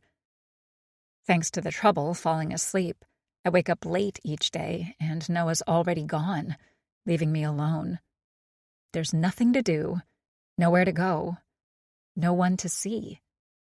More fines pile up, a new one each day. Chipped paint on the windows, weeds in the driveway, leaving the garage door open. I'm drinking more than I ever have, not just because I'm exhausted physically and mentally, but because there's really nothing else I can do. There's simply no way I can be creative in this state of mind. No one comes to the door, leaving me to spend hours staring out the windows with a glass of wine clutched in my hand. Watching has become my pastime. I've morphed into the stereotypical nosy neighbor peeking through the blinds. The transformation is complete. I see women walking in pairs while they jog. I drink. Couples going next door or across the street for dinner. I drink. Sometimes I hear laughter. I drink. By Thursday, Noah mentions it. He looks at me with those kind eyes and tells me he's worried about me. It's just, you've been drinking a lot, you know? And it seems like you've hardly slept at all. Someone needs to pay attention, I say. Noah sighs and rubs his face. Listen, why don't we go somewhere this weekend? Just get out of here. Spend some time away. I think it could do us some good. I chew my lip. What if they do something to the house while we're gone? Noah throws up his hands. And what if they don't? Are we really going to spend the rest of our lives like this? Always peering through the windows? Wondering? That's probably what they want, I say quietly. Noah looks at me for a moment. I don't know what you want me to do, he says finally. How do I help you? I shake my head. I don't know. He walks over to me and pulls me into a hug. I'm worried about you, he says into my hair as we hold each other. I feel my eyes grow wet. I'm worried about me too. This silent war with Mary seems to have pushed me to the breaking point.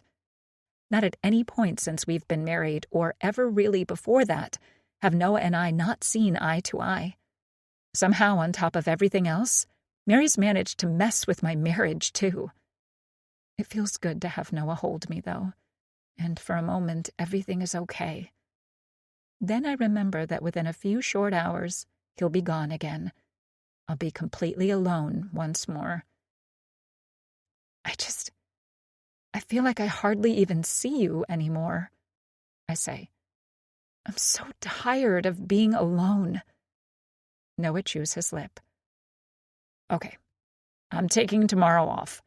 I'll be here the whole day with you, okay? How would that be? I nod, swamped with relief. Then maybe, if you're feeling up to it, we could go somewhere for the weekend.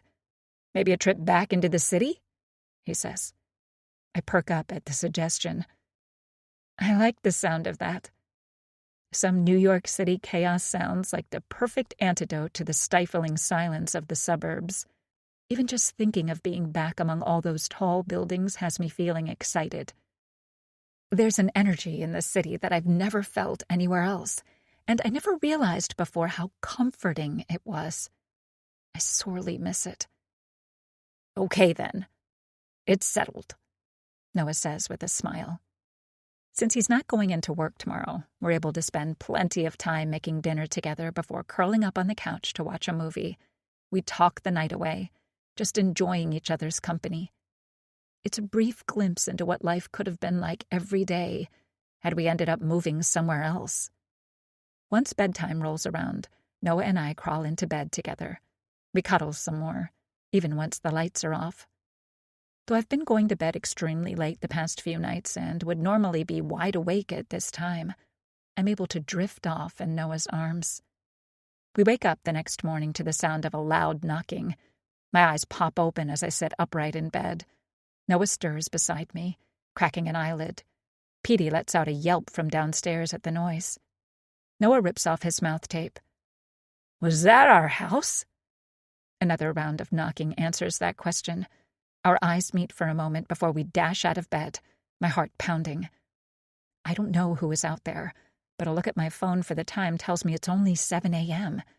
After our late night and the wine I've had over the past week, I don't feel overly refreshed as I pull on a robe and make my way to the bedroom door. More knocking. It sounds urgent. Petey's downstairs, yipping with all his might to alert us that someone is outside. Noah is right behind me, stuffing his feet into a pair of slippers as he yawns. We descend the stairs in a hurry. I lean to the side over the banister to try and get a good look at who is out there, but all I can make out is a shadow through the foggy sidelight window panels. When we reach the bottom step, Petey bounds up to us, all frantic at the unexpected morning commotion. Noah looks through the square of glass in the upper part of the door, his eyes widening. "Who is it?" I whisper, my fists clenching. It's Mary. 27. Nikki. I stare at him for a moment, thinking I misheard him. But no, he said Mary. Mary's at our door, and she knocks again with force. What do we do? Noah mouths to me. I'm sure she heard us coming down the stairs. After another moment of deliberation, I unlock the door and crack it open. Mary looks at me through the crack, a smile on her face. "Good morning," she says, sounding pleasant. "Morning," I reply after a moment. My thoughts are racing. What is she doing here? I haven't seen her since the night of the book club. She's made a point of not being seen when she leaves the fine notifications, too. So why is she here now? "Beautiful day, isn't it?" she says, gesturing up and behind her. I don't respond. I need to know what she's doing here. "The past week has been unpleasant, wouldn't you say?" she asks. "I must admit it made me sad, you doing what you did. But I'm all for saying, let bygones be bygones. You're a young couple, after all, with lots to learn. I think we've all had enough of the unpleasantness. Yes?" she finishes. I can hardly believe what I'm hearing. Is this some kind of trick? I stare at her for another moment before finally giving a slow nod. Mary smiles again. "Good. I'm glad to hear it. I trust that from here on out, you two will be nothing but the most gracious of neighbors." My lips part to say something, but I don't. I'm still completely taken aback by this turn of events. Is Mary really calling it off? She nods to me. "Have a nice weekend. I'm sure we'll run into each other at some point." And with that, she's turned around and is walking back down the path toward our driveway.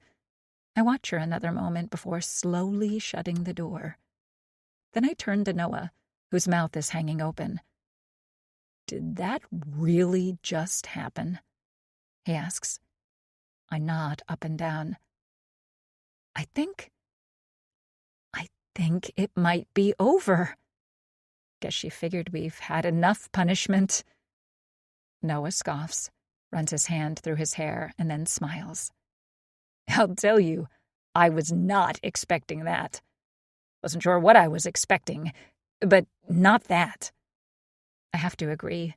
I have no idea what caused this change of heart in Mary, but I don't really want to question it.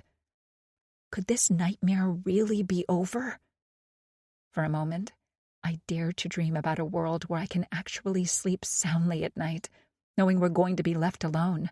We're never going to be friends with Mary, and probably not with anyone else around here, but that doesn't matter anymore. At this point, I'll settle for apathy, which is leagues better than aggression. Live and let live is just fine by me. Noah and I hug and then start making breakfast, excitedly talking between ourselves. Petey, little emotional barometer that he is, can detect the change of mood in the house, and he bounces around, happily flinging his roadkill toy with sheer joy. It almost is like there's something different in the air. The sun is shining, and for the first time in what feels like days, I'm actually smiling and laughing. We open all the windows to let in the glorious summer breeze, playing music on my Bluetooth speaker as we dance our way through breakfast. I let Emma know the good news, too. She responds immediately, as always, saying she's glad to hear things have finally turned a corner. I also let her know there's no reason for her to come up tonight, because we're coming to NYC for the weekend. Since Noah's off today, we have the whole day together. Nothing to do but have fun and enjoy our new home. Now that I don't feel like I need to stay hidden away, we take the speaker to the back patio and enjoy the beautiful sunshine. When lunchtime rolls around, Noah fires up the grill and we cook burgers. It's everything he's been dying to do since we moved out here, and I can tell he's enjoying himself as he stands there with a spatula in hand. I lounge on one of the chairs as Petey dashes around the grass under my watchful supervision. I've got a glass of seltzer on the arm of my chair. Droplets of perspiration glide down the length of the glass as I watch. I've decided not to drink for at least a couple weeks, just to reset myself. Now that I won't be consumed by anxiety every waking second, it should be a lot easier to resist. Once the patties are off the grill, Noah puts them onto buns and brings them over to me. My first bite of the juicy burger leaves my mouth watering. Noah looks exceptionally pleased with himself at my reaction. "Good?" he asks. "Fantastic. My compliments to the chef," I say. I end up having two. They're so yummy. For a guy who's never really had access to a grill, given he grew up in the city, Noah can really cook. After lunch, we decide to take the party back inside. We end up crashing on the couch, our stomachs full, cheeks and noses slightly sunburned. It's a scorcher out there today, and having spent the morning outside has left us with that slightly drained feeling that comes from hours in the summer sun. Noah puts on a movie, but it's a lost cause. Within minutes, his head is dipping into his chest as he's lulled into an afternoon nap. It isn't long before I'm pulled under with him, drifting off as the warm breeze ruffles the curtains and cascades over me. I'm gently awakened by Petey's growl as he wrestles with his toy. Opening my eyes, I lift my head up from Noah's chest to look around. A glance toward the window shows that it's nearly nighttime. The sky is painted with streaks of orange and purple, the sunset showing off its last gasp colors. I sit up a little higher as I work to pull myself out of the disorientation that comes with napping during the day. Reacting to my movement, Noah stirs. Meanwhile, I'm turning my head from side to side looking for Petey. I heard him, but I don't see him. Finally, I spot him. He's not in the living room, but on the tile behind us in the foyer.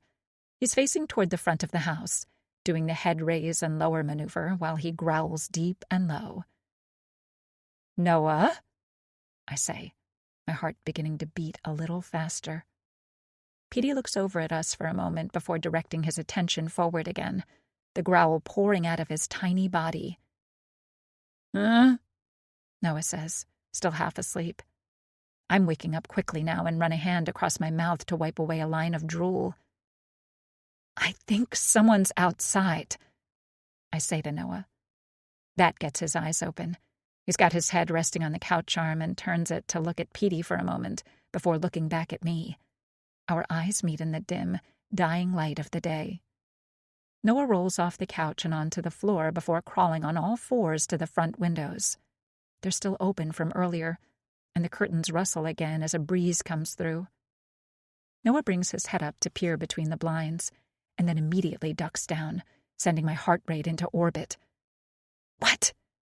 Who's out there?" I hiss, instinctually dropping down to the carpeted floor. My entire body tingles as I stare at my husband. "They are," he hisses, his eyes wide as his mouth hangs open. "Who?" I whisper, flapping my hands in anxiety. Noah locks onto my face in the dim interior of the living room, his eyes wide with terror. "All of them." 28. Nikki. I join my husband at the windows, my heart in my throat as I peer outside. What I see drives my pulse to jackhammer level. Standing in a half circle in the street are what has to be at least 30 people.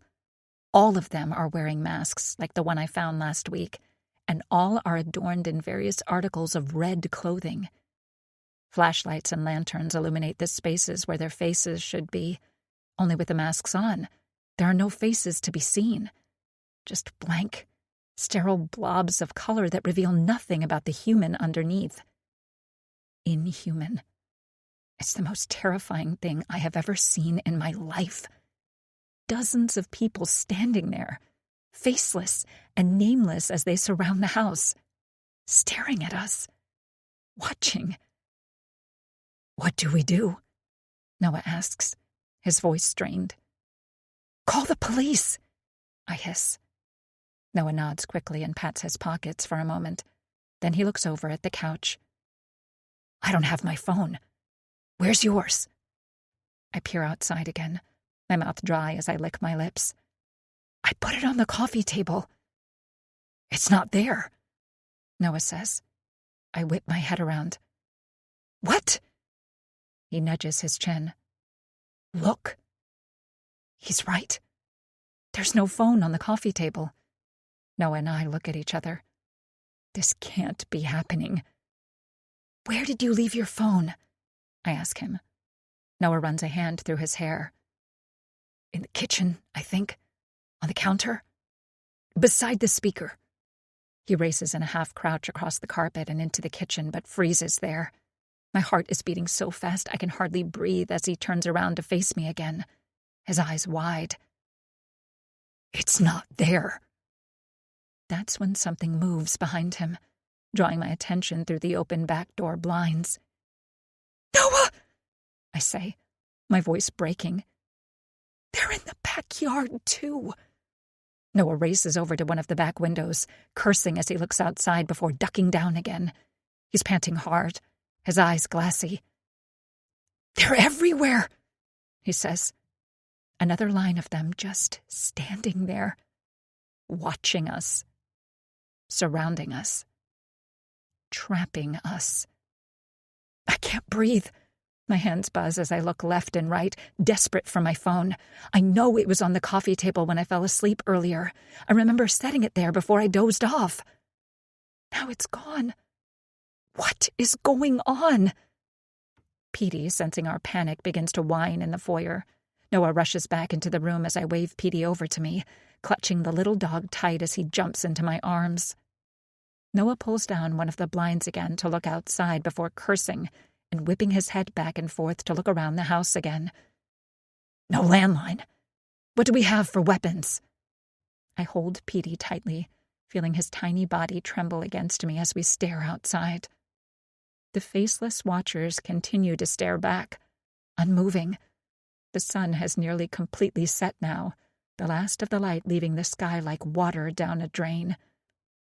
My throat tightens. What are they waiting for?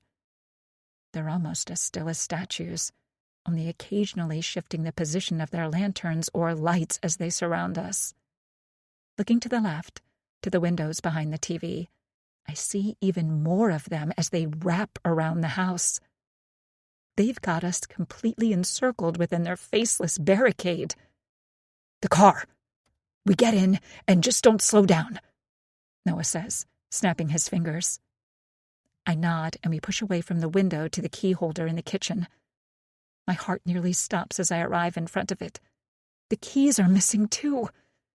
My eyes move to the doggy door and the box that's slightly ajar beside it. This isn't happening. I glance out the back door to the gathering of people in our yard. It's dark enough now that the glow of their lanterns illuminates the patio. One of them stands between the outdoor couches, in line with the rest as they form their circle. Noah slams the counter with his fists. "What do they want from us?" I have no answer. My eyes remain locked on the surreal scene in the backyard as I grab for one of the steak knives in the knife block on the countertop. The blade is old and has never been sharpened, but it's all I've got. I don't know what they want from us, but I'm not going to go down easy. I see blood, hear screams in my mind as I think of them shattering windows, forcing their way inside, hands grabbing me, pulling at me, pulling me apart. Is that what this is? Some freaky ritual sacrifice situation? My eyes flick up to the horizon, where I watch in real time as the last of the day's light leaves the sky. It almost seems to happen in slow motion, each second dragging itself out until there's nothing but night sky above and darkness below. And then, as we watch, they begin to walk forward. 29. Nikki. Noah grabs a knife of his own as we sprint back into the living room. Our shoulders heave as we stand there, knives extended with our heads whipping back and forth to look through each window. They continue to step forward, coming up onto the driveway, the lawn. Each step is slow, methodical, in sync. The net closes. The noose tightens. Beside me, Noah breathes heavily, his sweat-soaked hand gripping tightly to his knife handle while his other arm wraps around me protectively. They raise their lights higher and higher with each step. There's so much light, and they're close enough now that I can clearly make out the red clothing worn by those outside. That's when I notice that it appears to be stained red. That realization nearly has my knees giving out beneath me as I let out a small whimper. Petey shakes like a leaf, and I squeeze him even tighter. What happens next? Shattered windows? Broken doors? Screaming and... They've stopped. About 10 feet from the house in all directions, they've stopped advancing. I blink, my pulse pounding so loud in my ears that I can hardly even think. "Hey, neighbors," a voice says from outside, as if it's just a normal Friday night. I recognize it instantly. Jenna. One of the figures moves forward, coming out from behind two others. Though she wears a mask, I recognize her build. She's not wearing red, though. She's wearing white. Jenna makes her way to the front of the crowd and stops. Noah and I remain frozen in the living room, half crouched with our knives raised. I don't even want to breathe, in case that's the thing that sets everything off. "Why don't you two come outside? It's a beautiful night," Jenna continues. I peer through the open window, and Jenna's head turns to the creepy blank face mask snapping in my direction. "There you are," she says. "What do you want from us?" I shout, saliva flying from my mouth and landing on the window screen. Sweat pours from my armpits down my sides as I stare out into the night. The glow from the lanterns makes the gathered figures look even more haunting than they already are. Face mask Jenna tilts her head. "Didn't Mary tell you earlier? We're ready for you to be a part of the neighborhood now," she says. I blink hard, panting. "We're ready for you to join us. Come outside," she says, waving us out with a hand. "I'm not going out there," I shout back instantly. Does she think we're stupid? Noah licks his lips beside me as we both look out in horror. "But you and I are supposed to be sisters, Nikki. Join us. Spill blood and make my robes red," she says. My heart pounds. Is she serious? Is all this some kind of horrifying initiation into their cult or something? "I'll never be your sister, Jenna!" I shout through the window. Jenna drops her head for a moment, as if my comment really wounds her. She says. "I'm not sure that's the right answer, Nick." Then I hear it. A strange sound coming from somewhere below us. A distant thumping, thudding. The basement. Noah and I look at each other and then pull away from the windows as Jenna speaks again. "You'll join us, Nikki. You'll see. You have to." Her words carry through the house as Noah wrenches open the basement door and flicks the light switch. The two of us race halfway down the steps. The noise is even louder down here, and now I can tell where it's coming from. The dirt hole that was behind the drywall. Noah grabs a flashlight off the step at his feet and clicks it on, aiming it in that direction. The beam shines down the length of the hole and reveals a sight that has my stomach so tight I can't breathe. Hands are tearing away at the back wall of dirt from the other side. Fingernails shine in the light as they grab clumps of dirt, scraping, clawing. "Oh my," Noah starts, but his voice trails off in horror. They're literally burrowing into the house. The hole in the wall was never a hole at all. It was a tunnel.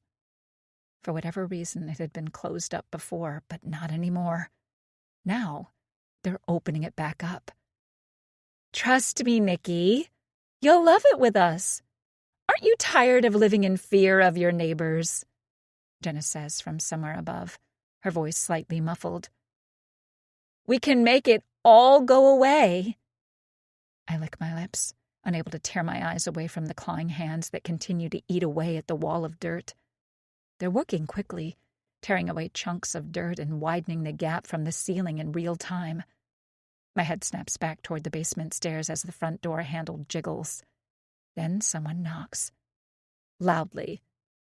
It's silent for 2 or 3 seconds, the time passing with Noah and I breathing heavily. Then more knocking, this time on the windows, the siding, the back doors. All of them are knocking, creating a pulsing rhythm that continues to build in speed and intensity. Noah's breathing so fast he looks like he might pass out, and I don't feel any better. "Nikki," he says, shaking his head.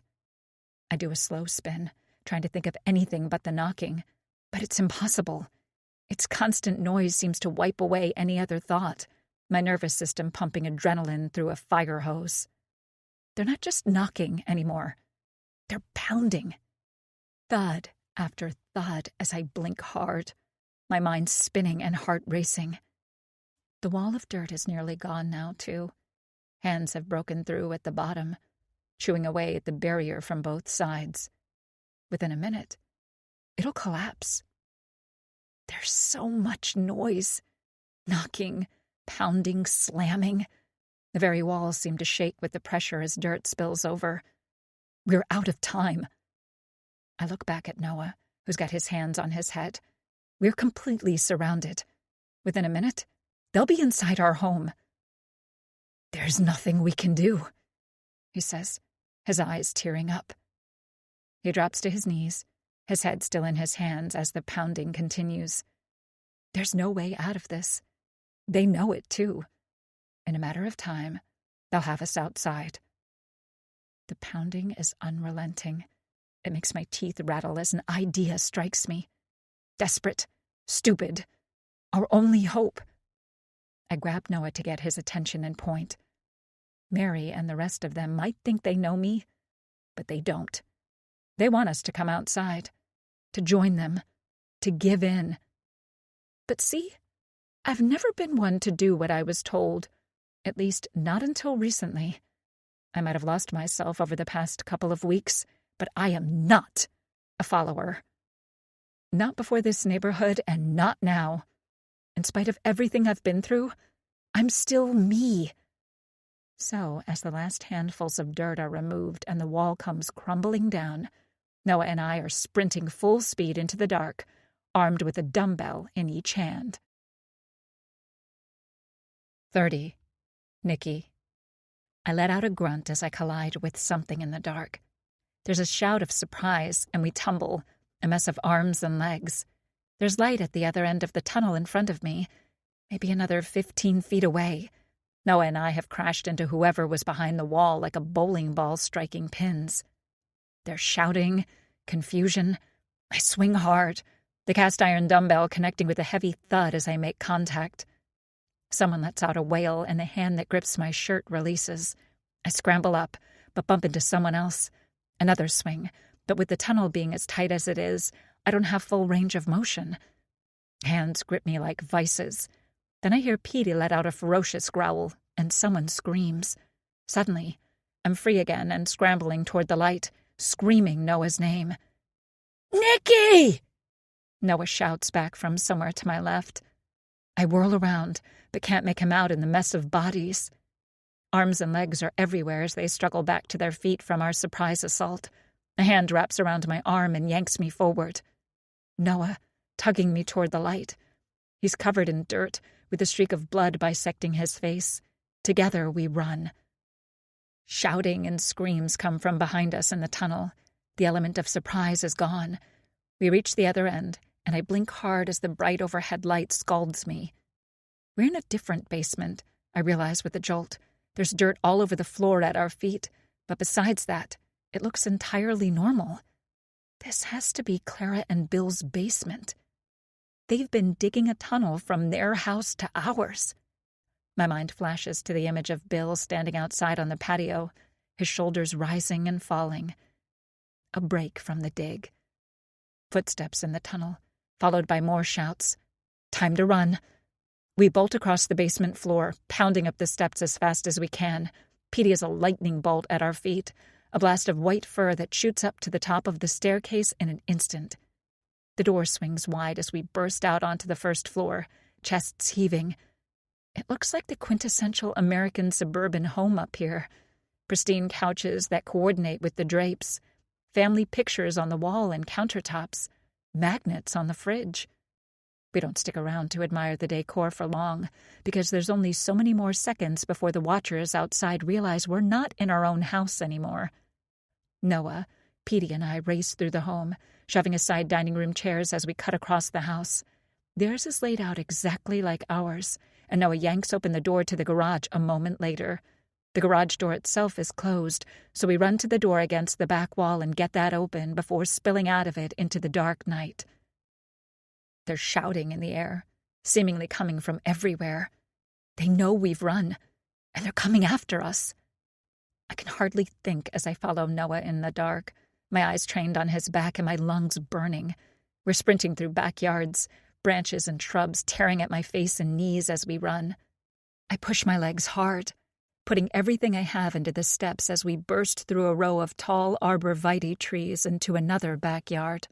This one has an in-ground pool, the water quietly bubbling away as we look left and right. I'm soaked in sweat, and I think maybe some blood too. Where are we? Shouts echo out in the night as they continue to hunt us down. Peering behind me, my heart rate once again skyrockets as I catch sight of a wobbly light through the tree line. They aren't far behind. "Come on!" I say to Noah, grabbing hold of his forearm with my hand. We run down the length of the side yard and into the front yard, our eyes scanning the street. We're a few houses up from the cul-de-sac. Looking down into it, I see dangling lanterns and swinging flashlights as they search for us. I look up. That's Lily's house to our right. Licking my lips, I tug on Noah again and we sprint across the pavement. My muscles burn, screaming at me to slow down, but that's not an option. Knowing we might be spotted at any second, I point, and Noah nods, both of us running into Lily's side yard. There's a small wooden fence there that Noah vaults in one go, landing with a grunt on the other side. I come up against it, heart pounding nearly out of my chest as I grab hold of Petey at my feet and hand him over. Then I'm climbing over it myself, Noah's sweat-soaked palms helping me. The shouts are nearly on top of us now. We make it around the side of the house and into Lily's backyard. There's a garden table with a few chairs around it and a shed in the back of the yard. I run to her back door and pound on it, my chest heaving. Noah is doubled over just behind me, gasping for breath as droplets of sweat drip off his hair to land on the patio stones. Come on! Where is she? I knock again, my face twisting as I try to peer through the blinds.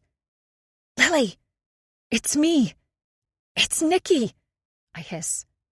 More shouts from the street. Finally, I see motion behind the blinds, and then Lily cracks open the door.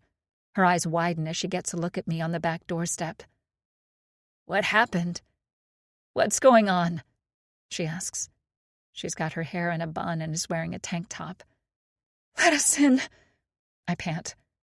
Lily steps aside, and Noah and I scramble inside instantly. She shuts and locks the door and then peers through the blinds before turning back around to face us. The interior lights are off, and her curtains are shut as usual. For now, we should be okay. They came after us, I say, gasping for air. It's happening right now. Lily looks between the two of us as Noah nods, wincing as he clutches his side. Lily walks across the living room to the side window and peeks through the blinds, only to pull back a second later. The cul-de-sac is crawling with them, she says. Looks like they haven't made it up here yet, but they will. She turns to me. Why did you bring them here? Because you're the only one who can help us. Please, let's go. All of us, let's just go. You've got your car in the garage, right? Let's just get in and drive. I plead. Lily chews her lip for a moment, and then nods. Okay. Let me get the keys. She steps back into the kitchen, her head whipping back and forth for a moment before she scoops the keys up with a jingle. What do we do if they try and stop us? We don't have any weapons, Noah says. Lily looks at him, her eyebrow cocking. What? I ask. She nods, chewing her lip. Noah, go into the butler's pantry room and grab my gun while Nikki and I get the car started. Black case, first drawer. Hurry, she says. We break apart, Noah dashing toward the back of the kitchen while Lily and I make our way to the door to the garage. She pulls it open, revealing the dark space. Her car sits silently in front of us.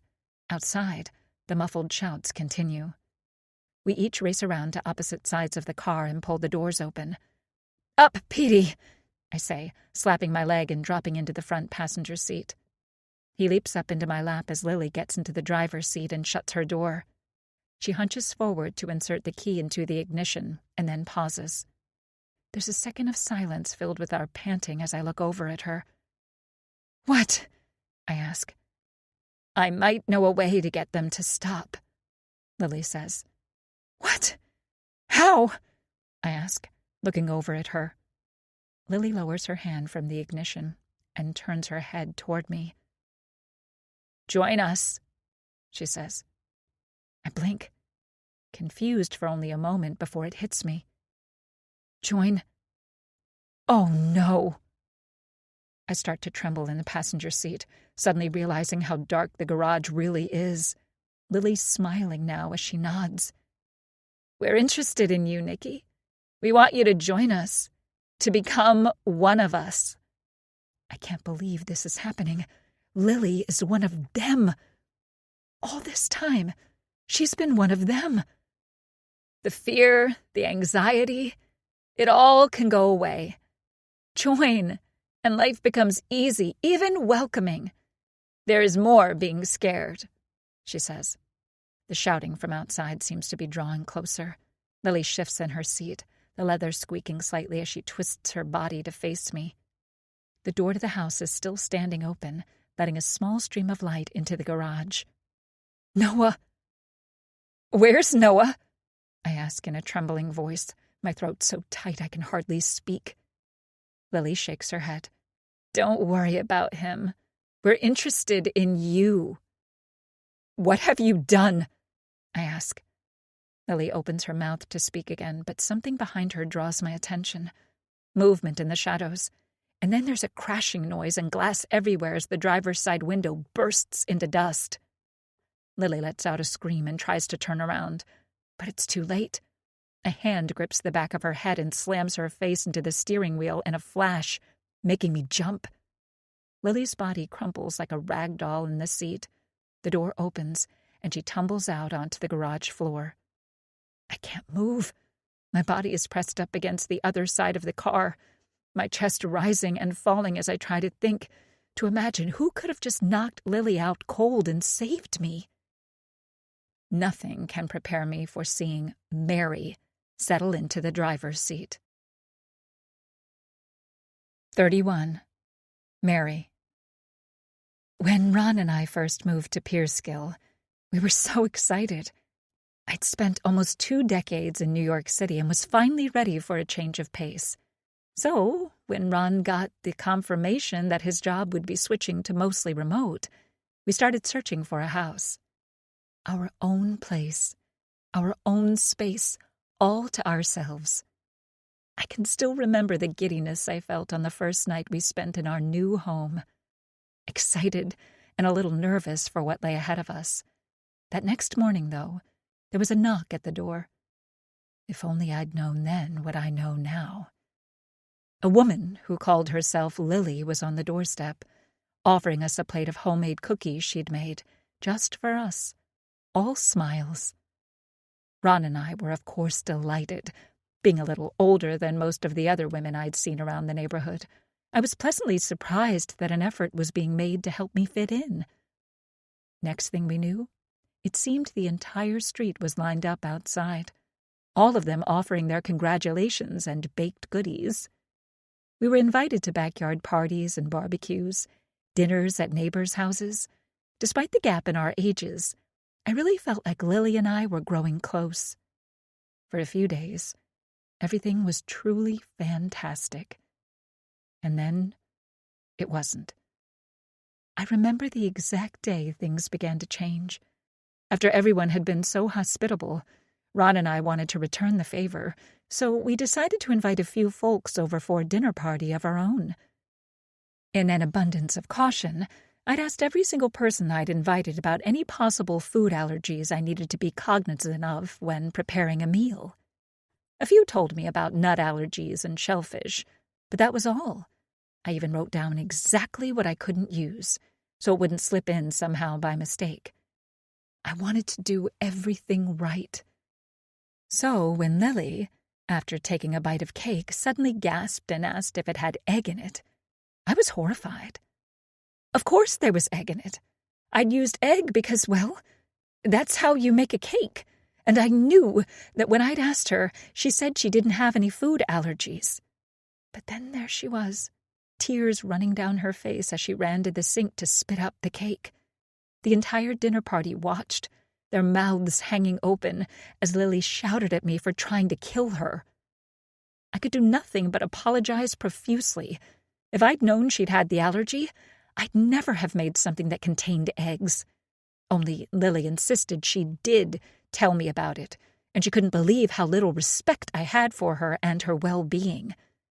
From that night forward, things were different.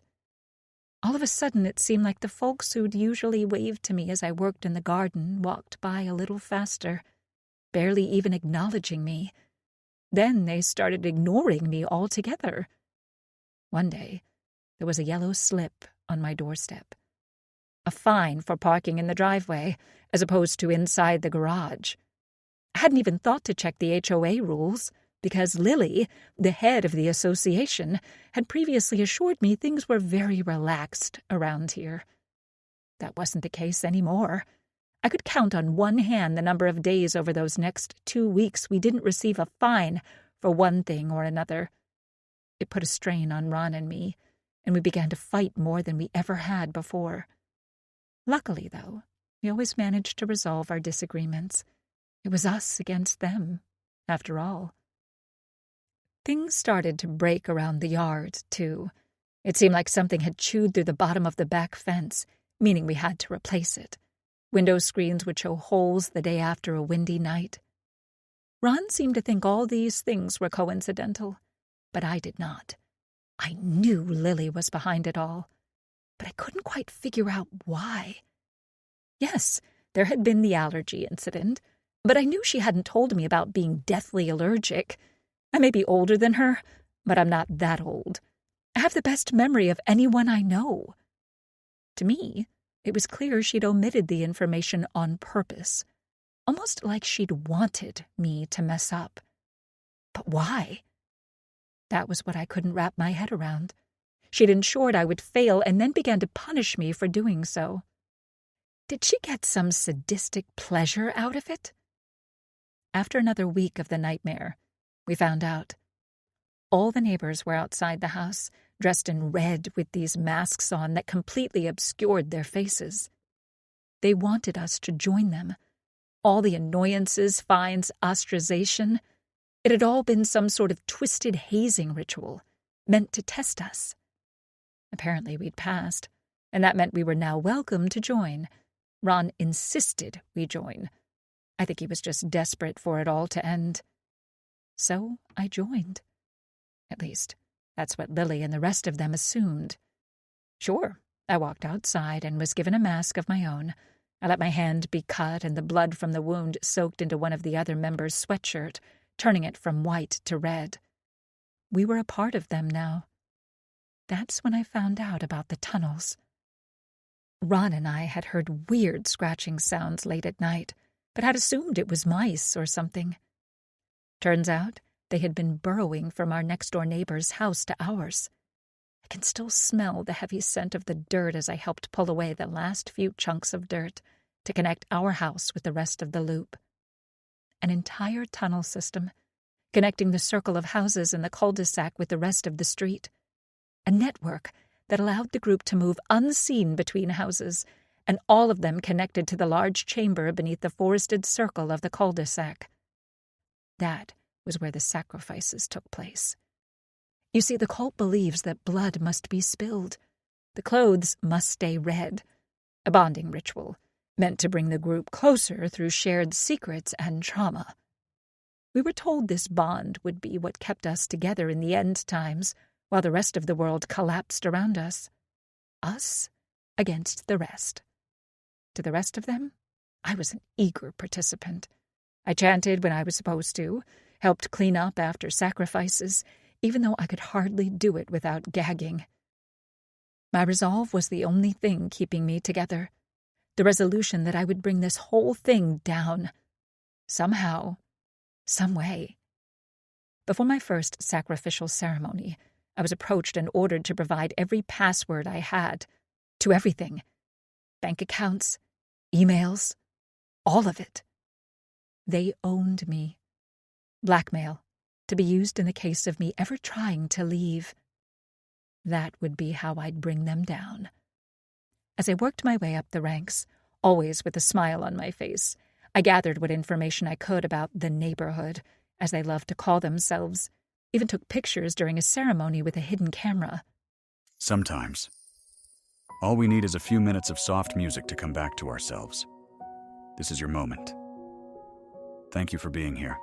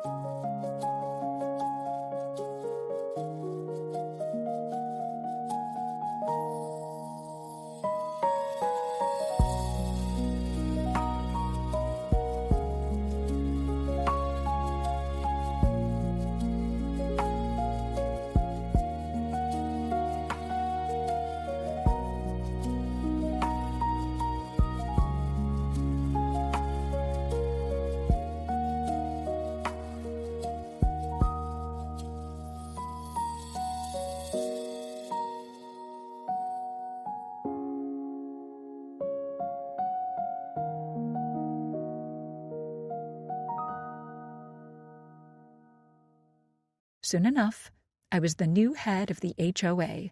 The more they trusted me, the easier it was to find out more information.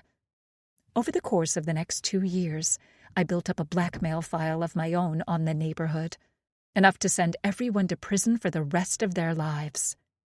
I was preparing to go to the police, even though this nagging thought remained in the back of my mind that there was still a piece missing, some part of the puzzle I didn't quite understand yet. Regardless, I shook off the feeling, resolved to finally expose the neighborhood. And then, just days before I was planning to go to the police, I saw my daughter, Nikki, moving into the house down the street.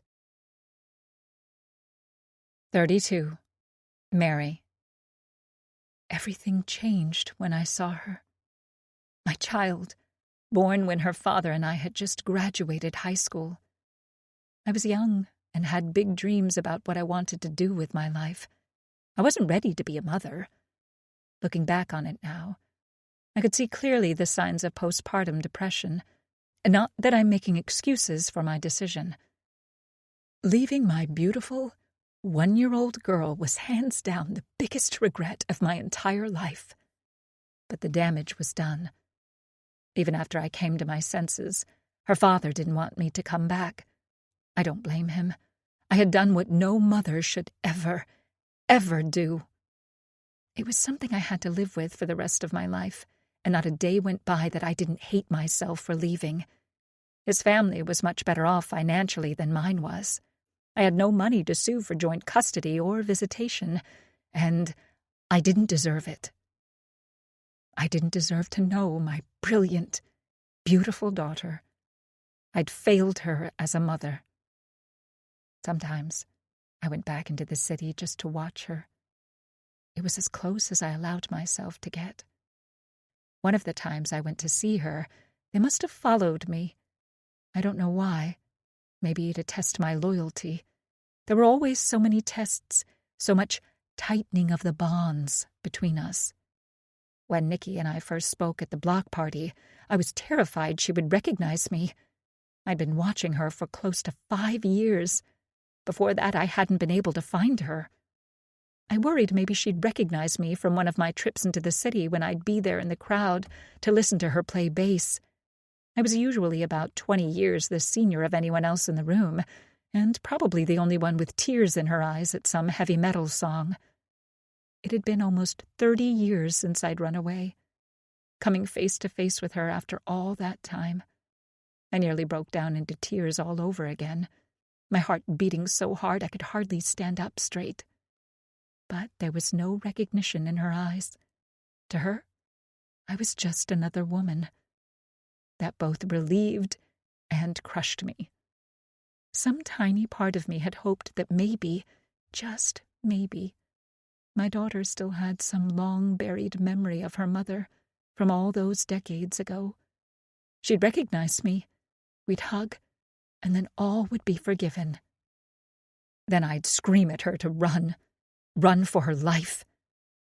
But that didn't happen. Of course it didn't. This isn't a fairy tale. I messed my entire life up, and this is my punishment. Any memory of me was buried too deep, long since forgotten. I was her mom only in my own memory. So, in the end, I was partly relieved that there was no recollection, because I knew what was going to be expected of me. I had to show the neighborhood I was loyal. If I didn't, if I told Nikki the truth, they would have sacrificed my daughter. I'm absolutely certain of it. I would have lost her for the second time in my life. So I proved to the neighborhood how loyal I was. It was the only way to ensure my daughter's safety.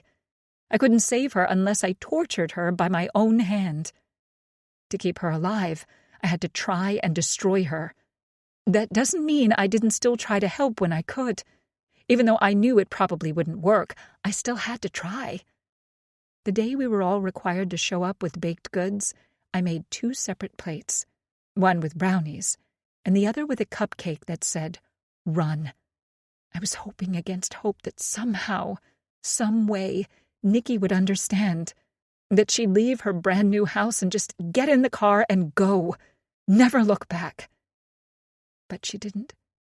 And so I had to do what no mother should have to do. The hazing she underwent was harsher than any other candidate I'd tested before. I made sure of that, wanting to do everything I could to make certain the neighborhood suspected nothing. I was ever the loyal follower, more so to them than even my own blood. But it broke my heart, seeing how much it affected her. I got updates every day from those in the neighborhood who were assigned to watch the house. Little by little, my beautiful daughter was coming apart. There were so many days when I thought about just rushing across the street and telling her to go. But I knew I couldn't. They'd stop us before we made it to the garage. There were always people watching. Patrols, two-person teams that ensured accountability and adherence to the doctrine. No one even went jogging by themselves. Everything was planned and monitored. So I kept it up, while at the same time desperately trying to figure out a way to get Nikki out of here. I wasn't going to fail my daughter again.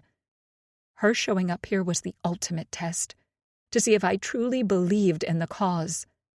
It also revealed to me the final piece of the puzzle, the part that had eluded me up until her arrival.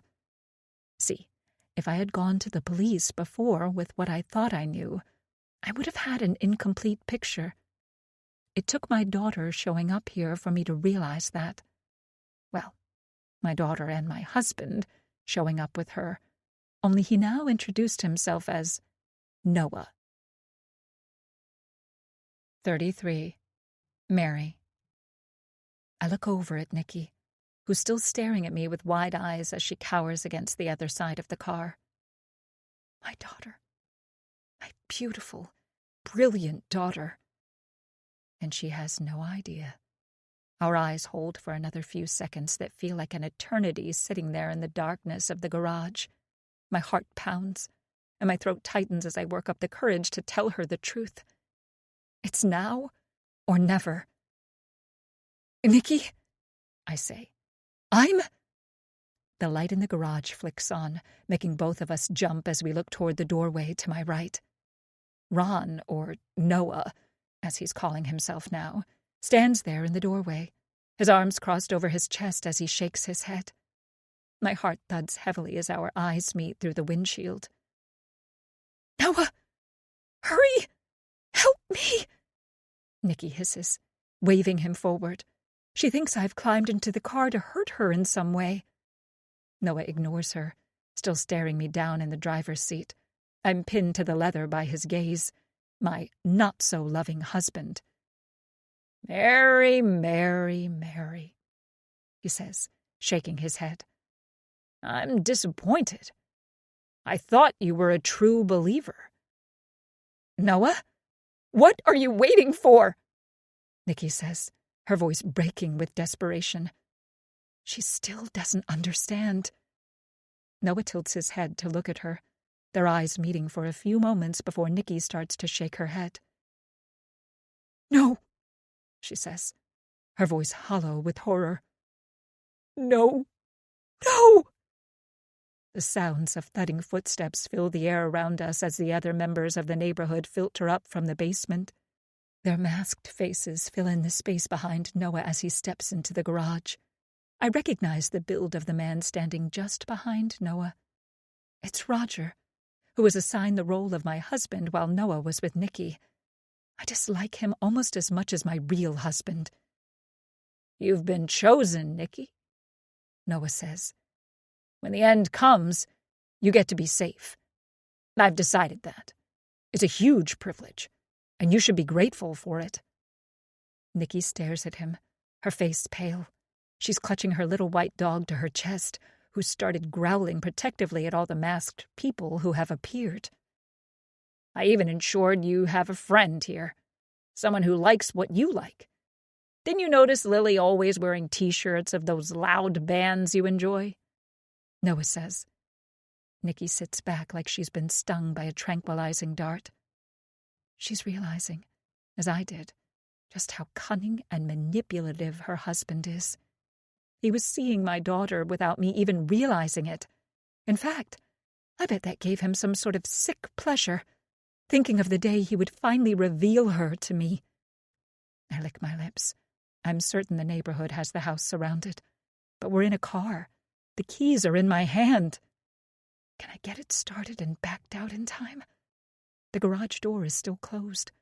With each passing second, more and more members are filing into the garage. "Join us, Nikki. You'll have a privileged place among us, as one of my wives," Noah continues.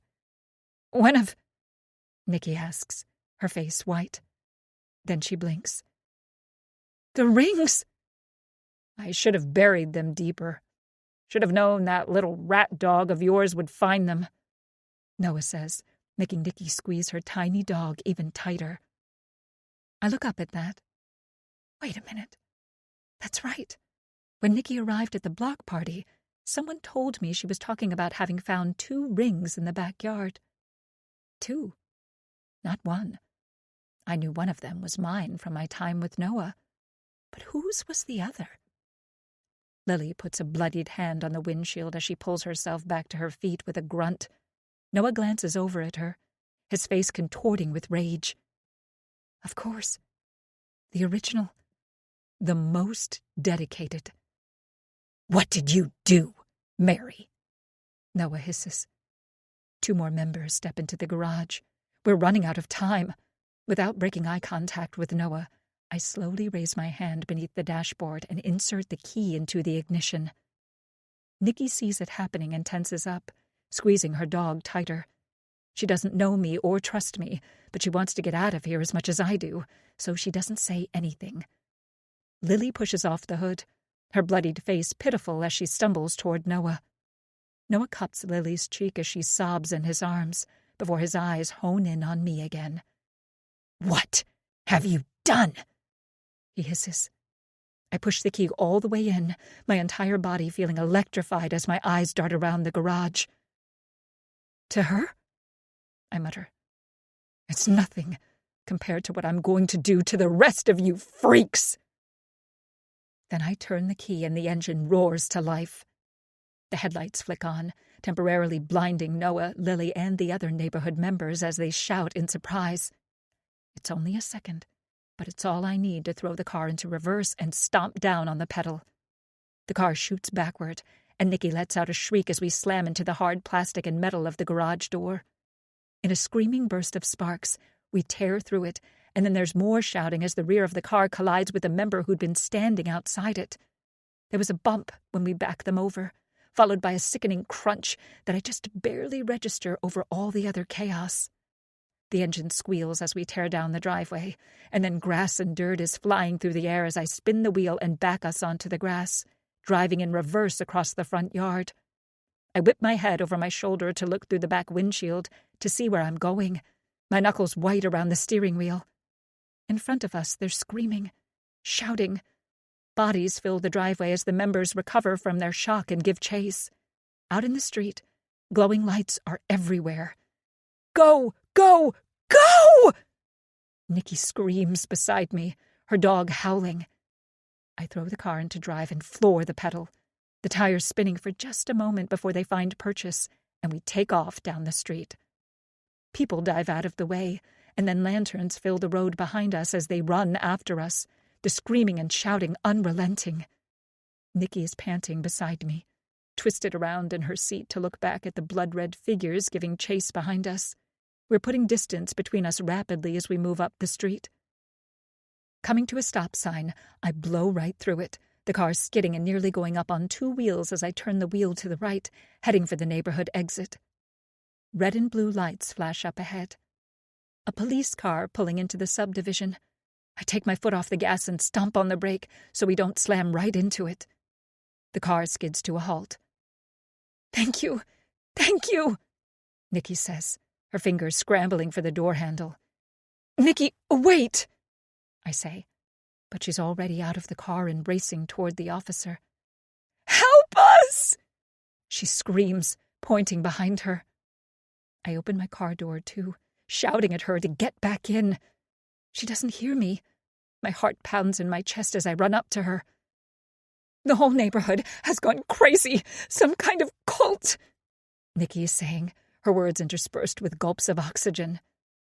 We need... She continues, though her words trail off as she notices something in the passenger seat of Officer Breckman's car.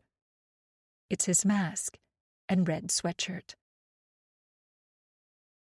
34. Nikki. Breckman looks over at the mask and sweatshirt beside him before looking back at me. Then he nods. Have you met my wife, Denise? Great lady. Makes a wonderful lasagna. No. This can't be happening. It's like every single person I've interacted with since I got here is in on it. Except Mary, for some reason. I stumble back from Breckman's squad car and into Mary. All of this is too much. The cult outside the house and the fact that my husband seems to be the leader. Breckman draws his gun and points it at us before opening his car door and stepping out. He cocks his head at the distant shouts of the other cult members as they charge up the street toward us. Within a minute or two, they'll all be here. There's nowhere else to run. Sounds like you've caused quite the stir, Mary, Breckman says to her as she stands beside me. He nudges his chin at her. Why'd you do it? Who is Nikki to you? I look over at Mary, who's already looking at me with a strange expression on her face. She seems pained. It's not a look I've seen from her before. Breckman rubs his forehead. Guess it doesn't really matter. Okay, you two, turn around. Great news, Nikki. You're finally going to get to see what we're all about. That's not such good news for you, Mary. I see lights at the end of the street. The mob of cult members has reached the stop sign and is coming right for us. It's over. Breckman glances up at them and smiles. Petey, who's been doing his low growl this whole time, suddenly launches himself at Breckman's leg like a white bullet. Then everything happens at once. Breckman kicks out a leg, missing Petey's head by mere inches. Mary stuffs something into my hand while cupping my face with her other. I love you, she says. Now run! Run! She shoves me forward and then throws herself at Breckman, who's momentarily distracted by Petey's assault. My shoes dig into the pavement as a gunshot splits the air. 35. Nikki. I jerk as the gun goes off, but I don't stop running.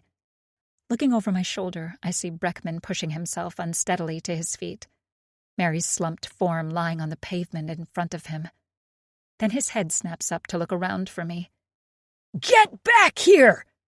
He shouts, running his hand across his face to clear the blood spray. I duck into the trees, searching desperately around at my feet for any sign of Petey. A white flash of fur. He's here. Thank God. I'm not going anywhere without him. I'm still clutching whatever Mary stuffed into my hand in a tight fist. It feels like a flash drive. I pump my arms and race further into the dark trees. The roar of the mob has reached a fever pitch now as they arrive at Breckman's cruiser. Glancing back, I can see their lanterns and flashlights through the trees as I tear through the forest, my lungs gasping for air. I have no idea where I am or where I'm going. It's pitch black, and I just took off in a random direction as Mary shoved me. Why did she sacrifice herself for me?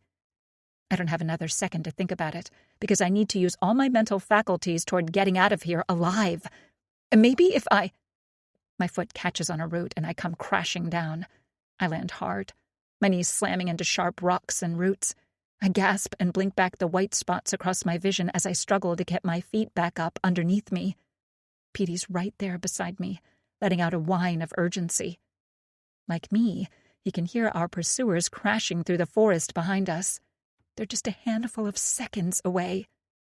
They're going to kill me. My own husband, leader of the cult, is going to kill me. Sacrifice me for whatever insanity they've all bought into. Dragging myself back up to my feet, my palm brushes against my knee and comes back slick. Bleeding. I don't stop, limping the first few steps until I'm running hard again, my knees crying out. I ignore the pain, pushing myself to my very limit. It's either keep going or stop and die. Slender branches reach out and smack me, thorny underbrush tearing at my skin as I go. I'm squinting, barely able to see through my slitted eyelids as I stumble forward, knowing exactly what will happen if I slow down. Suddenly, I burst through the tree line. More pavement, another part of the neighborhood. Houses stand silent in the night, porch and driveway lights falsely proclaiming just how normal and serene everything is here. Hearing screaming from behind me, I take off down the street, my shoes slapping against the pavement as I go. Petey is right beside me, keeping pace as we sprint down the road. If I can just follow this, I'll end up back on a main road where I can flag someone down and signal for help. I just need to... I come to a halt. The road dead ends about 30 feet in front of me. Nothing but more dark forest beyond it. No! I spin around to change directions, but the first of the lights has broken through the trees. They're here! Dark forms morph out of the shadows as they slow to a walk, knowing they have me cornered. I take a few staggering steps backwards, and Petey starts barking ferociously again. It's a valiant effort, but it's over. I'm exhausted. There's nowhere left to run. This is where it ends for me. On a quiet suburban street, on a beautiful summer night, surrounded by adorable little homes all lined up neat and tidy, where the suffocating suburban serenity will muffle my screams. I pick up Petey and hug him close, faithful to the end, my little pup. In the distance, at the top of the road behind the members, headlights appear. The backlighting enhances the menacing silhouettes of the figures as they advance on Petey and me. It's probably Breckman, or another neighborhood member who doesn't want to miss the party. For all I know, it's the freaking realtor. The car starts down the road toward us. The members of the cult hear it too and drag their attention from me as everyone turns to look at the car tearing down the street toward us. It's picking up speed by the second as it approaches. I suck in a breath, my entire side feeling like it's one big stitch. Who is this? Then the sound of heavy metal music reaches my ears, pulsing loud and deep. It's still too far away to see who's driving, but I don't need to anymore. I know exactly who's behind the wheel. That right there, amid the thrashing drums and screaming guitar, is my best friend in the entire world. 36. Nikki. Speeding toward us, Emma lays on the horn. At first, no one moves from their position in the road. When they see Emma has no plans to slow down, however, there are shouts and yells as they dive out of the way. Emma cuts through the mob like a knife, the car racing toward me at top speed before she starts to turn. The car curves around me, the brakes squealing as she pulls to a stop just behind me. The gathered mob stands there stupefied for a moment before the roar starts up again, and they all charge forward. "Get in!" Emma screams through her open window. I run up to the car and pull open the driver's side back door, gripping Petey and throwing myself across the back seat before locking the door.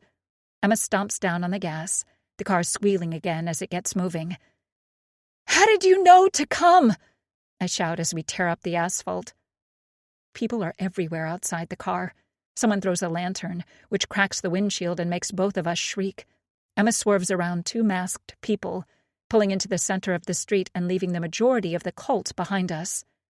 "I texted you, and you didn't text me back after 2 minutes," Emma says after taking a gulp of air. "Best friends text back immediately, unless something is seriously wrong." I nod, wiping blood and sweat from my face as I pull to an upright seated position, gripping onto Emma's seat back as she swerves. "Something is seriously wrong." "Told you," she says with a nod. "Suburban crazy."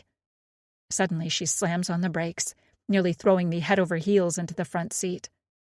I lean to the side and peer through the windshield to see Breckman's car and Lily's car parked across the street, blocking it. Breckman gets out of his car, while Noah slides out of the driver's seat of Lily's car. Emma throws me an, "Is this for real?" look. I nod and wipe my face again. She scoffs. "And I thought my man was evil," she says. Our car idles as Noah walks to the center of the two cars and stands there. his arms crossed in front of him. Behind us, the mob marches forward with their lanterns and flashlights raised high. Red and blue lights from Breckman's cruiser reflect across the windows of the houses around us as we face off from each other. "What do we do?" Emma mutters from between stiff lips. She's gripping the steering wheel with both hands, knuckles practically white. I look out at my husband again, who casually leans back against one of the cars. He's got this smirk on his face. He knows me. I won't run him over. I love him too much. All this he communicates as we look out across the space between our cars, our eyes having a conversation in the night. "Nicky," Emma warns, her anxious eyes flickering up to the rearview mirror. I chew my lip, glancing down at my ring finger. My husband has betrayed me in almost every single way imaginable. He knows me, yes, but really only a version of me. The version I wanted him to see. I'm a little ashamed to admit it, but I changed myself for him. After Noah, I played bass less often and started watching golf more. I went to fewer live shows and wore more heeled shoes, altering who I really was to please him, to make sure he was happy. I'm thinking it's time for the old Nicky, the real Nicky, to be back. "Drive," I say under my breath. Emma glances over at me, her eyes wide. Then she presses down on the gas pedal. We roll forward, and Noah doesn't move. He still thinks I'm bluffing, that stupid smirk hanging off his face. The distance between our car and his body begins to close. 30 feet. 20. Noah is still there between the cars, arms crossed. Our eyes meet again. 10 feet. Now he realizes his mistake. "Married the wrong girl, sweetheart," I say, bringing up one hand to make a finger gun. The other grips the car door as I brace for impact. Noah throws himself back onto the hood of Lily's car just moments before we slam into the vehicular blockade. The two cars fly apart, bits of glass and metal arcing through the air amid a flurry of sparks as Emma and I scream. "We're through!" The engine roars and tires squeal as Emma stomps on the gas pedal again. I turn around to look through the back window, where the street is littered with twisted chunks of metal from the collision. Everyone is shouting, but I'm looking for my husband. Noah is lying on the ground, chest to the asphalt in front of the police car. Looks like he avoided major damage. He gets an arm underneath him as bits of glass fall down from his hair. Then I see Breckman, who's already shutting the door to his squad car, his determined gaze locked on us over the steering wheel. He hasn't given up the chase yet. Before I can really process what's happening, my hand shoots up to cover my mouth. I can practically hear the thud as Noah gets run over. Breckman stops immediately, getting out of his car and looking underneath before his hands go to his head. He stares for only another second before simply turning around and running full tilt into the woods. We're at the end of the street now, and Emma cuts the wheel hard. Before the scene is lost behind the houses, I watch as the rest of the group realizes what's happened. Some of them start running away, too. Their leader is gone. It's over. I turn around, letting my head rest on the back of the seat as I take a gulp of oxygen. "What happened?" Emma asks over her shoulder as we tear down the silent street. Empty house after empty house surrounds us. Shells. Disguises. I open my eyes again. "It's over," I say. Petey crawls up into my lap, shaking hard. No doubt the car collision spooked him badly.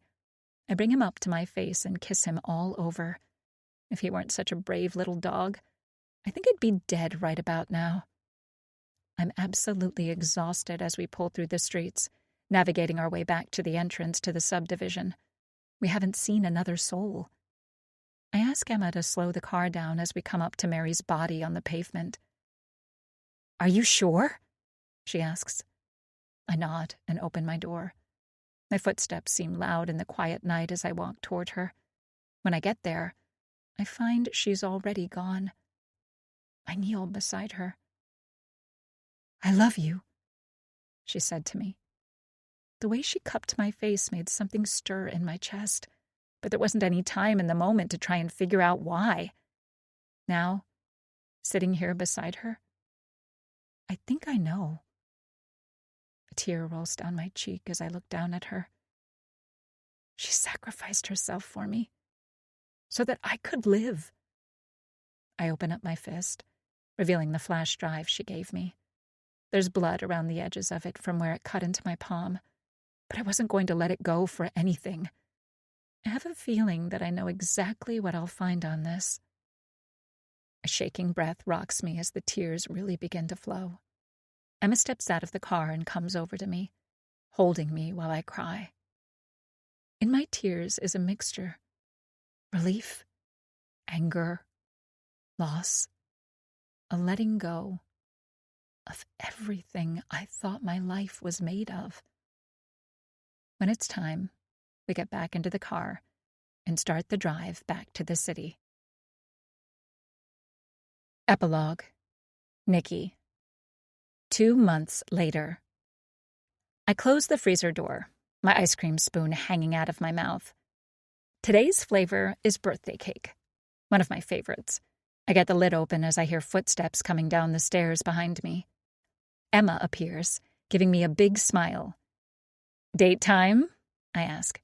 She's going out on a first date tonight with the handsome psychiatrist who lives on this block. Emma nods and winks. "Time for my checkup with Dr. DeLuca." "Good luck," I say to her, chuckling as I shake my head. It's been an eventful few months, to say the least. When we got back to the city, we opened up Mary's flash drive. It had everything we needed to finally expose the neighborhood cult for what it was. Given the overwhelming amount of evidence, things moved pretty quickly after that. Lily was taken into custody in the days following, as were most of the rest of the members. A few of them that fled that night are still on the run, though. Jenna is one of them. Officer Breckman, too. Interestingly enough, ownership of every single home in the neighborhood had been transferred to Noah's name at some point, which meant that in the event of his death, all of the properties shifted to me. I sold a lot of them to a developer, wanting nothing more to do with any of it. Using the proceeds, I bought my dream townhouse on the Upper West Side. It's a gorgeous 3-story space with open, airy rooms, high ceilings, and a lovely private backyard where Petey can run his little heart out. I asked Emma to move in with me. After she and Max broke up, we decided it was about time we went back to the way things should be. Roommates, just like in college. There was something else on Mary's flash drive, too. A last-minute addition. A long document where Mary shared everything she never got to tell me in person. I cry every time I read it. I'm still trying to work through this mess of resentment and loss I feel about her. Writing songs helps a little. I thought I was past all this, but it turns out this kind of thing doesn't really just go away. It's going to take me some time to figure out my feelings about everything. And that's okay. So, while Emma is happily dating again, I don't think I will be for a while. Not until I straighten myself out first. Lots of old, unresolved feelings to work through. It's going to be me and my bass for a while. And that's okay. I've also realized that I was too willing to change myself for someone else, and I see that now. I tried to fit in the mold of what I thought Noah wanted, and he took advantage of that. So, for the foreseeable future, I'm just going to focus on me and try to find joy in the simple pleasures of life. Right now, birthday cake ice cream is at the top of that list. I scoop some out of the mini cup and let the cold, creamy sensation melt on the heat of my tongue, shutting my eyes as the sweet flavors wash over me. I've got the windows open, and the sounds of the city drift into the house around me. Horns, beeps, random banging. I can't get enough of it. I'm a city girl, through and through. This was always where I was meant to be. I dig out another spoonful of ice cream, but before I can get it up to my mouth, the doorbell rings. Maybe Emma forgot something. I set down the ice cream and hop off the couch as Petey trots up next to me. Always my little protector and travel buddy. I cross the length of the house and go to the foyer to pull open the heavy door. It isn't Emma on the doorstep, though. It's an older couple, a man and a woman. They've got a little cake on a plate between them that says "Welcome" in frosting. Both of them smile as the door swings open. "Hi there, Nate!" The slamming of the door cuts them off. Not this time. We hope you have enjoyed this production of Such Lovely Neighbors by Jack Dane. Narrated by Marnie Young. Copyright 2025 by Jack Dane. Sound recording copyright 2026 by Tantor Media Incorporated. Tantor is an RB Media audio brand. This recording is protected by copyright. Unauthorized copying, sharing, or distribution is prohibited.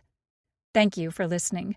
Discover audiobook giveaways, discounts, new releases, recommendations, and more from RB Media, the largest audiobook publisher in the world. Visit rbaudio.com.